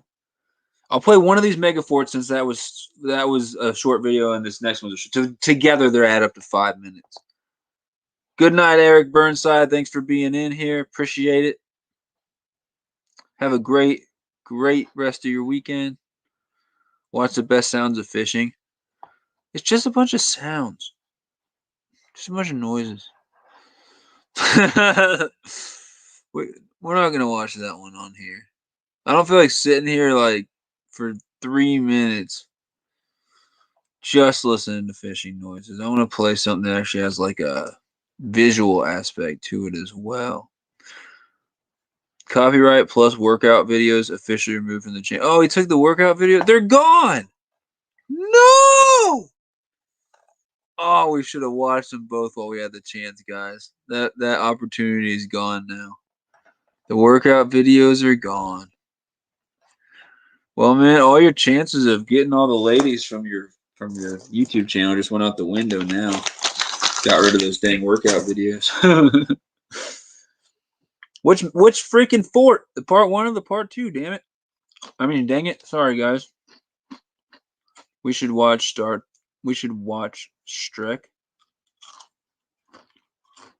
No, we can what? Oh, we can rewatch the stream. Yeah, we can. Someone go back and screen record that one, so you at least have that one workout video forever.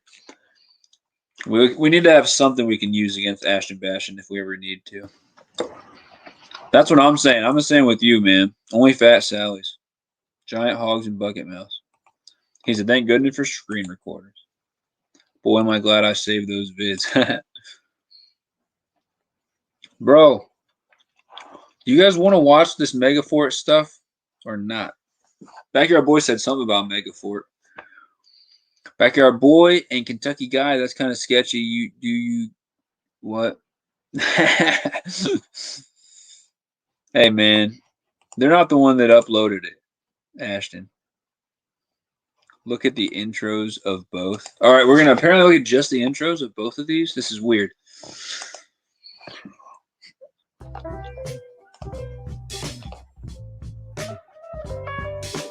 Good music. Oh, nice. They built a mega fort. Looks like a bunch of sticks. What's up, guys? Welcome back to another episode of AshtonBassin. Today, I got 2 special guests, Giovanni and Anthony, and we're going to be building a mega fort, so stay tuned. It's going to be insane. Yep.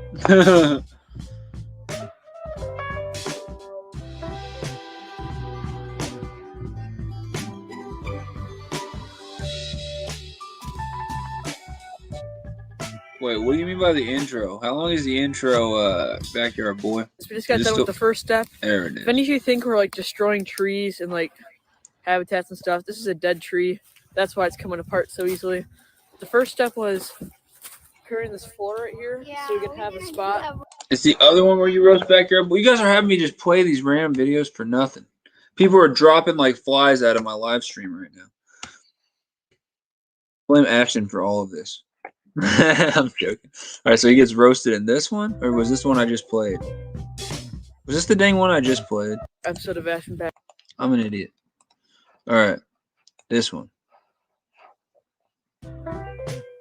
No, wait, this is the one I just. What the heck? All right, guys, now I'm just too confused.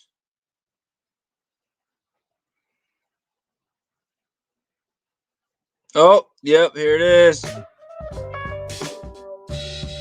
It's coming. Oh, yeah, it is.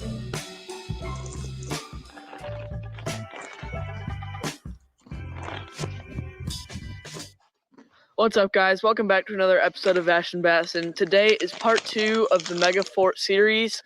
So I'll show you our plans and let's get into it. The reason I'm able to do this is because I'm not at school like this beautiful young man. Backyard Boy TV. What a nerd. So guys, the first step is going to be clearing an area for the second wall. And the second step, of course, is going to be building the second wall. So I'll show you our plans and let's get into it. The reason I'm able to do this is because I'm not at school like this beautiful young man. Backyard Boy TV. What a nerd. Gosh. Roasted. And he even got him because he had to be in school while the other dude was building forts. Sucks. That's the other one where he roasted me.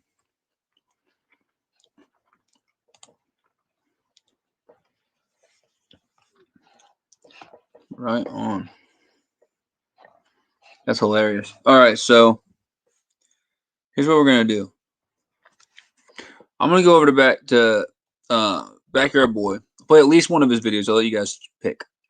We're gonna play the crappie video of mine because Backyard Boy was talking about frying up some catfish, and it made me want to play that video where I fry up some crappie because it turned out pretty good.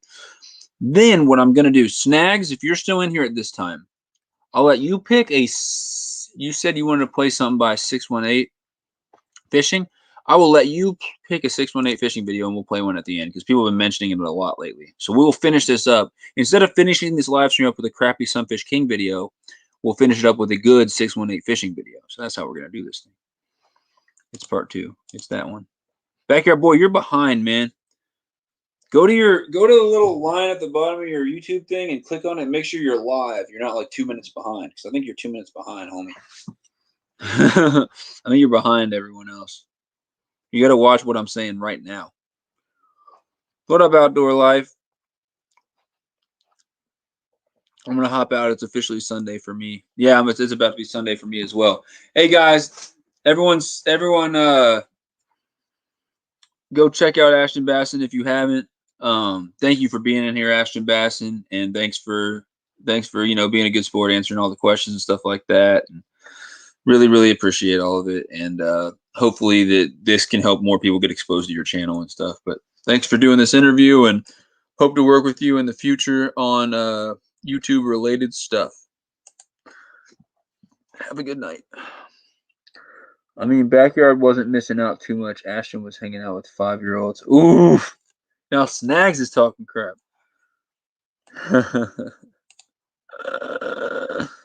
Night, Angling Spiders. Thanks for being in here. Going fishing in the morning. I am too, and I got to get up early to get ready. I'm not going to get ready for it tonight, even though I like to. Later, everybody who's leaving. LOL. I took that pic in the bathroom for a thumbnail. It's just a great picture, Backyard Boy. I'm just messing. Hilarious. All right, we're going to Backyard Boy's channel. You guys want to see? Backyard Boy's got some really good fishing videos. So what do you guys want to see? You can just name a species if you want.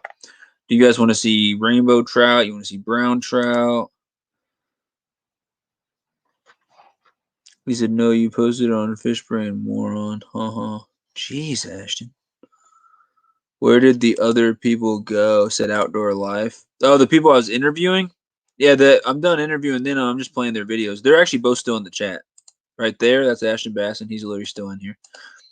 They just hopped off here, though. He's about to leave, though. He's going to bed. It's 12:30 in his time right now.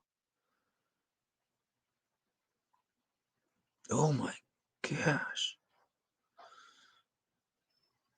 How to use a bathroom.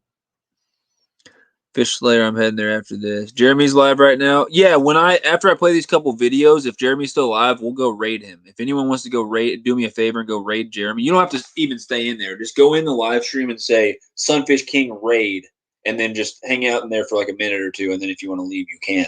But I'd like to go raid Jeremy here in a second. But first, we're going to play at least one video by Backyard Boy. We're going to play my crappie video, and I think we're going to play something by 618 Fishing if Snags can give me a suggestion. That's up to Snags, though.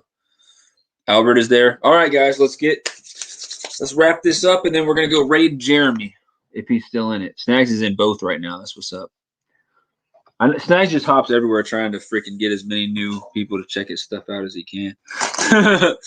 I see you, Snags. Now, I appreciate you contributing to the conversation, Snags and Drax. We're supporting both of y'all's channels. That's what's up. You know how many nights I've been doing homework, and I have two laptops. I'll put one where I'm doing homework, and I'll put my other one off to the side, and I'll join like 2-3 different people's live streams in different tabs, and I'll just turn the volume off and just let it go. I've given so many people watch hours that way. You guys should start doing that for people if you get the time, if you can. I mean, it's not make or break, but it really helps people out. I've given a lot of people, even people way bigger than me, I've given them a lot of watch hours and helped them out. And sometimes I'll just go in there and hit the like button just to hit the like button and stuff like that. That's only when I can't actually make it for the live stream because I'm doing something else. But I try to be as supportive as possible. I don't expect everyone to be like that. Backyard Boy, this is his channel. Guys, what do you want to see? I'm letting you guys pick. I'll play any video. Do you guys want to see trout fishing Deer Creek Reservoir? Crankbaits? Do you want to see brown trout catch and cook? Success or fail? It might be successful. It might be failure. We don't know. How old are you, Sunfish? I'm 47. That's a lie. I'm not. I'm 25. Let's see. Do you want to see Fishing Kaysville with Bodie? We just watched this like yesterday, I think, or very recently at least. Do you guys want to see I caught the 2 fish at the same time? Do you want to see Fishing the Weber River for brown and cutthroat? The bathroom vid. We're going to watch the bathroom vid. Do you want to see short expedition to Kaysville? Honestly, we're at the point where the first person to say it in the chat's probably going to get it because nobody ain't saying nothing. Utah Lake has ice off. You guys want to watch this? This is a good one. I've watched this one like 5 times. Curse of AshtonBassin. That would be pretty fitting. We could watch the Curse of AshtonBassin. You guys want to watch that? That'd work pretty good. What is Jeremy's channel called? Here, it is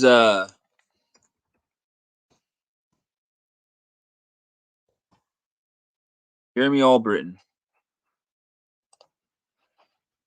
He's got 5 watching. He's live right now. Copy. Here's a link to Jeremy's channel. He's live right now.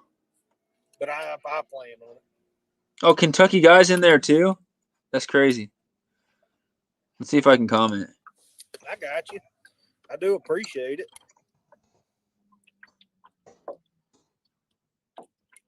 Woohoo. Yeah, we'll do the Curse of AshtonBassin. That's a good idea. What's up, King? I'm about to run over a dock. I'm sorry. Yeah, I figured you were. I didn't know whether you I didn't know what you were doing. I seen you pop in earlier. You are watching me. Nice. Yeah, we're watching. This is the first time I've ever had a live watching a live. This is some crazy Inception stuff. Is he ending soon or not? That's what I'm trying to find out.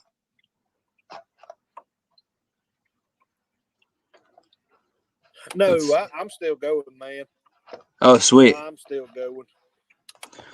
I'm going to send everyone What's up, over here in a minute. That's creepy. So. Yeah, it's kind of creepy. Y'all are watching me. He said that's creepy. Yeah, we're creeping on him. I can't tell. It looks like. All right. Anyway, so that's Jeremy.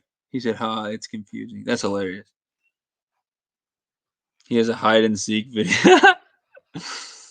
Yeah. Now me and Albert in both of y'all streams, and you're both watching the same thing now because we're watching Jeremy's stream on my stream. All right. Here's what we're gonna do. We're going to Backyard Boys channel. That's not how you spell it. It'll get there. He's almost at 350, guys. Thank you for helping. Y'all could probably know the difference between the way we talk. Oh, which one's Fish Slayer and which one's Albert? No, I wouldn't be able to tell the difference. I don't think so. Not just by texting. I didn't know the other day who was who. Now, if we were in a trivia and someone kept saying next question over and over, I'd know which Fish Slayer it was. We're doing the Curse of AshtonBassin. It's 11 minutes, so I don't know if we'll watch the whole thing. We'll just start it, and when I get bored, we'll move on.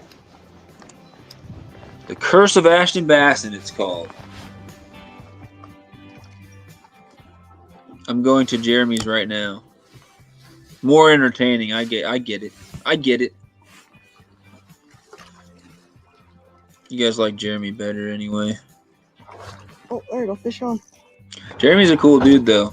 We're definitely gonna. I'm gonna send anyone who wants to over to his live stream after this. Snickerdoodle. That is a crime. They're out of Snickerdoodle. As far as catching fish goes, so That's funny.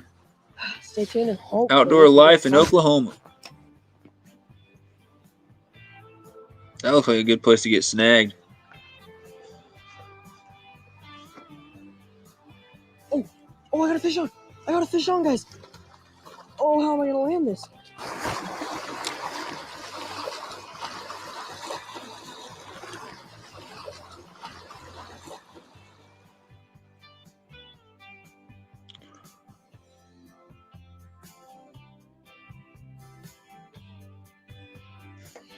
Kentucky guy said, "Was that your mom?" I'm assuming it was his mom. I don't even think either of them are still in here.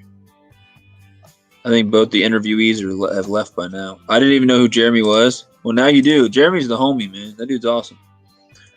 He's a big supporter. He's a moderator for my channel. He's one of the first people I had come in my live stream and come and talk for a while. I didn't even really know him very well.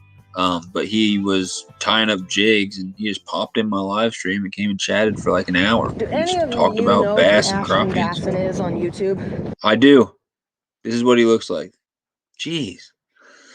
He's a great kid, awesome fisherman. Check out his YouTube channel, link in description. You guys have got He cursed me. On Fishbrain the other day, he posted this meme. And, well, let's say that it came true. I haven't been able to fish all week because of school. And I finally got a day to fish. And here I am. And it is windy and snowy. So this should be interesting. But if there's one thing I've learned about Utah Lake, oh, Ashton is still here, and rain and all other misfortunes, this lake can produce some pretty decent Whose mom fishing. So is we're going why? to attempt to catch us some more perch and white bass. Whose mom is what? Stay tuned. This should be a good day of fishing. No, when Backyard Boys stepped out of Stay Tuned, it should be a good day. It wasn't. Or I wasn't. When he stepped out of the shop, he was walking with some lady, and he said, "Oh, they don't have Snickerdoodle or something like that." I think that's what Kentucky guy was asking, if that was his mom. I think it was. But boy, oh boy, is it windy. So what I've got, guys, is I have my Ugly Stick GX2 ultralight rod, and I got a new reel too, because if you know that the reel I got when I first bought this rod, that's what he was sitting there spinning for half of our live stream tonight. That exact reel. This is a unofficial review of this reel, but yeah, we're just gonna be. That's his girl. He prefers older women. I just have I don't know if you're being serious or not. Green jig head. I'm gonna be tipping that with a big old healthy chunk of nightcrawler, and then I've got the infamous ice noodle here, and then we're gonna have that fishing for perch. So that's kind of the goal. Hopefully, gosh, dang, those worms are huge. Fish. No, the lid to the worms is blowing away. Kentucky guy.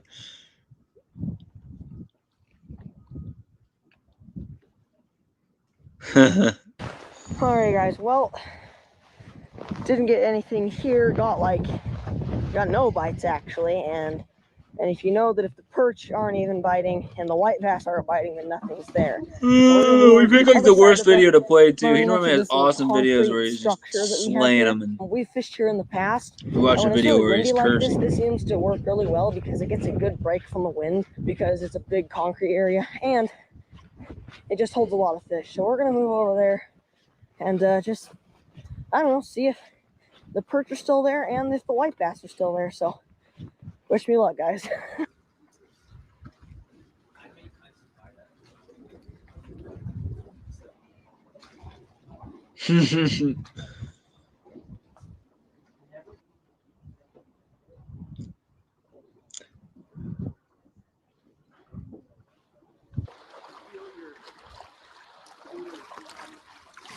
Backyard Boy, I'll tell you this, I didn't get skunked. There's his other channel if you guys want to hook set to his other channel.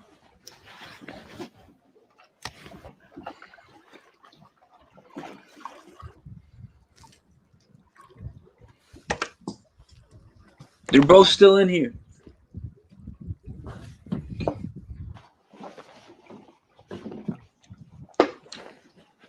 Oh man.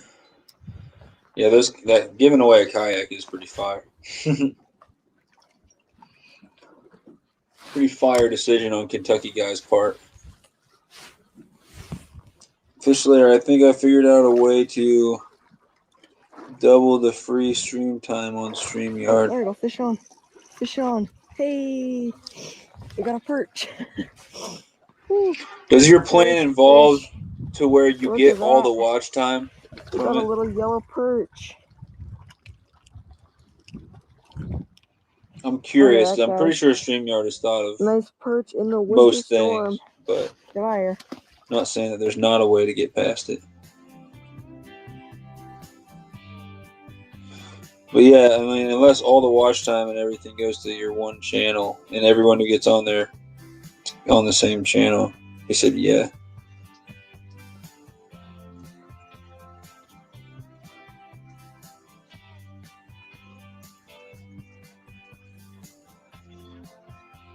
That's cool, man. That's awesome.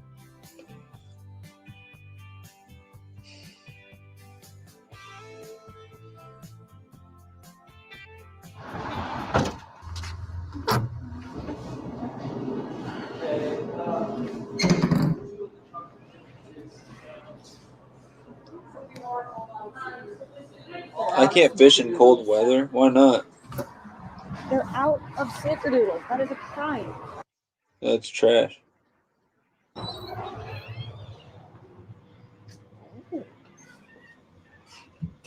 Look right here. Look. They have snickerdoodle. And it looks delicious. Yep, we're getting two snickerdoodles. How are you guys doing today? Good. How are you? Good. Two of the snickerdoodles, please. 2 snickerdoodle, that everything for you? Yeah, all right. Thank you so much. Thank you. I hope you have a nice day. You too. That's how you know it's his mom and not his girl because she ordered it, not him. If it was his girl, he would have been the one paying for it. That's how you know. I took you fishing in a snowstorm.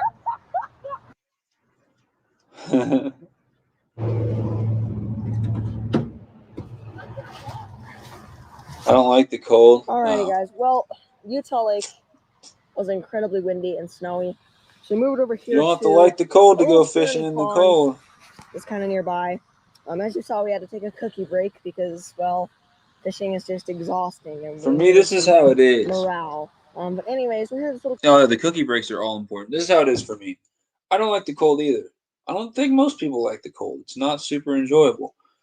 But it's going to be cold for several months over the year, depending on where you live.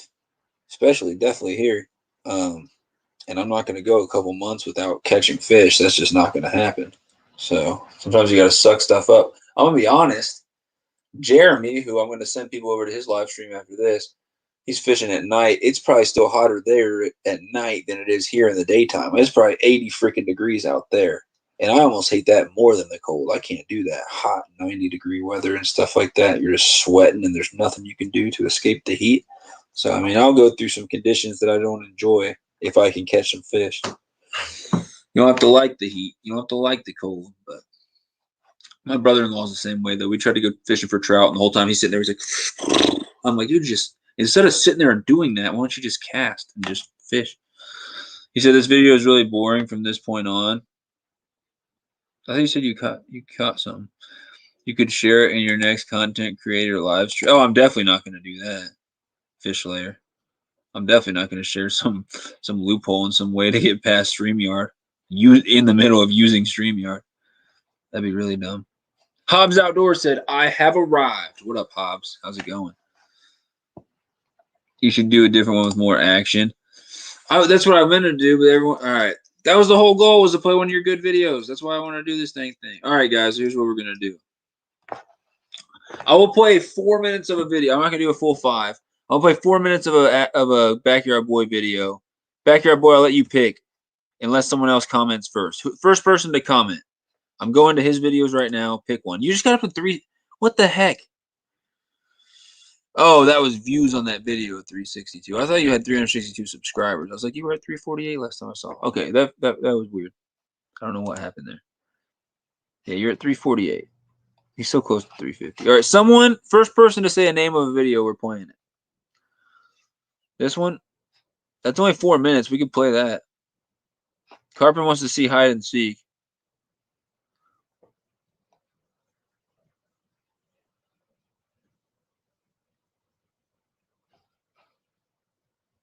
That's your thumbnail. 89-degree weather. No, that's not good. What are we watching? Best moments? That's a 25-minute video. What do you guys want to see? So I'm probably going to do this last video because it's only 4 minutes.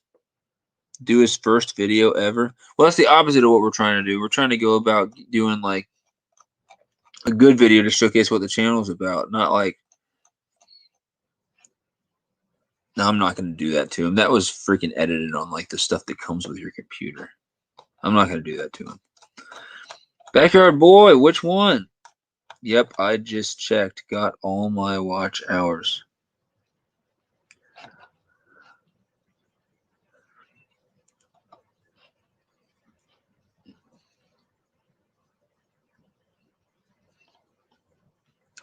All right, I'm just going to play this one since nobody's saying anything. Hopefully it's a good video and it showcases his channel pretty well.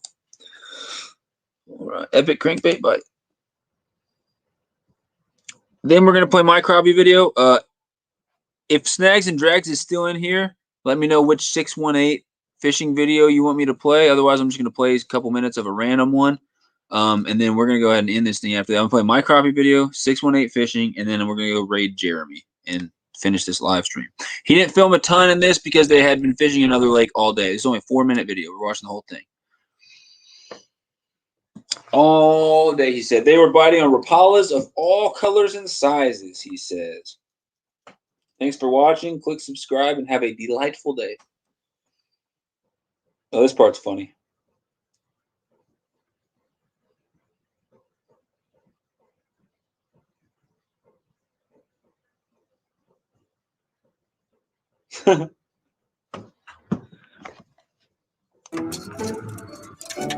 How did that get muted? It makes no sense. Freaking got muted on my channel. I had to start it over. Sorry, guys. It was muted to me. I couldn't hear nothing. I don't know if you guys could or not, but I couldn't hear nothing. Outdoor Life in Oklahoma. I've seen this. Yeah, no, I just played this like last night or something.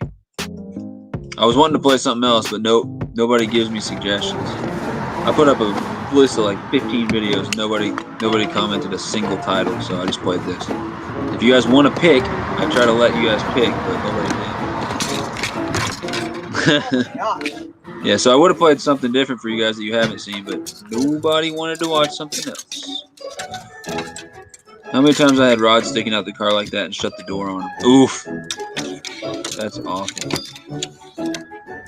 Later off the hook, he said, see ya! Come in the trivia tomorrow night, bro. Oh, get yourself a nice little shout out. Trivia's gonna be good tomorrow, guys. I can't wait. I'm gonna come up with some new questions. Some hard ones, some easy ones, some crazy off the wall ones. Gosh, me and Backyard Boy use all the same freaking music in our videos. This is in like 2 of my videos, this song right here. Yep. Is that Glinda? Where? What Glinda?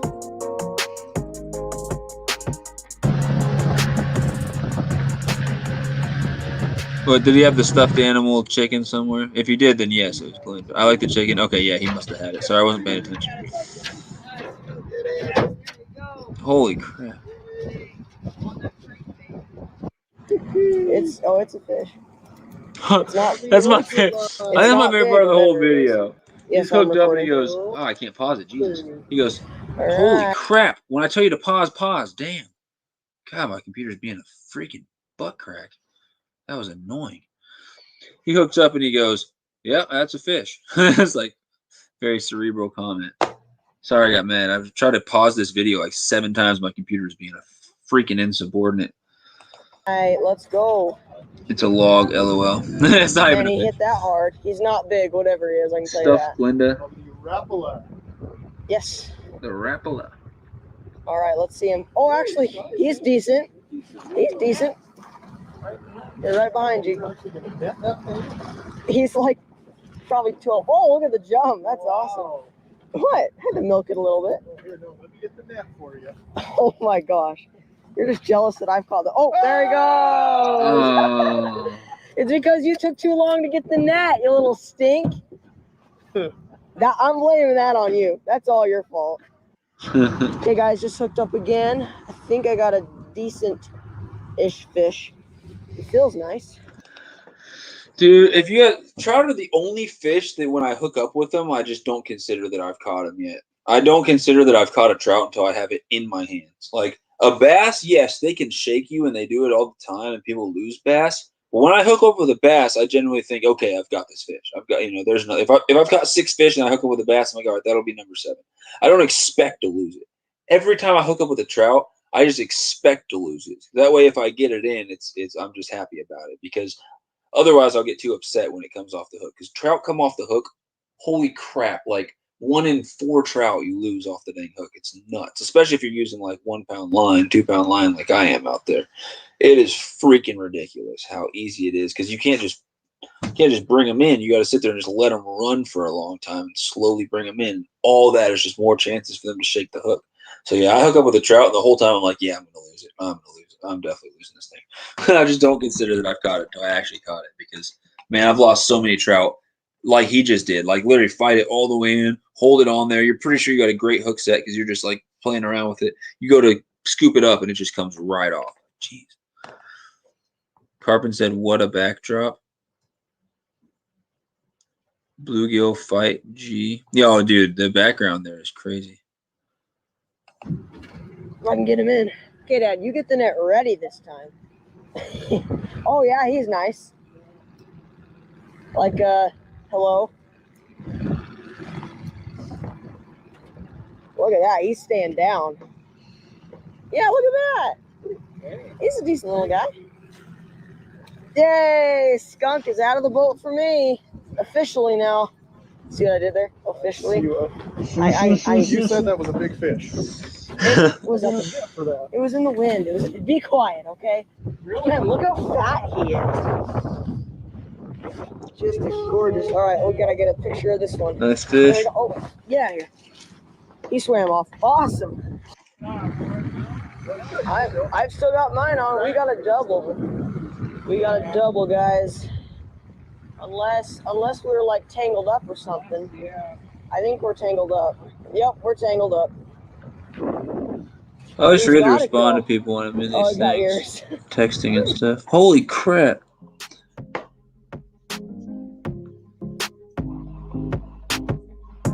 AshtonBassin, Kansas here. 3 pound, 11 ounce on the northeast sidewinder chatterbait. That ties my PB, bro. That's nutty. Joe Basking sent me that picture he's talking about. He caught a 3 pound, 11 ounce tonight after dark. And that's what my PB is, 3 pound, 11. His 3 pound, 11 don't look nothing like my 3 pound, 11 did, though. Looks like half the size. That's crazy. I swear my scale was broken or something. Oh, look at this, guys. Just a crystal clear day with little to no wind. Perfect.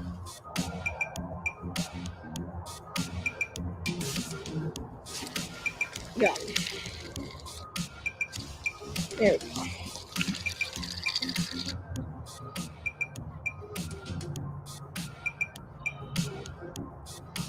Got him.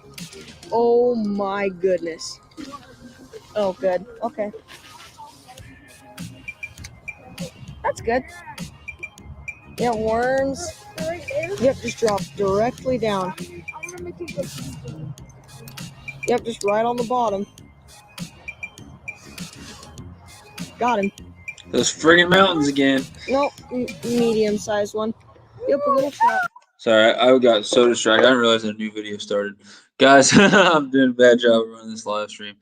FishAngler Freshwater was texting me, and I do not understand what he's saying, but I'm trying to. All right, so I'm going to play my crappie video, and then I'm going to play. If you guys know 618 Fishing or any videos by 618 Fishing, I will let you guys suggest. So go ahead and pick. Generally, when I ask you guys to suggest something, I get like 1 or 0 answers, so I'm not expecting anything. But if somebody knows a video by 618 Fishing, say 618, give me the video title, and I'll play that. But you have until the end of my crappie video to suggest one of those. Otherwise, I'll just pick a random one. We're going to go to SunfishKing right here. First person that comes up is the SunfishKing, the original. Let's see. What the heck?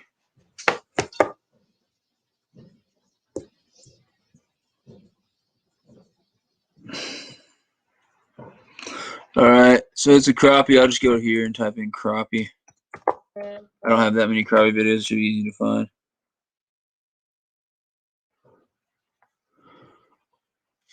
It's this one. If anyone knows any videos by 618, let's do it. Can you put up the link to what? Outdoor. Let me know. I'll put up the link to whatever you want. To Backyard Boy, it's already in my description. We'll put up any link you want. Kentucky guy, are you a moderator or not? If not, I need to make you one. I can't see who's a moderator and who's not, but let me know if you are or if you're not. Say I'm a mod or I'm not a mod. I'll make you one if you're not.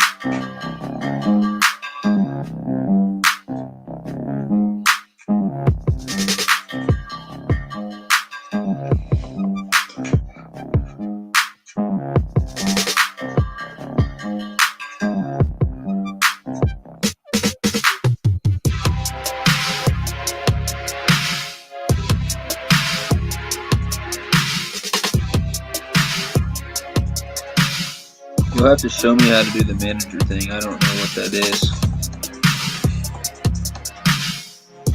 That sounds cool.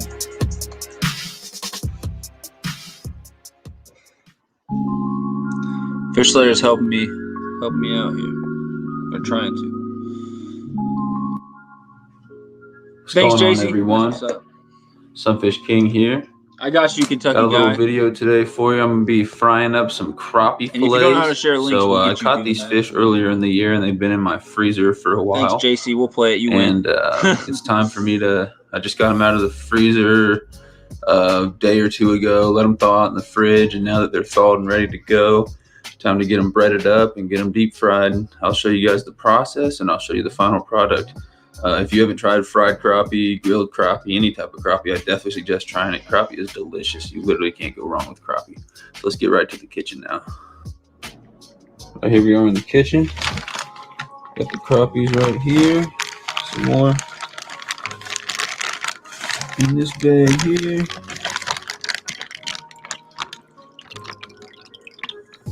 This is skinless. This is skin on. Couple different breadings. We got some panko breading stuff, just some off-brand. That's what that's looking like. And then some Louisiana classic fry. Louisiana, he said. And that stuff does pretty good. that stuff Oh looks like gosh, right there. dang it! These people are getting ruthless with The their first step spam. here, I didn't used to do this when I was frying fish, but I found out the breading sticks a lot better if you do it. Just use a few eggs. Spammers. Oh.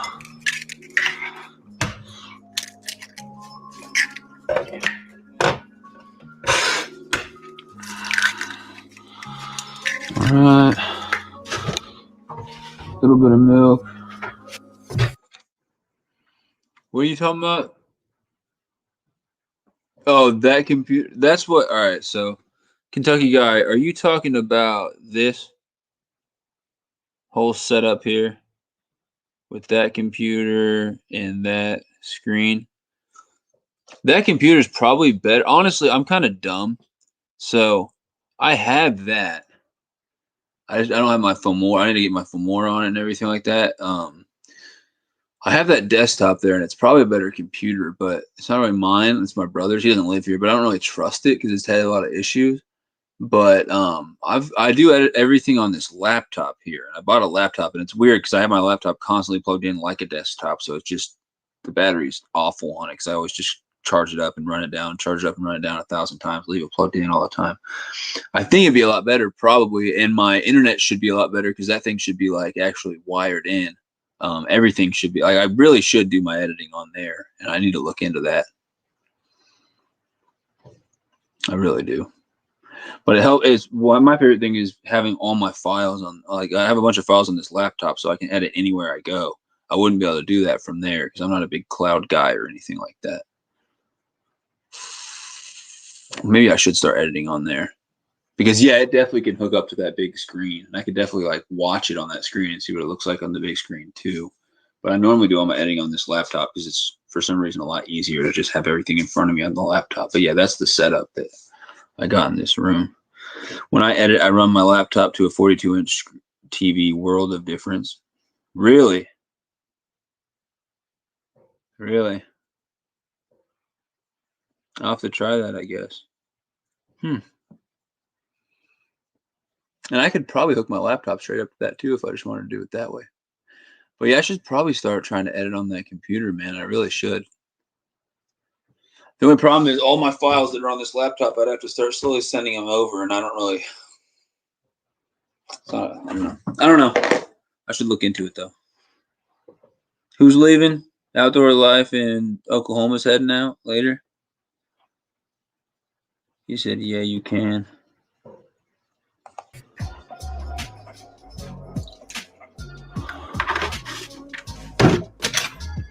Scramble it up. Yeah, I might start doing that. I don't know.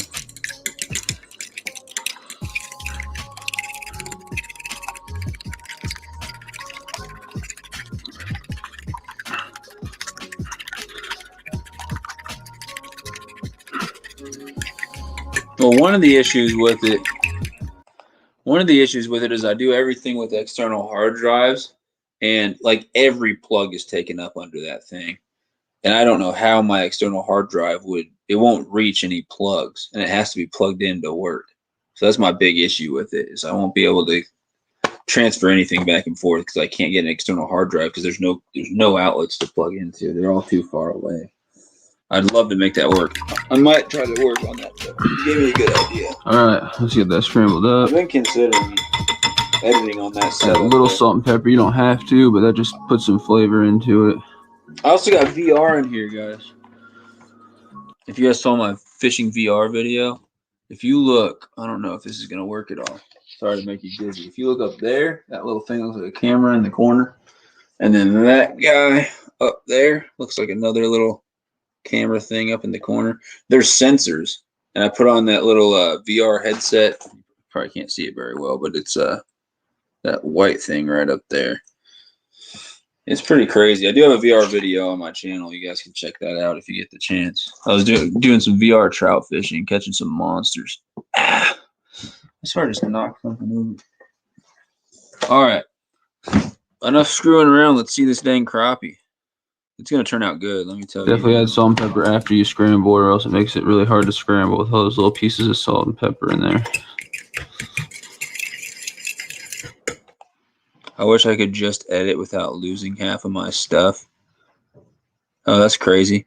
My where I lose half my stuff is transferring. I've lost so many hours of like good catches and filming and stuff transferring.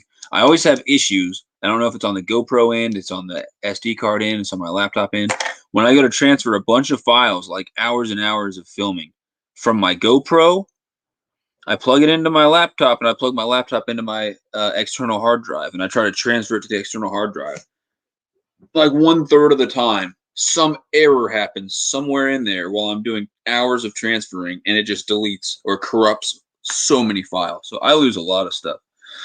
I get that, Ashton. Man, you can whisk those eggs like a boss. I did it in fast motion. A little trick.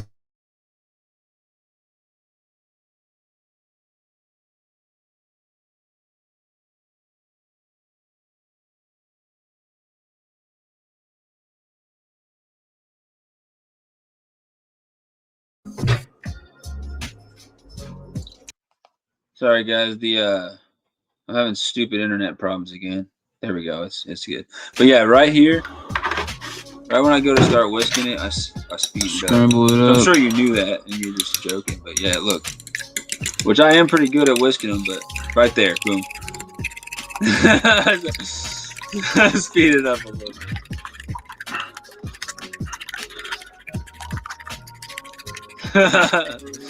I wish I could go that fast. That'd be crazy. Outdoor life, yeah. Right after this, I'm playing one more little video by 618. A little salt and pepper. You don't have we're gonna go to, raid but just Jeremy put if some he's still flavor going. into it. What up, Jake? Jake, we interviewed, if you know Backyard Boy TV or AshtonBassin from Fishbrain, I interviewed those two fine young gentlemen tonight about their channels and their fishing and everything like that. And it was really good. And now what I'm doing, I just played some of their videos. I'm playing this one video of mine where I'm frying up some crappie. It turned out really good. And then I'm going to play, if you know who 618 Fishing is, 618 is like a big, more famous YouTuber for fishing and stuff. We're gonna go watch this spillway monster video after this, and then I'm gonna send anyone who wants to over to Jeremy Albritton's live stream. He's catching crappie right now live. So that's where I'm gonna go next. I'll hang out with him for a little bit, send some people over, and then I'm probably going to bed pretty soon after this is over. Definitely add salt and pepper after you scramble, or else it makes it really hard to scramble with all those little pieces of salt and pepper in there.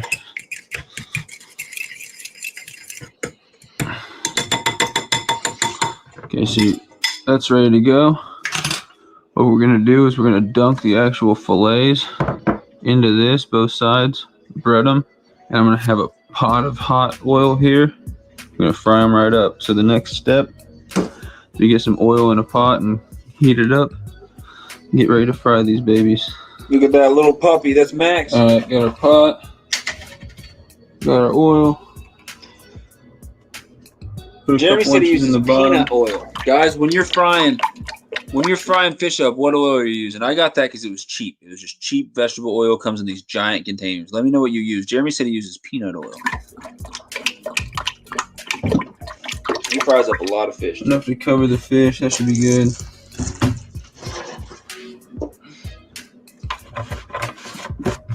And I'm going to turn it on past medium there. Get it nice and hot, and then we'll try.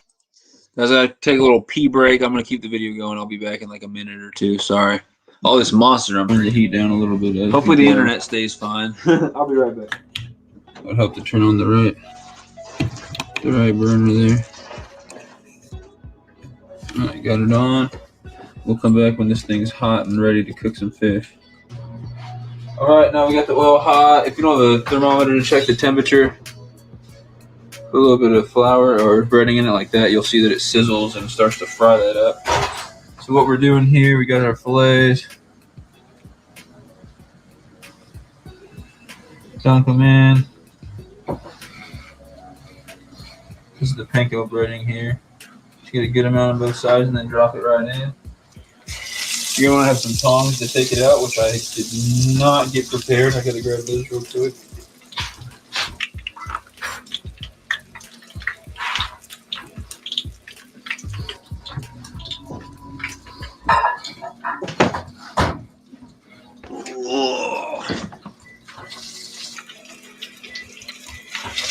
Oh man, yeah, that stuff turned out so good. So those were the Pinko ones, and then there was the normal breaded ones as well, with the McCormick or whatever it was, or Louisiana. That piece is done. Look at that. It gets golden and it'll come up and float. Yeah, that's a good idea, Carvin.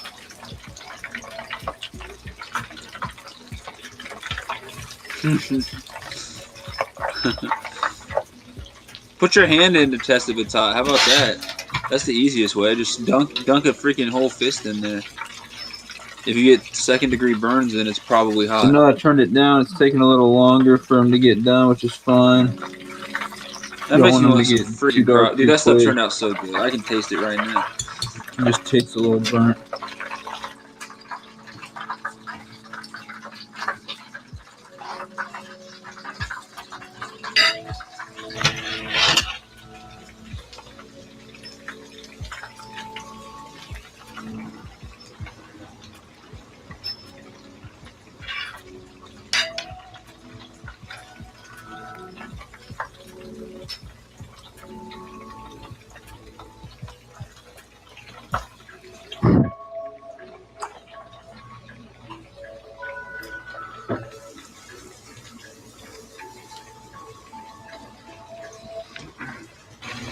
There's a guy in Asia that uses his hands to deep fry Glinda's friends.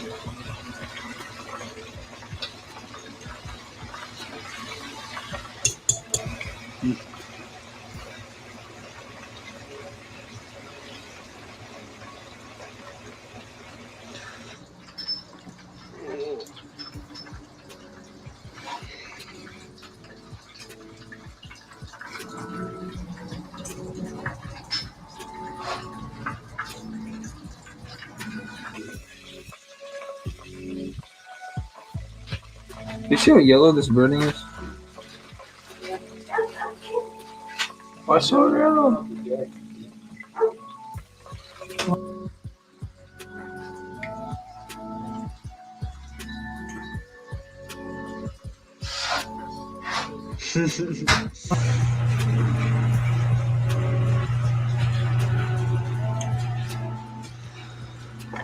Oh man, it was both good. Both types ended up so fire. Oh my gosh.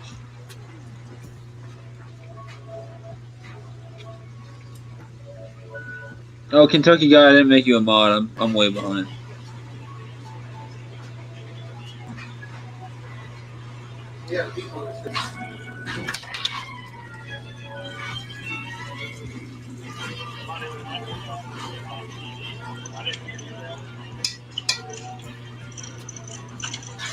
Dude, Jeremy is alright, so he's live, but it's pitch black. You can't even see him. Alright, so this is the finished product.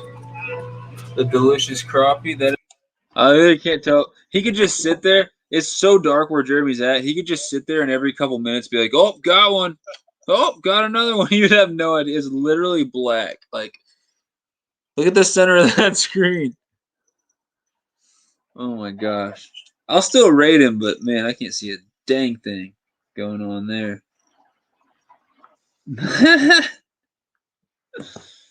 It sure does look good, says Carpin Down Under. It sure was good. is the classic breading, and that's the Pinko breading. Go ahead and try some of this on camera for you. I like it with just by That's itself. back when I with had tartar hair, sauce, bro. with some Frank's, Red Hot, any of that stuff. It's good. Some hot sauce.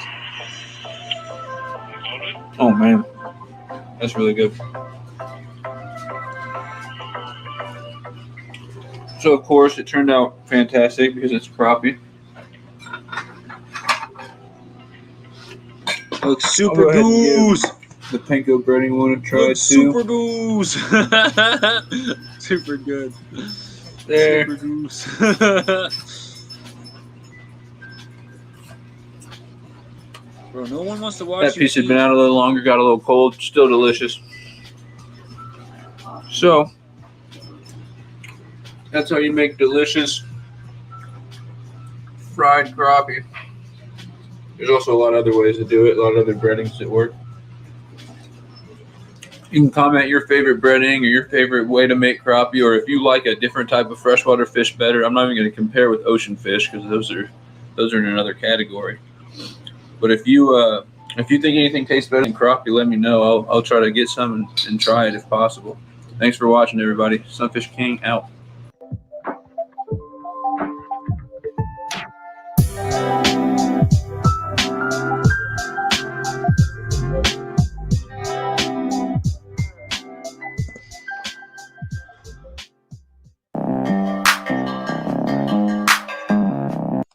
Jake did him some sassy, grassy fishing today and ended up with a 20-pounder and a 37th. What?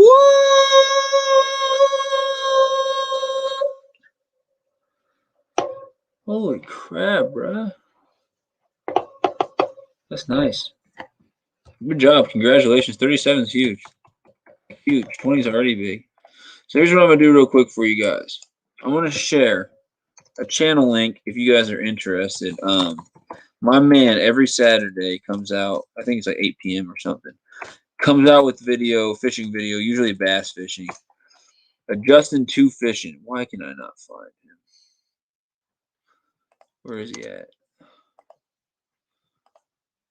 There he is. You guys see this? Justin2 Fishing. He has 515 subscribers. Oh, wow. I just passed him? Woo! I didn't know that. He makes way better videos than me. But here is a link to his channel. He just came out with a nice bass video today. I want to at least give you guys the option to go check him out. Been doing some really, really good fishing lately. And he also has been messing around with like some guys who do really awesome photography and stuff like that. So just really great content all around. Is that your dog eating the crappie? Yeah, it was. This dude that lives like 30 minutes from me has a pretty decent channel. His name is Camo Kid TV. Right on. So yeah, that's a Justin Deficient. Awesome new video right here 4 hours ago. Looking for giant bass at Dogwood Lakes. Yeah, he makes awesome stuff. And like weekly comes out with good content. We're going to try to find Camo Kid and share his link real quick. That's Camo Kid. Camo Kid TV. Oh, wow. I don't know he was that big, man. 732. I'll subscribe and stuff like that. He looks like he has some good content. Is this the Camo Kid? 732 subscribers. He gets a lot of views on his stuff, man. Pretty good. I'll share his link. He lives near the Kentucky guy. All right, so there's that Camo Kids link. And then what I'm going to do right before I play the very last video of this live stream and end this thing, which is going to be a 618, I noticed something by Carpin Down Under. Our very own Carpin Down Under released a short video, less than a minute, today, 4 hours ago, called Quick Carp Catch and Release. And that's my dude, so we're going to play his video real quick. AshtonBassin just got back from watching the DaVinci Resolve tutorial, and you're still live. Yeah, bro, we're going to do, and you guys need to watch this. Here's Carpin's channel link. I'm going to share it. Awesome guy. But you guys need to go check out this. They eat the world's hottest chips. They eat a bunch of hot sauce. They eat literally worms and crickets. Like, it is the most crazy challenge video. They eat so much crap. He does it with his kid the whole time, too, and his kid is a freaking legend. He sits there and eats all this nasty stuff. So there's Carpin's channel link, and then here's the video we're going to watch. And I'll put a link to that, too, to this video as well. If you guys want to head over there and get that up to like 10 likes or so, get those views up to more like 20, that'd be awesome, guys. I'd really appreciate that. He's a big supporter. He's in here all the time. I'm sure you see him in my live streams all the time. Pretty upset that he said he can't make my trivia night tomorrow, though. Kind of hurts my feelings. Carpin Down Under, over in Australia, catching big old freaking carps. Got a good channel.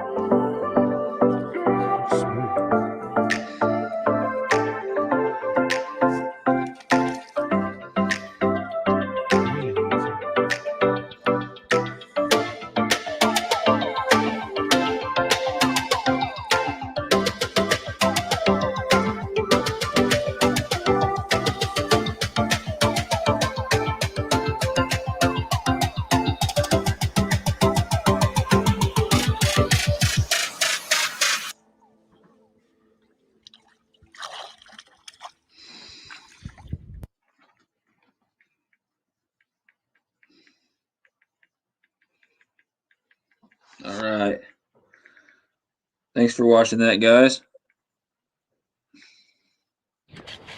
Crazy how fast everything greened out. Sorry. We got one last video. We're going to end this thing. But thank you guys so much, everyone, for being in here. And like I said, tomorrow, I'm going to be live for hours starting at like 7:30 doing trivia. So come in at any time, answer some questions, get your points up on the leaderboard or whatever, and just have some fun, and we can all talk about stuff. It'll be pretty good time. I haven't had a live stream trivia yet that I didn't enjoy. They've all been awesome.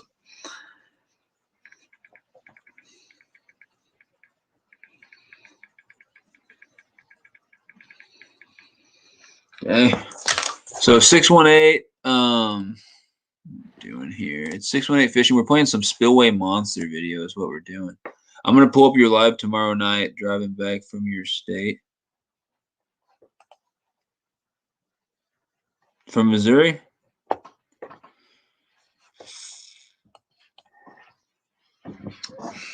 Yep, I'll be live tomorrow from 7:30 on. My time, 7:30 Central.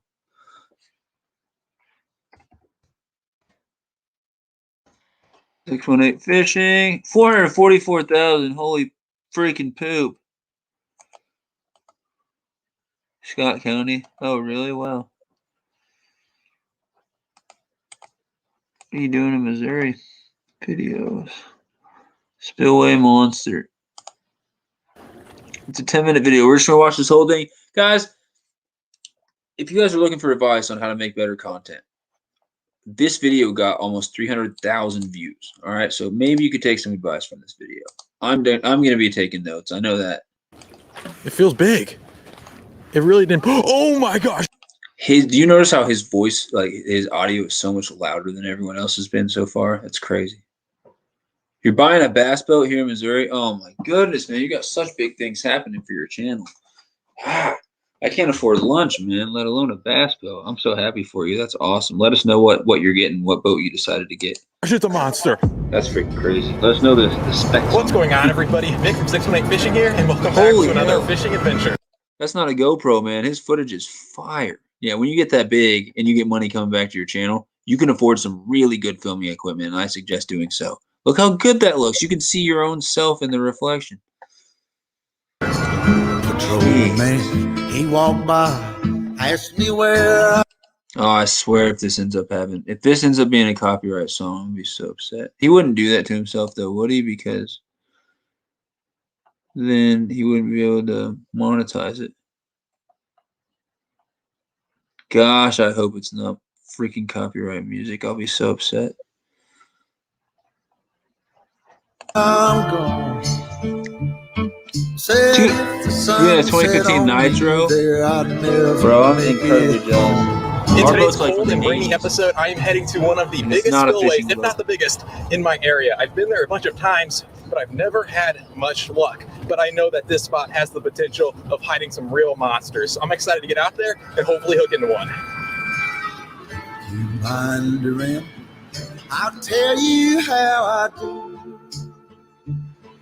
Keep your money in your pocket, in the razor.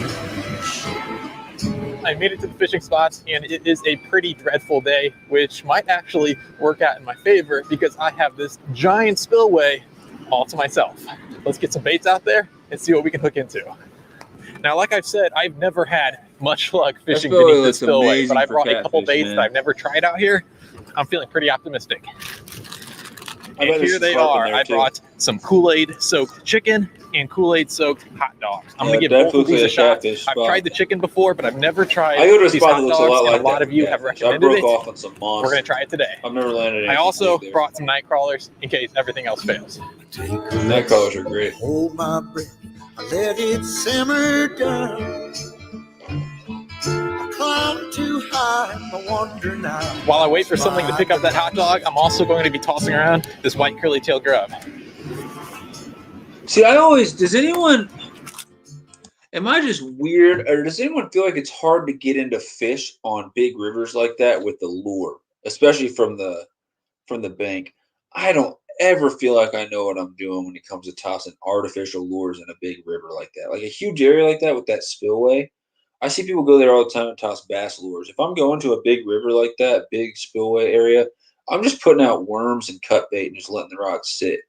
I don't have enough confidence or trust that I'm going to be able to toss out a lure and actually catch anything in a river like that. I don't know what it is. I just never have. It just doesn't seem likely to me for some reason. I don't know what it is. It just doesn't seem like, even when I went to Colorado, I was fishing for trout. As soon as I would get to the part where the river was like 100 freaking yards between banks, I just didn't. I was like, I spent a whole day at one place like that. There was supposed to be. It was the one place that was actually stocked and had rainbows and stuff like that.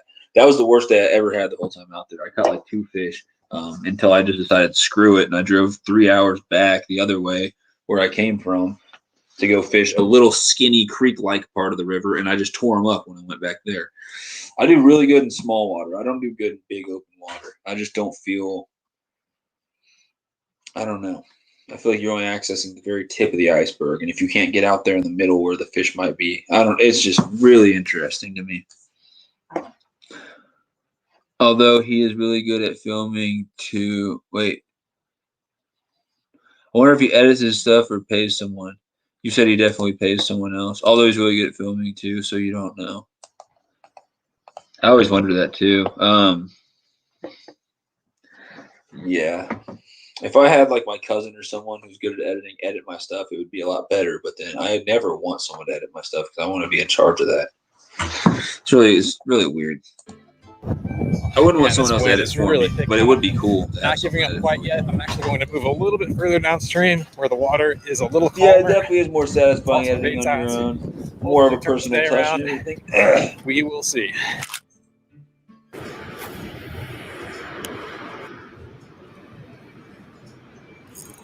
But hey, man, I mean, if you get to the point where you're putting out fire content like freaking weekly or almost daily, and all you have to do is just go out and fish and make sure that you're constantly bringing in fish and creating content just with cameras on you, and you got someone else taking care of the editing part and everything like that, may not be the worst thing in the world, honestly. Like, in an ideal world, yes, you'd be able to edit all your own stuff and everything, but that actually sounds like a pretty awesome life.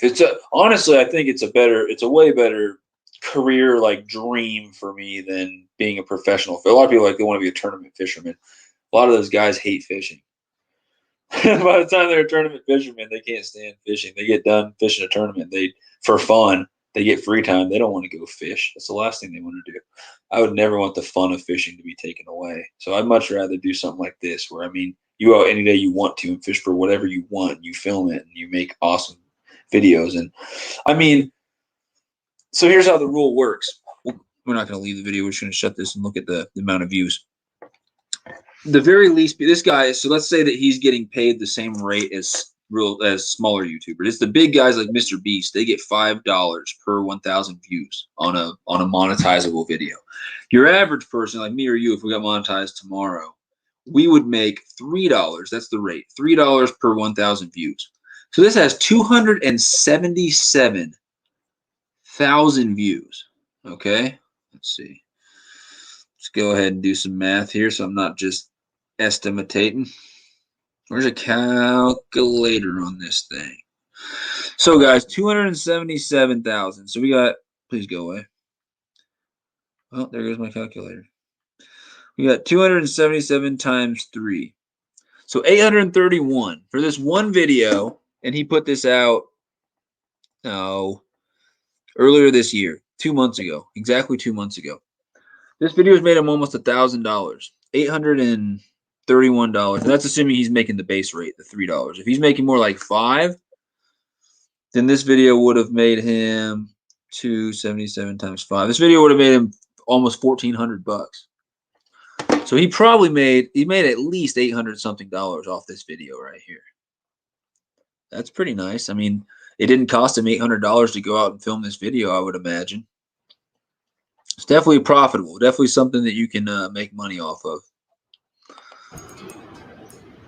Oh my gosh, you guys. I thought I was snagged. Please stay on. I was literally about to leave.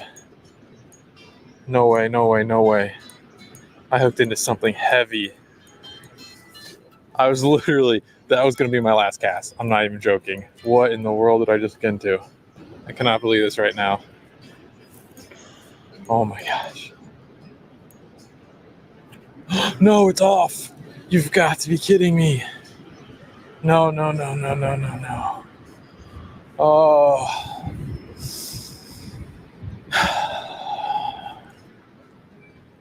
That is so unfortunate. Okay, a few more casts. What a horrible day of fishing. Not only was it freezing, raining, and windy, if it was not for that last fish, which was a really nice fish, I would have gone the entire day without a single bite. Whew. The first day of the... That's crazy to me that he left that in there. Like I would have deleted all that and not have left that in there. But he made his first 3 minutes him not catching crap. But I guess that adds to the story. You know, you're in that spillway and you hook up with something huge, and then what comes next? I get it. I just feel like this 15 minutes from my house. Sad that I was little back then and I didn't fish it enough. Oh, there's monster cats out there. This adventure was a pretty bad day of fishing. You gotta grind though. I mean, man, I've gone that spillway that I have that looks somewhat like that. I've gone up there. It's like a long drive. I have gone up there quite a few times, and I've never landed a nice fish out there. I've caught a lot of gar, decent ones. I've caught a lot of drums, decent ones. I have never landed a good fish. I've hooked up with some freaking tanks. I mean, I've been out there with cut bait, with worms, both, and had my rods, big rods, just absolutely freaking bend over. And I don't use a rod stand. I use a backpack, which is a horrible idea. And I have them start freaking pulling over the backpack and about to end up in the water. And then one time I went to set the hook and totally missed. There was just nothing on anymore. One time I was fighting it for a long time and then it just literally just decided to come off. I don't know what happened. I think it bent out the hook. No, because I had a big hook on it. Just let go. And another time I tried I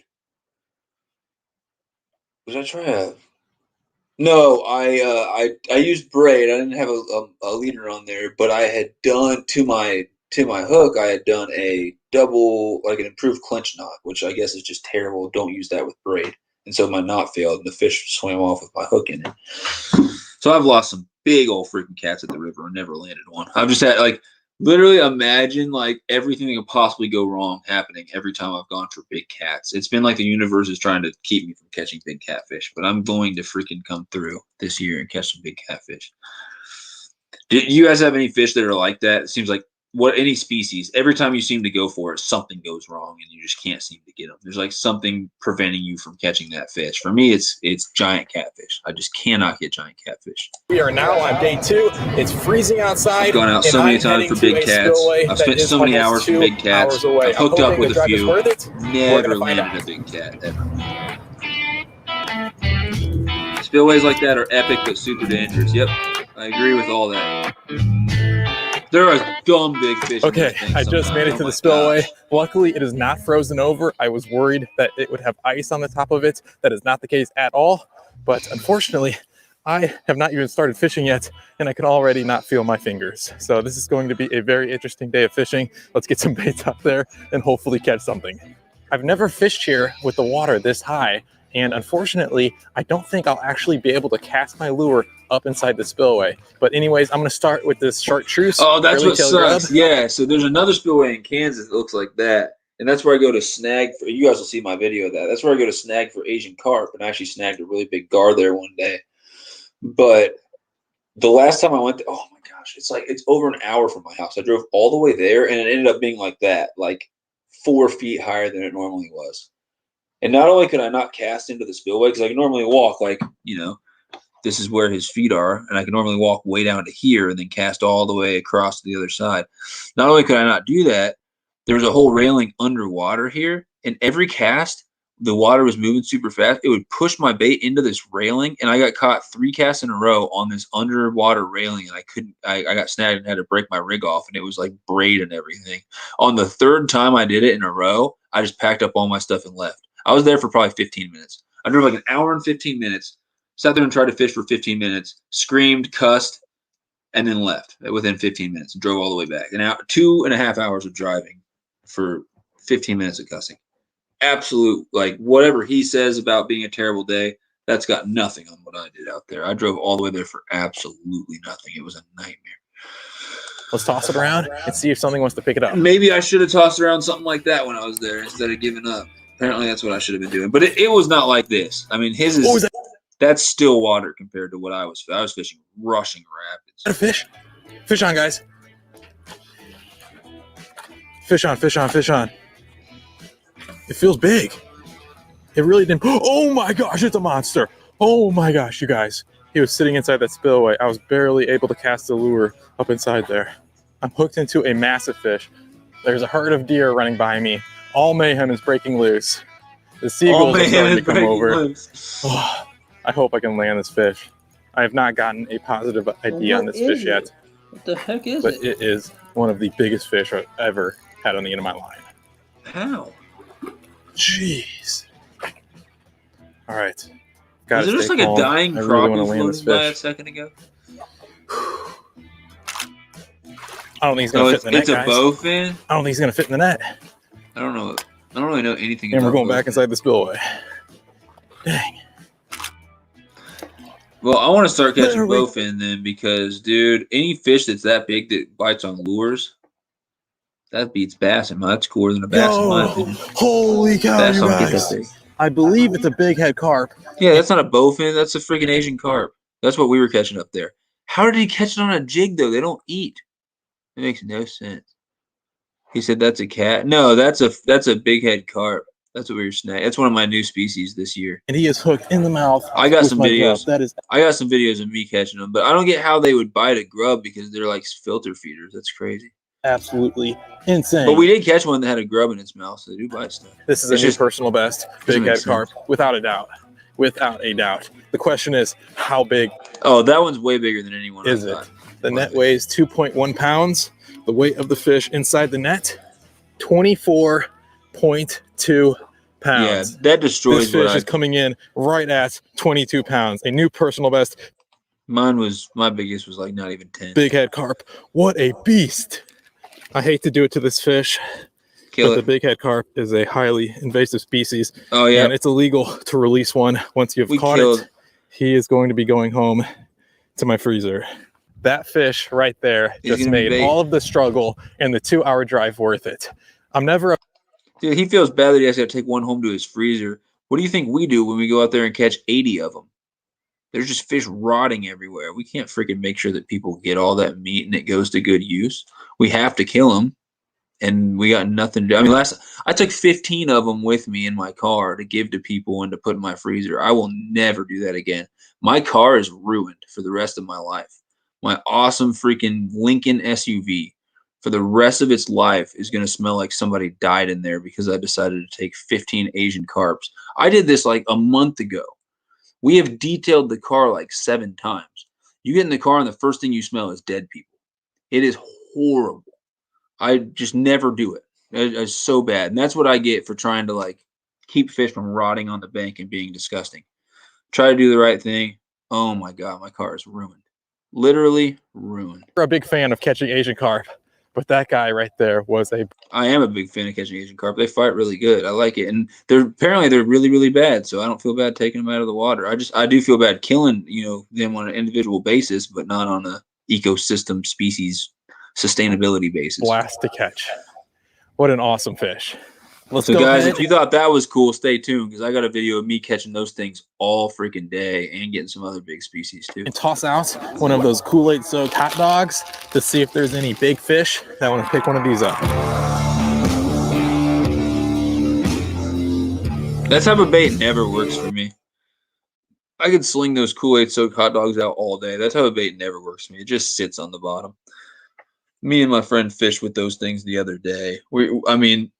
It didn't matter how long you would throw a rod out there and let it sit. Nothing ever happened. They just sit there. They just don't get bites. Like, I don't understand. Those hot dog type of big bait things, they just never work. On that rod. On this one, I'm going to continue tossing around that chartreuse curly tail grub. I don't know if you guys could tell, but there are a ton of small yellow bass that got washed out from the spillway. So there could be some monsters feasting on these fish. They're dying. All right, that was a pretty good cast. Here we go. Fish on. What the heck? I was able to skip that cast way up in there. Oh, it's a buffalo. Yes, yes, yes, yes, yes, yes. This makes no sense to me. Like, I don't understand. He's the only person in the world that could go toss a grub and catch all these fish that are non-predatory. It doesn't make any sense. He said, oh, that's what they are. I thought they were shad from far away. It's hard to tell. I thought they were crappie. It's a nice one.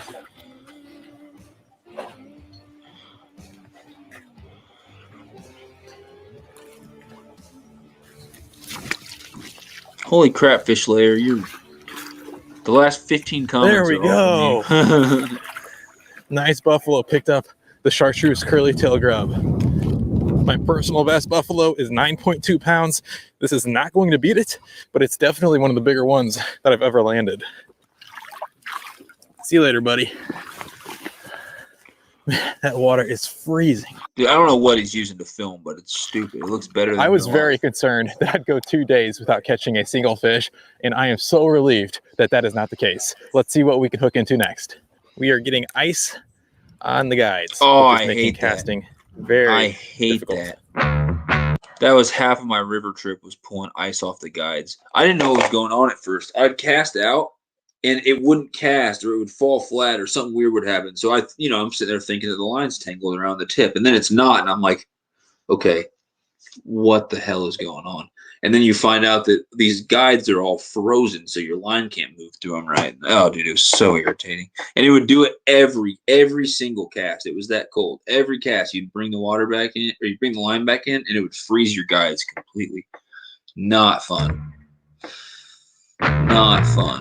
I hate frozen guides. How does he get this good of freaking footage? And how does he catch those fish on that grub? I can't catch a bass on one of these grubs, let alone this dude's over here catching carp and suckerfish on this grub. No way. It makes no sense. Oh my gosh, you guys. I thought I was stuck on a rock. That is not a rock. That is not a rock. This is a fish. Confused. This is a fish. It's mind-blowing to me. This dude probably goes out and chucks crankbaits and catches blue cats. I've been slowly retrieving I don't understand. grub because this water is freezing cold.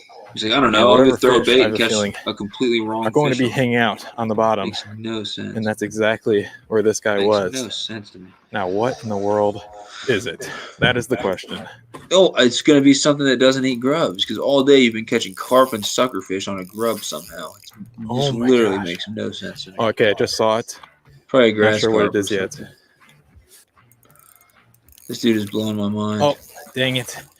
It is appears to be a silver carp. Not what I was hoping to catch today. How did this we had to snag him because easy, buddy. Oh my gosh, he's not giving up. There we go. Finally got him inside the nets. He did not want to give up fighting. This guy was an incredible fighter, but unfortunately, he is not going back in the water because, like the big head carp, he is an invasive species. Yep. All right, this is a little sketchy, but we're going to make it work.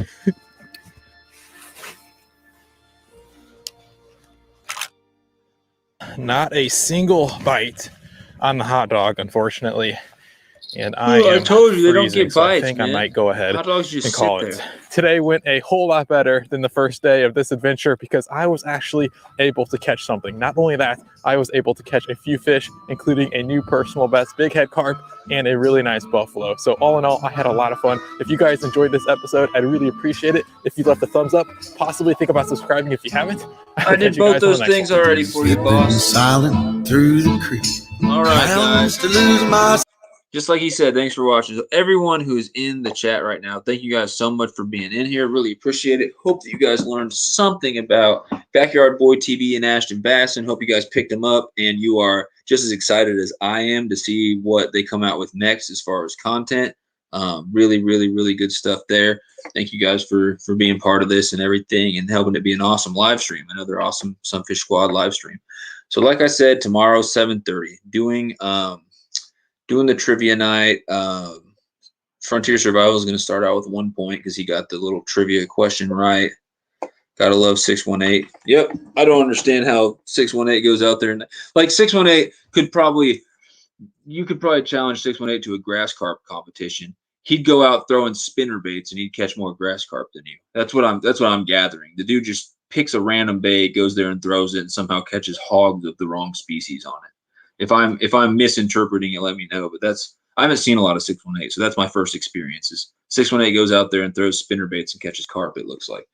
I don't understand. Probably puts cut bait out there and catches like a PB bass.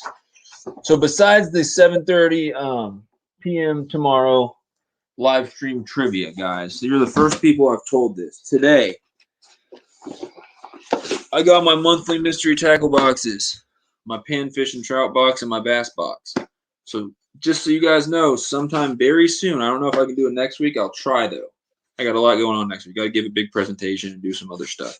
Sometime soon, either next week or next weekend, hopefully, I'll be unboxing these bad boys for you guys in the live stream. My longest live stream I've ever done was 7 hours and 3 minutes, and that was an unboxing of 2 of these. So I don't know if it'll be a 7-hour live stream, but it'll be a few hours long. We'll unbox this stuff. We're going to discuss panfish and trout fishing. We're going to discuss bass fishing. And then also Tuesday, guys, make sure to join me Tuesday for Multi-Species Weekly. I got to talk to Harrison and see what the topic is. I have no idea yet. Let me know if there's anything you guys want to talk about for Multi-Species Weekly. I find it rubbish how people think that catching and killing invasive fish makes a difference. Well, I mean, it's different with different species. I'm not going to get into all that right now. We can talk about that later, carp and down under. But I mean, with those Asian carp there, when me and my friends go up there and catch a bunch of them, I'd say we're doing more good than anybody else does ever. For any of that, like. Yeah, there are species that there's so many of them that you're not really going to do anything, but that doesn't take away from the fact of how horrible they are. They're not like grass carp and common carp where people try to make a case of how bad they are. And yeah, they're bad, but they're not that bad. In my opinion, Asian carp are really, really, really, really bad as far as not contributing anything good to the environment and just taking away from resources and adding more waste. And what they do is they survive so well. They're so freaking prevalent that they will just literally choke out an entire spillway or an entire freaking small lake. We went, and in this one tiny little spillway, smaller than where he was fishing, we caught like 80 in 2 days, and they're still there. Like, I mean, tens, dozens, like hundreds of them still there in that spot. You just can't remove them. I mean, if you electrofish with huge nets and stuff, it can make a difference. No, that's actually, the thing is, Fish Slayer, that's going to be worse for the environment, because even trying to set it to the right frequency for those big fish, it's not going to be different enough to where it's not the same frequency where it's going to shock and do damage and affect the other native fish. So you can't really just go electrofish a whole area, because I think you doing that is going to take a giant or a toll on the ecosystem than whatever the invasive fish are doing.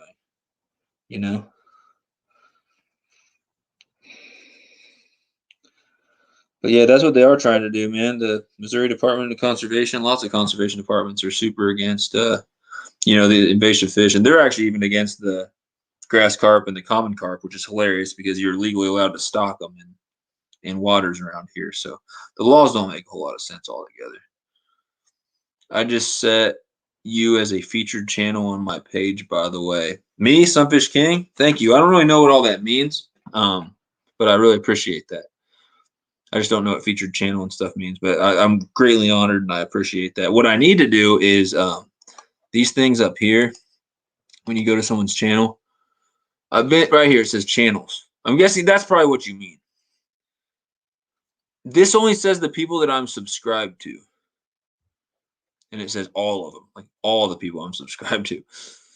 But I don't know how to. There's some way you can do what you're talking about, I think, where you can feature a couple people, and I want to do that with you and with Ted, Off the Hook, and with a couple other people, some of you Sunfish Squad members and stuff like that. But yeah, we'll have to talk about that, and I need to figure out how to do all that crap. That's fair. I'm not arguing their poor presence, just the mentality of some people. I watched them kill massive carp in a local lake, but there's literally millions of 3-inch carp all over the lake. He said, yeah, set those as hidden. I don't know how.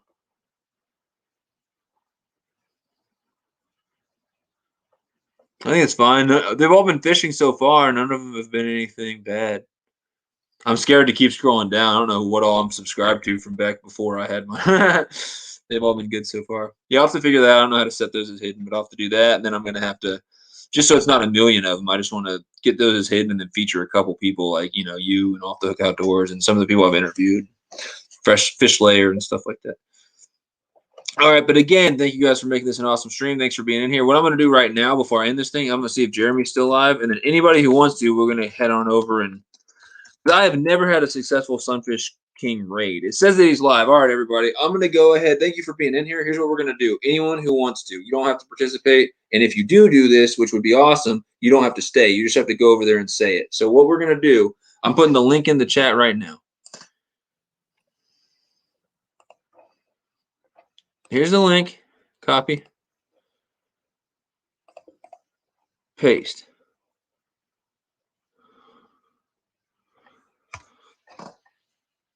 So there's the link to Jeremy's video, guys. Go ahead and head on over there. And when you get there, say SunfishKing Raid, R-A-I-D in all capitals. So you guys can go head over whenever. Later. Appreciate you guys being in here. Go ahead and either just be done for the night, or if you guys want to participate in this, all you got to do is head on over to the link I just sent you.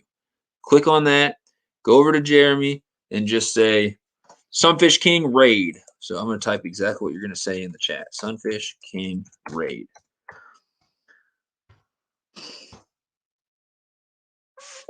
All right. So I'm waiting until I see at least one person say SunfishKing Raid over here in the chat. Then I'm going to head on over too. Well, I don't have it live. There we go. Let's get this live. Feel nothing. So you can see him now. I don't know why I couldn't see him a second ago. Later, Carpin. Really appreciate you being in here. Waiting for someone to go raid him. Raid. There we go. Thank you.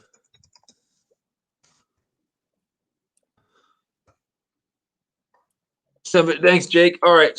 Later, I'm going to end this live stream. Thanks for heading on over to Jeremy Albritton's. I really appreciate that, guys. All right. Later, Martin, and I'll see you tomorrow. Appreciate